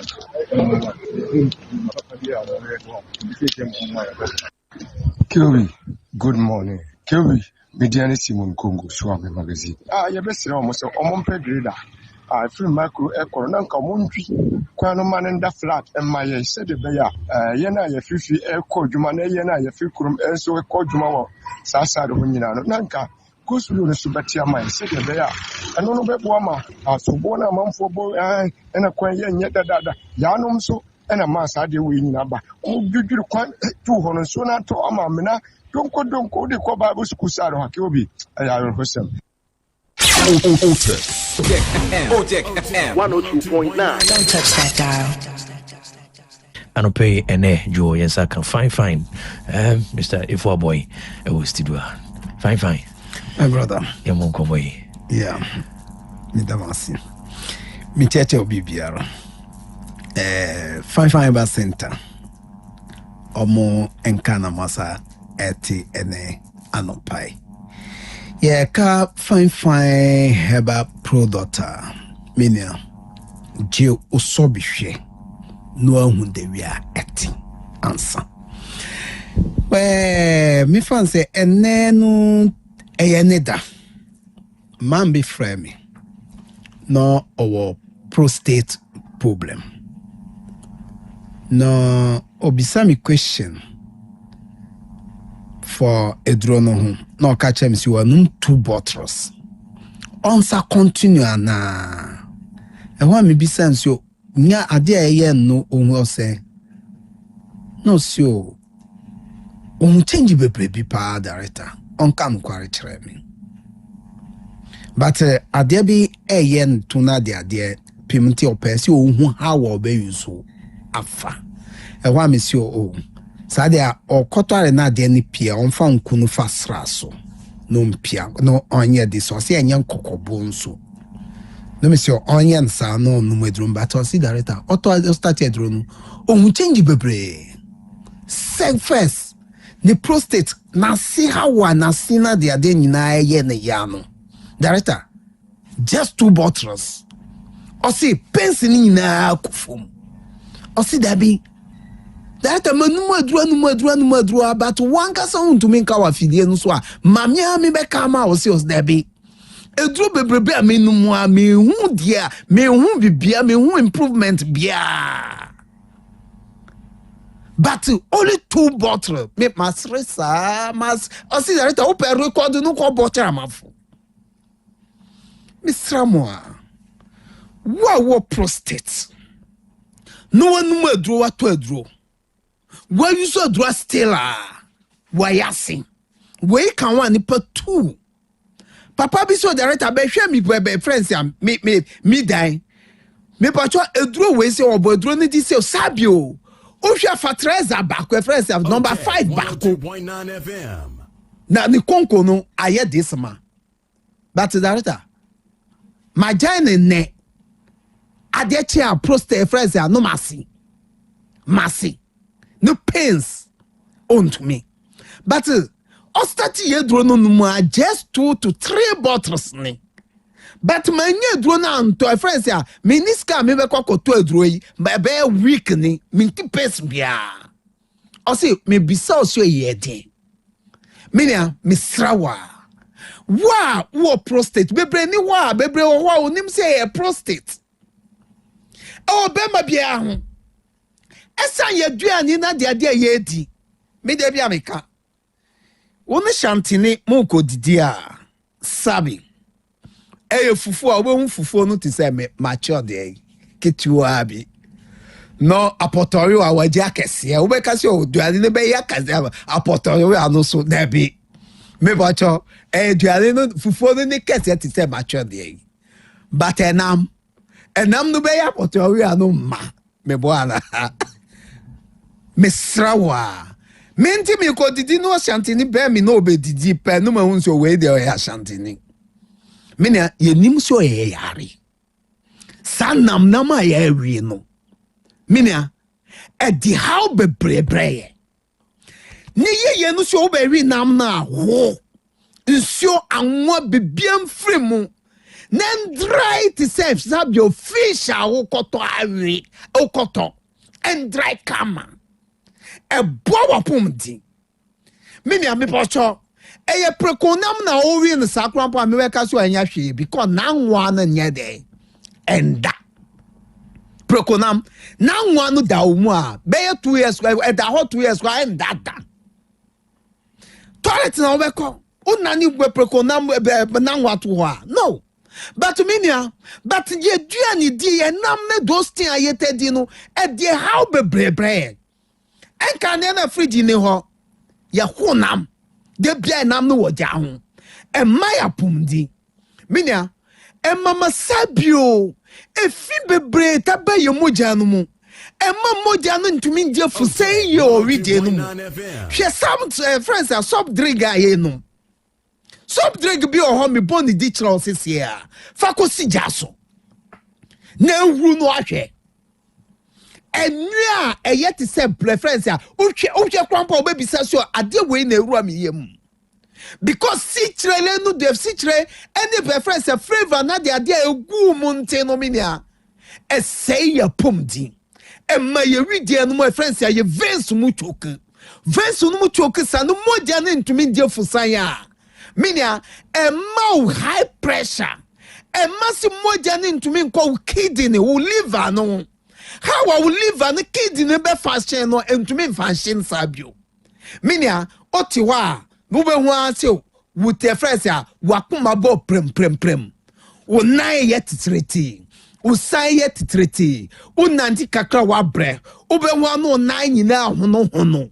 Me pachobe no nya akumakesie. Minia me srawbebre. Pedro ebe wash system no. Pedro ebe ma veins no be piepie. Pedro ebe ma veins no me pacho moja no betumi ade fusan ye. A ebe bushi o mi system no. No mi system no sabio ahonde papa bebe mu. So betumi akon atie yare wo system no mu. Wa wo ye obi a sabio, sabi. Ohun so wanya BP. Uhun so wanya diabetes. Obi owa every day bia owo pani. Every present the pani on him. One more pani and me pacho dabi be no because of diabetes. Wa wuti menka maybe wuti kemu. From your 0242 80 47 91 0242 80 47 91. Maybe half an hour depend number 0242 80 47 91. Me pacho wa pani every present day because of diabetes. Me mo just 3 days. We Japan newo. Jenya fine away use. Debbie. Wa pani every present day. Mambi nungo po numi opo a program or a friend's applause. One of our station, Holy FM. Maybe our friend is your director. Every time you're panning so. Director, Minister Council, the Biamo discabremia panning. I say, me see, director. Many the casa me put chance you me man just 3 days. But on no Pedro no, on no fine Misha, on no Medrono, Nedrona of you panning one day on him, the air no see on him. On no Misha no. On for small glass no. Men fight Russia we no. On you so far a friends have small glass na mudi no top to no. On 2 anopa, 2 enumre, 2 anopa, 2 enumre. E do 3 days na. On jai panina onum owo. But owo panina 2 hours time. And sana wa head wanum yedro no. But e do 3 days na. On stop e dro na owo no. No me yedenu anopa ewia anwumre anopa ewia anwumre the way e chon ka kire me sa week now see director majai pan ni wo o see director Debbie onti ase sabi e ka wa bo no just 3 days me dey wo pe chinji bra me no nto e chinji wo ye kedro edro beji wo enya trema o edro beji wo enya trema. Ampa bebre numadro. But minya be try fine heba misha. Any fine heba soap. Any fine ointment. No che hawa eti. No che de wia eja mansenfa. No che hawa minya yadro nete. E kona obe unse ampa metodro atodro but edro we dia sonko. Woman be frame ya down o see director. Debbie ontiasie or sofo. I see just 1 bottle aminum madasa. I see hey. Edro beni. I see my stati did that say ye fit e one na woman be there say hey me fear for na mama say obianto. Compare have so say obianto maneba. Obianto no munum. Media mesrawa. O ka say ogifo han. Ogifo han egifo na bawo. Pedro na ebe huhu moja no mu. De ebe yi fine fi moja no mu. De mema sabio won kwa mwa na ewo mu no. Betumi anya hodi papa. Betumi kwa atie yare ewo system no mu. So betumi yi yare na fi system no mu so betumi anya hodi. Menia o soncha no aso tre. O nanti kakra tre. Mesrawa ko hospital. Me kade bia so onum ye dro within 2-3 days one who bibia ko hospital. Me mo just 3 days. One who result bia ko hospital. No mo check ye. Mina Every 3 bottles go check up. What BP? What diabetes? Every 3 bottles go check up. What radio good? Woman me. O to me force obeje dro e fresh dro no me Samuel radio e fresh radio good me pacho. No ofri kolebu. No see the period into member. Why ya there be. But nyankupa da Roma. Otimi kan odi o se obeje obeto adro no bi. Me nam kwamo ko vota me pacho. Because baba to me piski one call. Man no so director. Me pacho me eri na ba onche. Beje draw radio gold no. E friends amisra wa. Moja bi pie free no ho tuntun ya kuma atu. Me sre ya no me se fi na apie. O se hey. Me se on continue no. On continue. No use so etro no. Me ba cho we dey this a obehun so moja ankasa be start aba. E start ba ohun se fi na mu bie. Sa des na week na ma no papa no say hey. Na director, edro enkonya no an. Adofunu mo try hwe. Eba ti se krosa. Krorose, wafrewasi, juba. Where you do drua ne ntumi nko. Obi o wa enkan na de ade wo ne ho. Menia fa ye soap no fa guare. Owi afasra wa mu no wa mu. Me bacho wo hu takika wa ye ntumi nko. Ma nu mi sha no every blessed day. No use samina no de nko nesra. Me bacho side re ni nyina be film no wa nsu ampa. Wa to adura wa nu adura but we dia eye soronko. Me na kofre di mese heba. Dani heba. Samenko. I need drugstore ne pharmacy shop bia. Muamua efubuasi muko smart heba. Any pharmacy shop ne drugstore bia. Me pacho casio pe fine misha. Fine garlic, fine heba misha, fine heba soup, any fine ointment. Bebre no mu ko mo say 3-1. Me pacho frame your 0242 80 47 91 0242 80 47 91. Me pacho me damasi bebre. All right. Yeah, that's it. Evil boy. Fine. Heba misha. Abusuya amemfa kai bo ntwam na yenkai yaboa for so ya cinema na so de Nyansapo discussion segment ebremu. Abranti bia anasa abofra bia wodi mfie 9 4 years if no Abdul Majid abusuya for say wayira na oyobia wagege na ofri fie no obi ehun bebia wo shatari blue na afi form no eye hash and intino yenche no so na kasa oka asante twi and otimika house so ni location and I say baby free no aboabo da goma line and free antino abusuya fosi woni a wo hunu akoda ba mu a wodi mfie 9 na abusuya no say na Abdul Majid na o shatadia na hoso ni blue na afi that is shirt no na e form no ash no na de obeya ne say bomodin so be free ahoman na waboa na etimi abofrey amani 059 835 5090 059 835 5090 obetumi so frɛ 0550 8563.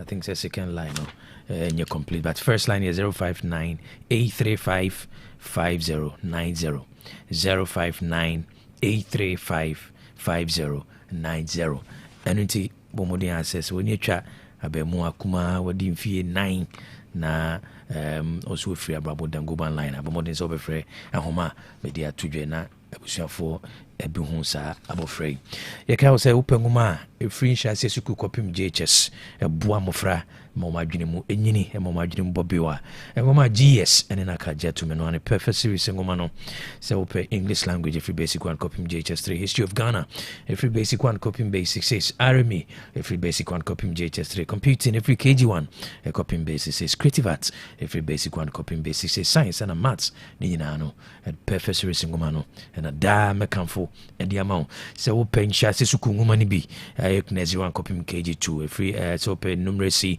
language and literacy, creative arts, fairness, computing, coloring, and writing in an open bi. Sansuna GHS Ngumano basic 7 copy basic 9 GHS 1 to GHS 3. Ubenya English language, social studies, science, Arami, computing, and a career technology. When you know why mock exams, terminal exams, and midterm exams are we when he said in so many city pepe ɛbɛboa akyerɛkyerɛfoɔ no ɛne adesuafoɔ no mbɛdi ka so ɔmahoɔden ahwɛ na ansakra na nsɔhwɛ no ɛduru so wɔkyi akwan sɛ wɔpɛ bi afrɛ wɔkyi akwan wɔ Aputu Jalbɛn Station and Grind and Manifesto ɛwɔ ha no wɔ bookshop bi ɔma mu a bora hɔ sɛ wopɛ pɛ series nwoma no ɔnsa bɛka bi sɛ wopɛ bi ɛtu akotɔn anaasɛ wɔ sukuu na wopɛ bi ama adesuafoɔ frɛ 0243 299 938 0243 299 938 ana 0540 755 465 0540 755 465. Perfect series. Your world's future is secured. The Palon Medicinals. So your bema na umema sem ekofom. Udi boni asisi anu ejimenu premature ejaculation. Why mre umpem sexual weakness and afi mkwamono ayemre sebi ututwa intimi nkumabuwa no be shema ba intimi mfrimuma. The only Happy Man VS. Happy Man VS. We system me yensuo nunumbi na umemasem enyina brane watu ni I for men and we Happy Man VS and so enter 5 mixture and that's who just we boa man sign say typhoid fever and kwamwa no meche salmonella typhi no ebi wo jana mu a bomoden so be no enter 5 mixture na be to ase sanso na yefunu mu how bia say yefunu kro the friend stomach ulcer peptic ulcer no etu ase obi a boa no ta hyehye wo inflammatory na wo yam na odwunso twa no se won se mu yo ya no enter 5 mixture na no so ebe to ase baby to do be ase pharmacy and a herbal shops pura ho na onsabe kemi na mum se won ti bibia ase na opemu nchemu a e chen said dey make Fred Dr. Dapalon it was 0244827228 0244827228.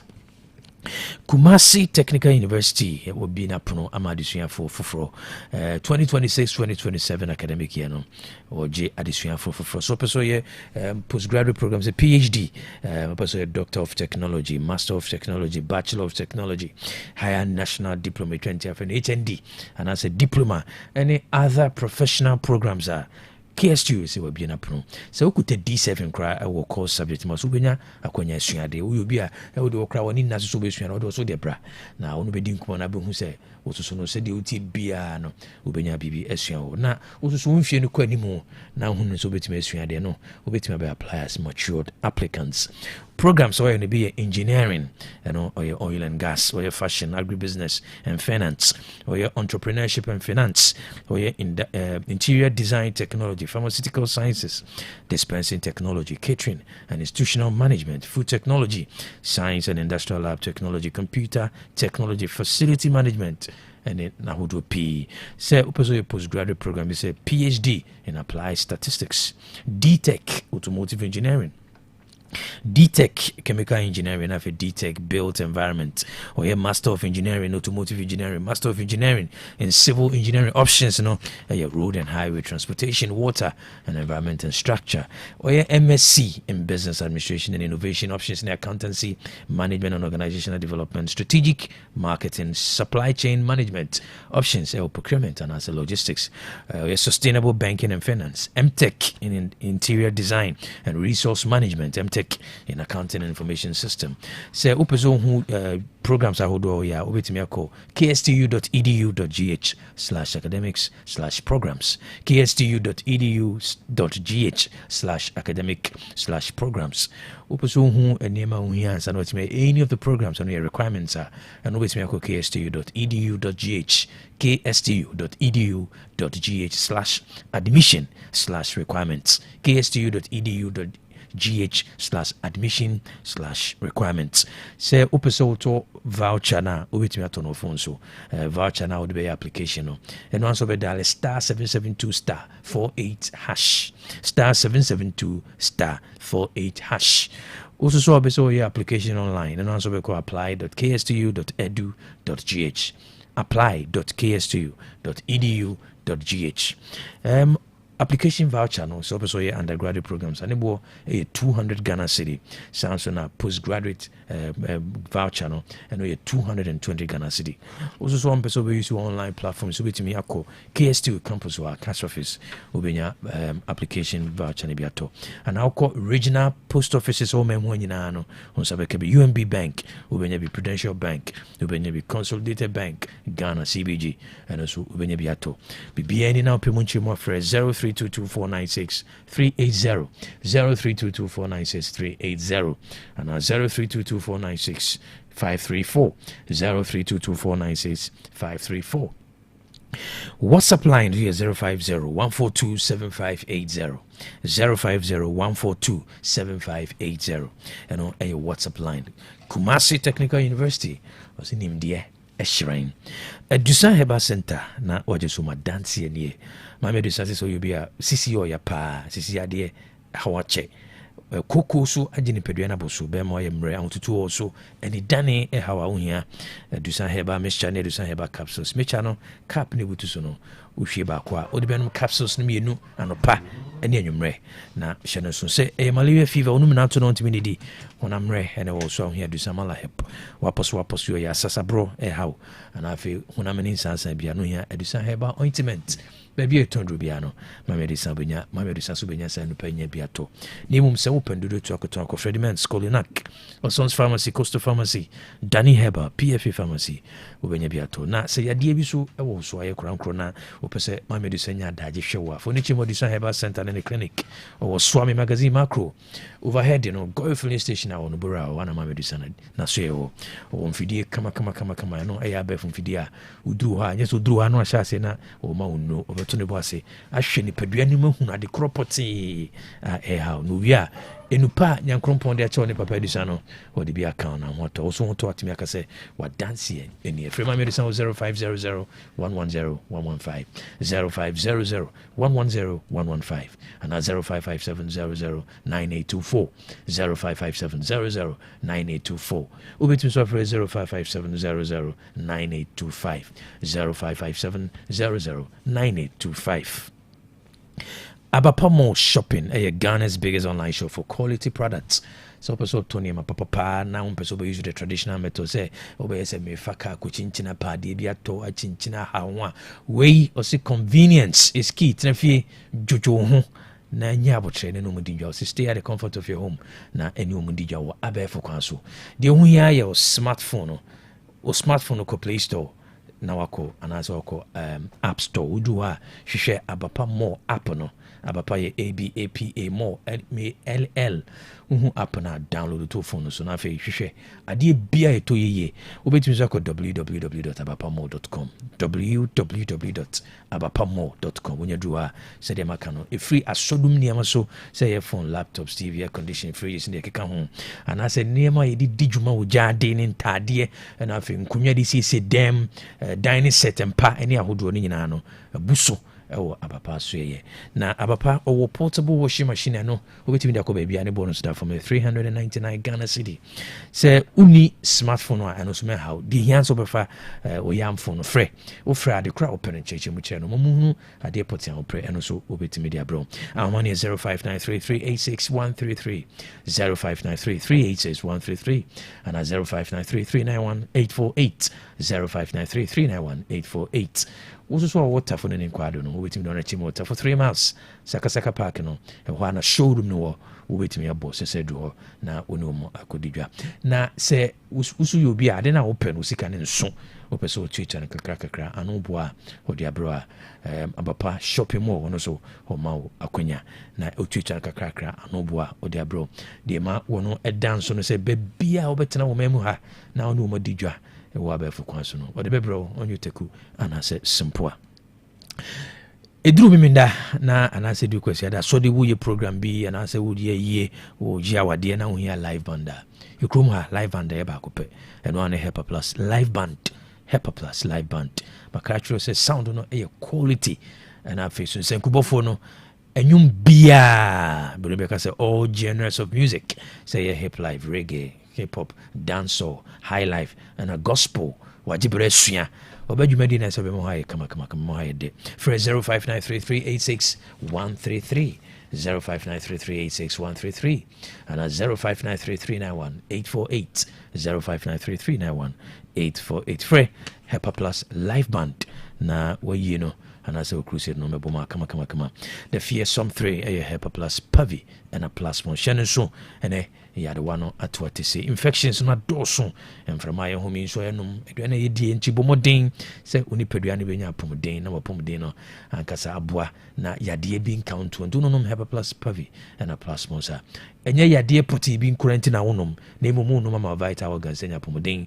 na any infections a wodo die se ne be yade count to den na okoba mpo na da sen na yade ebe kan to ama me ne wan se na enene yade baby etondo bi abura ho wura house do pay Hepa Plus Pavi and a plasmos we nuntasa se wo peni nsuo ana wo peni to pay obenya bi 20 cities mensa yi na bus wanti me an busumi bia na 60 cities for hewa pomodin bibia chiro so afre Dr. Ebenezer ajima 0542778572 0542778572 and 0591367898 0591367898 so wo amonone na unhia bi so a obetimi de details and as our address afa 0542807907 0542807907 kai say ba apomodin ma papa dia and one is on can Hepa Plus Pavi and a plasmos ko ne ko pabinom ensua anope bia di dwuma ofidie mu ha na ye kamfo ma wo esanse ide di dwuma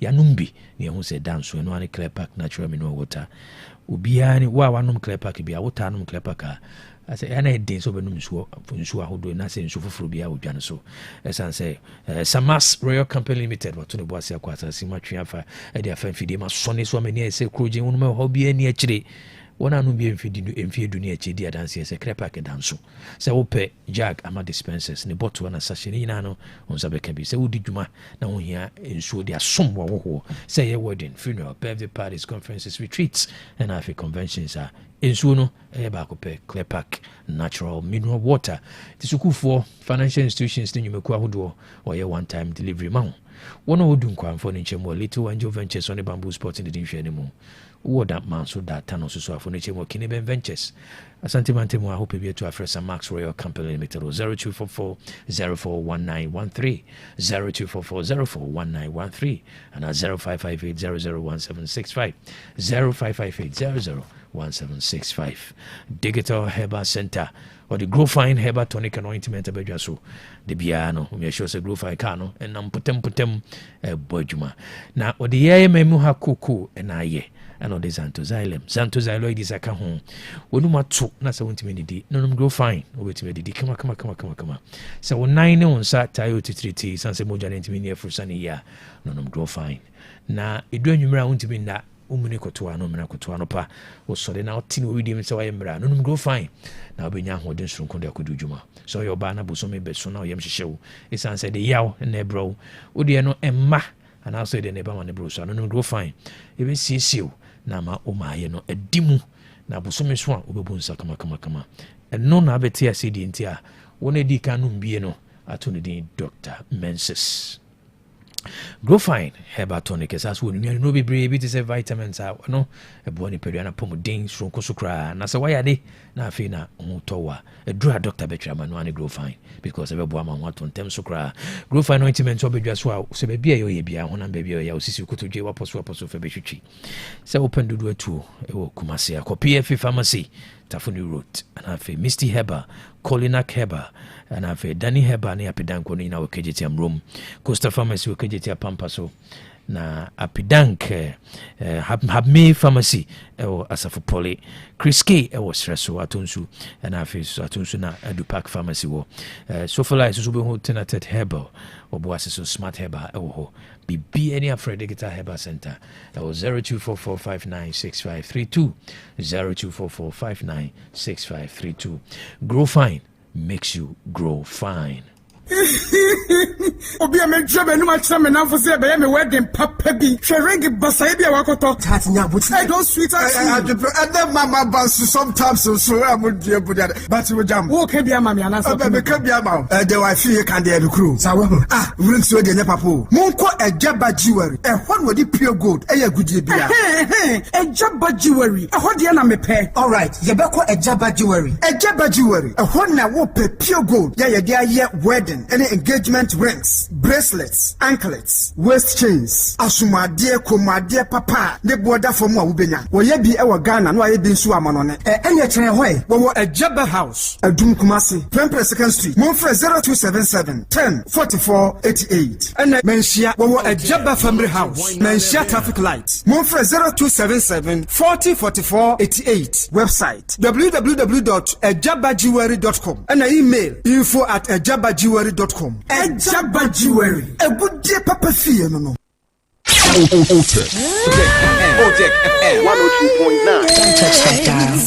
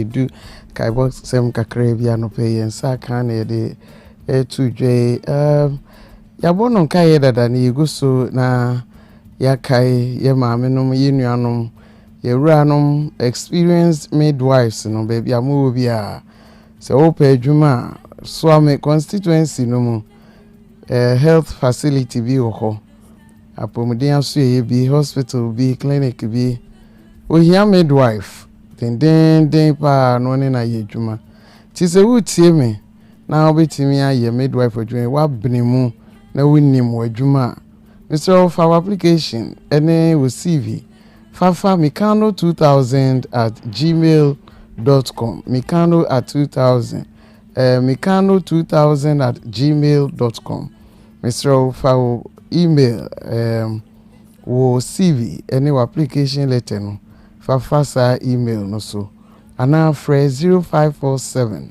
211048 0547 211048 ana say fatu email imo mikano2000 at gmail.com say oye midwife na otimi a wadwuma ye ready World Cup Village 26 you know yenwie ye mpon ye yegusu a ye ko Canada ye ne ye ko Mexico ye ne ye ko US ye ne ukwana no pe sport wo ye ne nyina be hwa bom ye commentary na bom kama eti se adwuma bi se ankrankro bi se sport bi etie me no pesa yemra ne ne eye sports crew ni nyina yemra ne umebom enhwe ball no ne yetiefu nyina ne yemmo wadwadie ho dawro emawa Mr. Ofre number C kakra bi na fe ya nuguso na ye ton wadwadie die e di ama kama 0240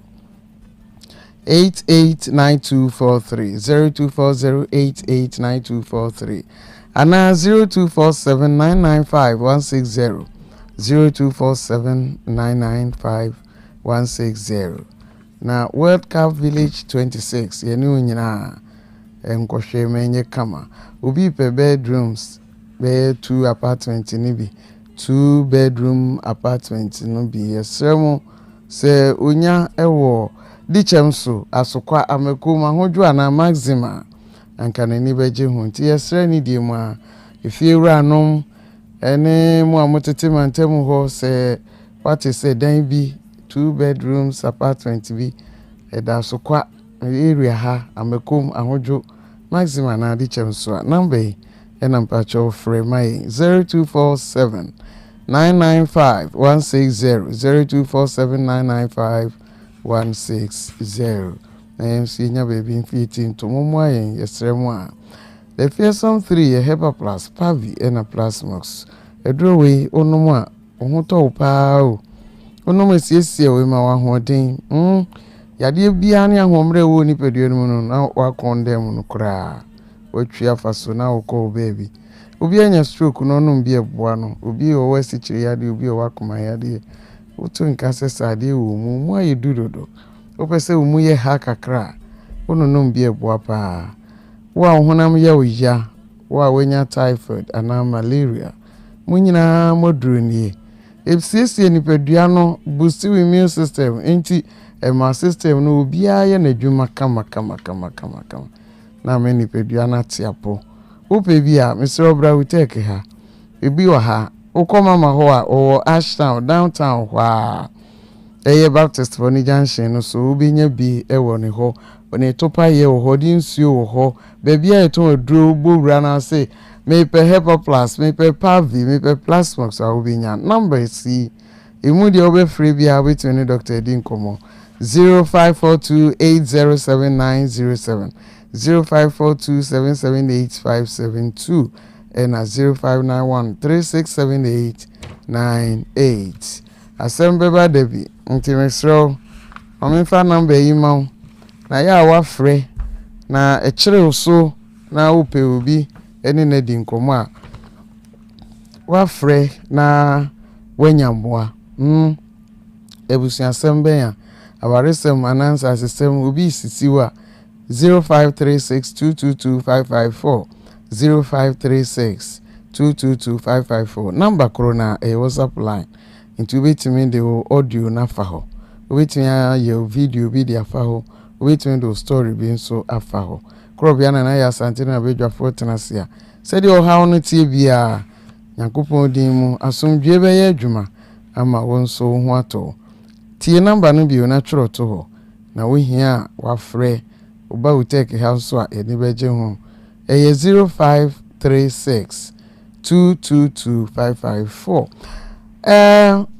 Perfect Series Basic Schools Assessment Contest 2026 you know si say dear yɛ twɛn a any date a yɛde bɛyɛ final one no main contest na ankasa a ɛyɛ southern sector any northern sector na yɛhunu who is who na nyampa ɛbɛba ɛbra southern for ewie wɔn die nyinaa northern for nso ewie wɔn die nyinaa afei na wɔn mmienu bɛka bom na ɛbɛkɔ so wɔ Four Square Old Central University ɛyɛ Mateko Accra ɛno date no ma ɛba ɛyɛ ma yɛ nyinaa yɛ nyanentie follow yɛn na like yɛn social media platforms ni nyinaa na yɛn ne wɔn abusua no nyinaa ɛnkɔ manuasi ma monitor adish sister Ekuya the base say ho na sisi the base no auntie Ekuya one obaga o onyame onhyira mo manuasi ndamase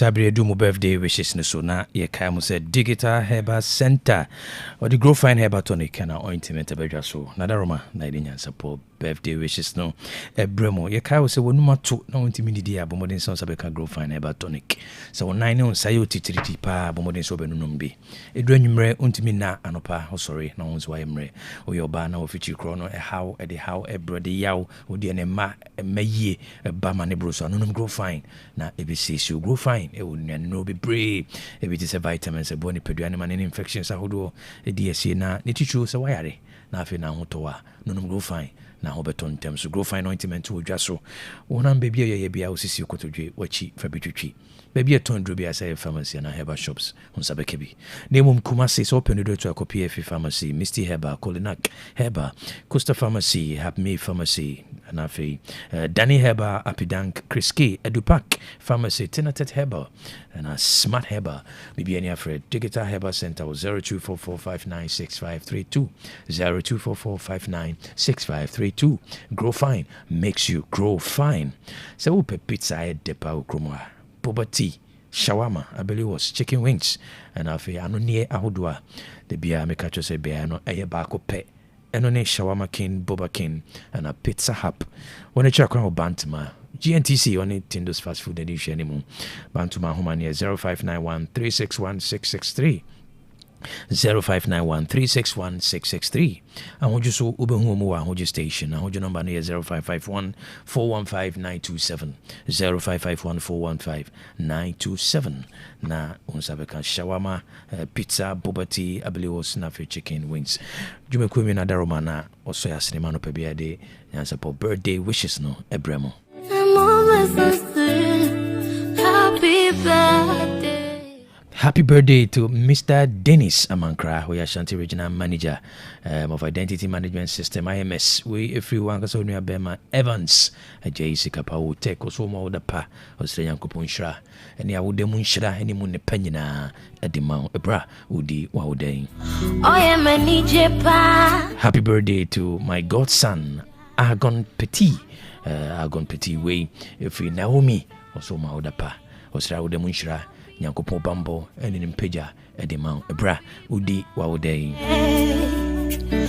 Happy birthday to Alex and I said Lexus or Ayua Mwefi Wanga Sawo Yanko Bebo Sika was home Oda Pa. Say Nyankopo can home by Nonko Swen Crow Mubebia who be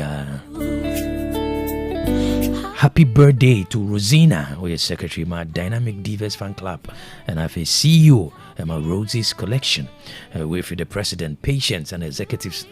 We need dynamic ladies. Nina, one is my other passion. Senya Grupon Shira, the Bambo, Sonko Swan Pejao, and Free Adumu, Enko Adumu. We special birthday wishes to Stella who Dubai. We through Yonko on Pia Ubet on so Ewu Dubai was so more pa was Senya Kupon se Unshraw no so more by baby will be a 22 anamon infancy bra Udi Wauday. Happy birthday to Sister Kusecha. We are second hand clothes dealer. Hello FM anymore and Yamwa Udapa, is the Yankopon Sonka, or Man Bambo and Yakasima, on Tinim Cho. Now, dear Bia, we share Nimukano, or Duma Kumano, on Fandomo. Happy birthday to my daughter Stephanie Usa Inshira Kwaku. We a student of Mikai Bell, and as a Mikai Bell School Ghana, or Pechi number 1, way for Oni Bushani na so ma odapa se Yankopon so kan ho o ma onyansa odibanyini e wo kwan shonko so. Special birthday wishes to Oteng Bismarck aka Obese wo Meduma we every sister Erica so ma odapa se Yankopon so kan ho na eni pabia wo wa odadie mu no Yankopon onfa no mo. A wonderful day.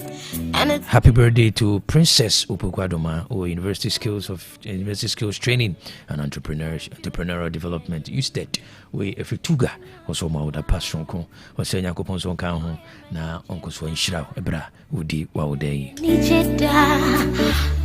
Happy special birthday wishes to dearest Linda Oche or your protocol officer or KSTU. I was a God bless your new age way if for some Pakani Samson also Mauda Passionko Sra de Munshra and Munipa Edimau. Happy birthday. Happy belated birthday to you, Abigail Latte or Amikum. We if you Franco Boateng DJ PC or Ashef also Mauda Pass the Yakupon Sonkan, Uncle Swantin and Infantry. Happy birthday.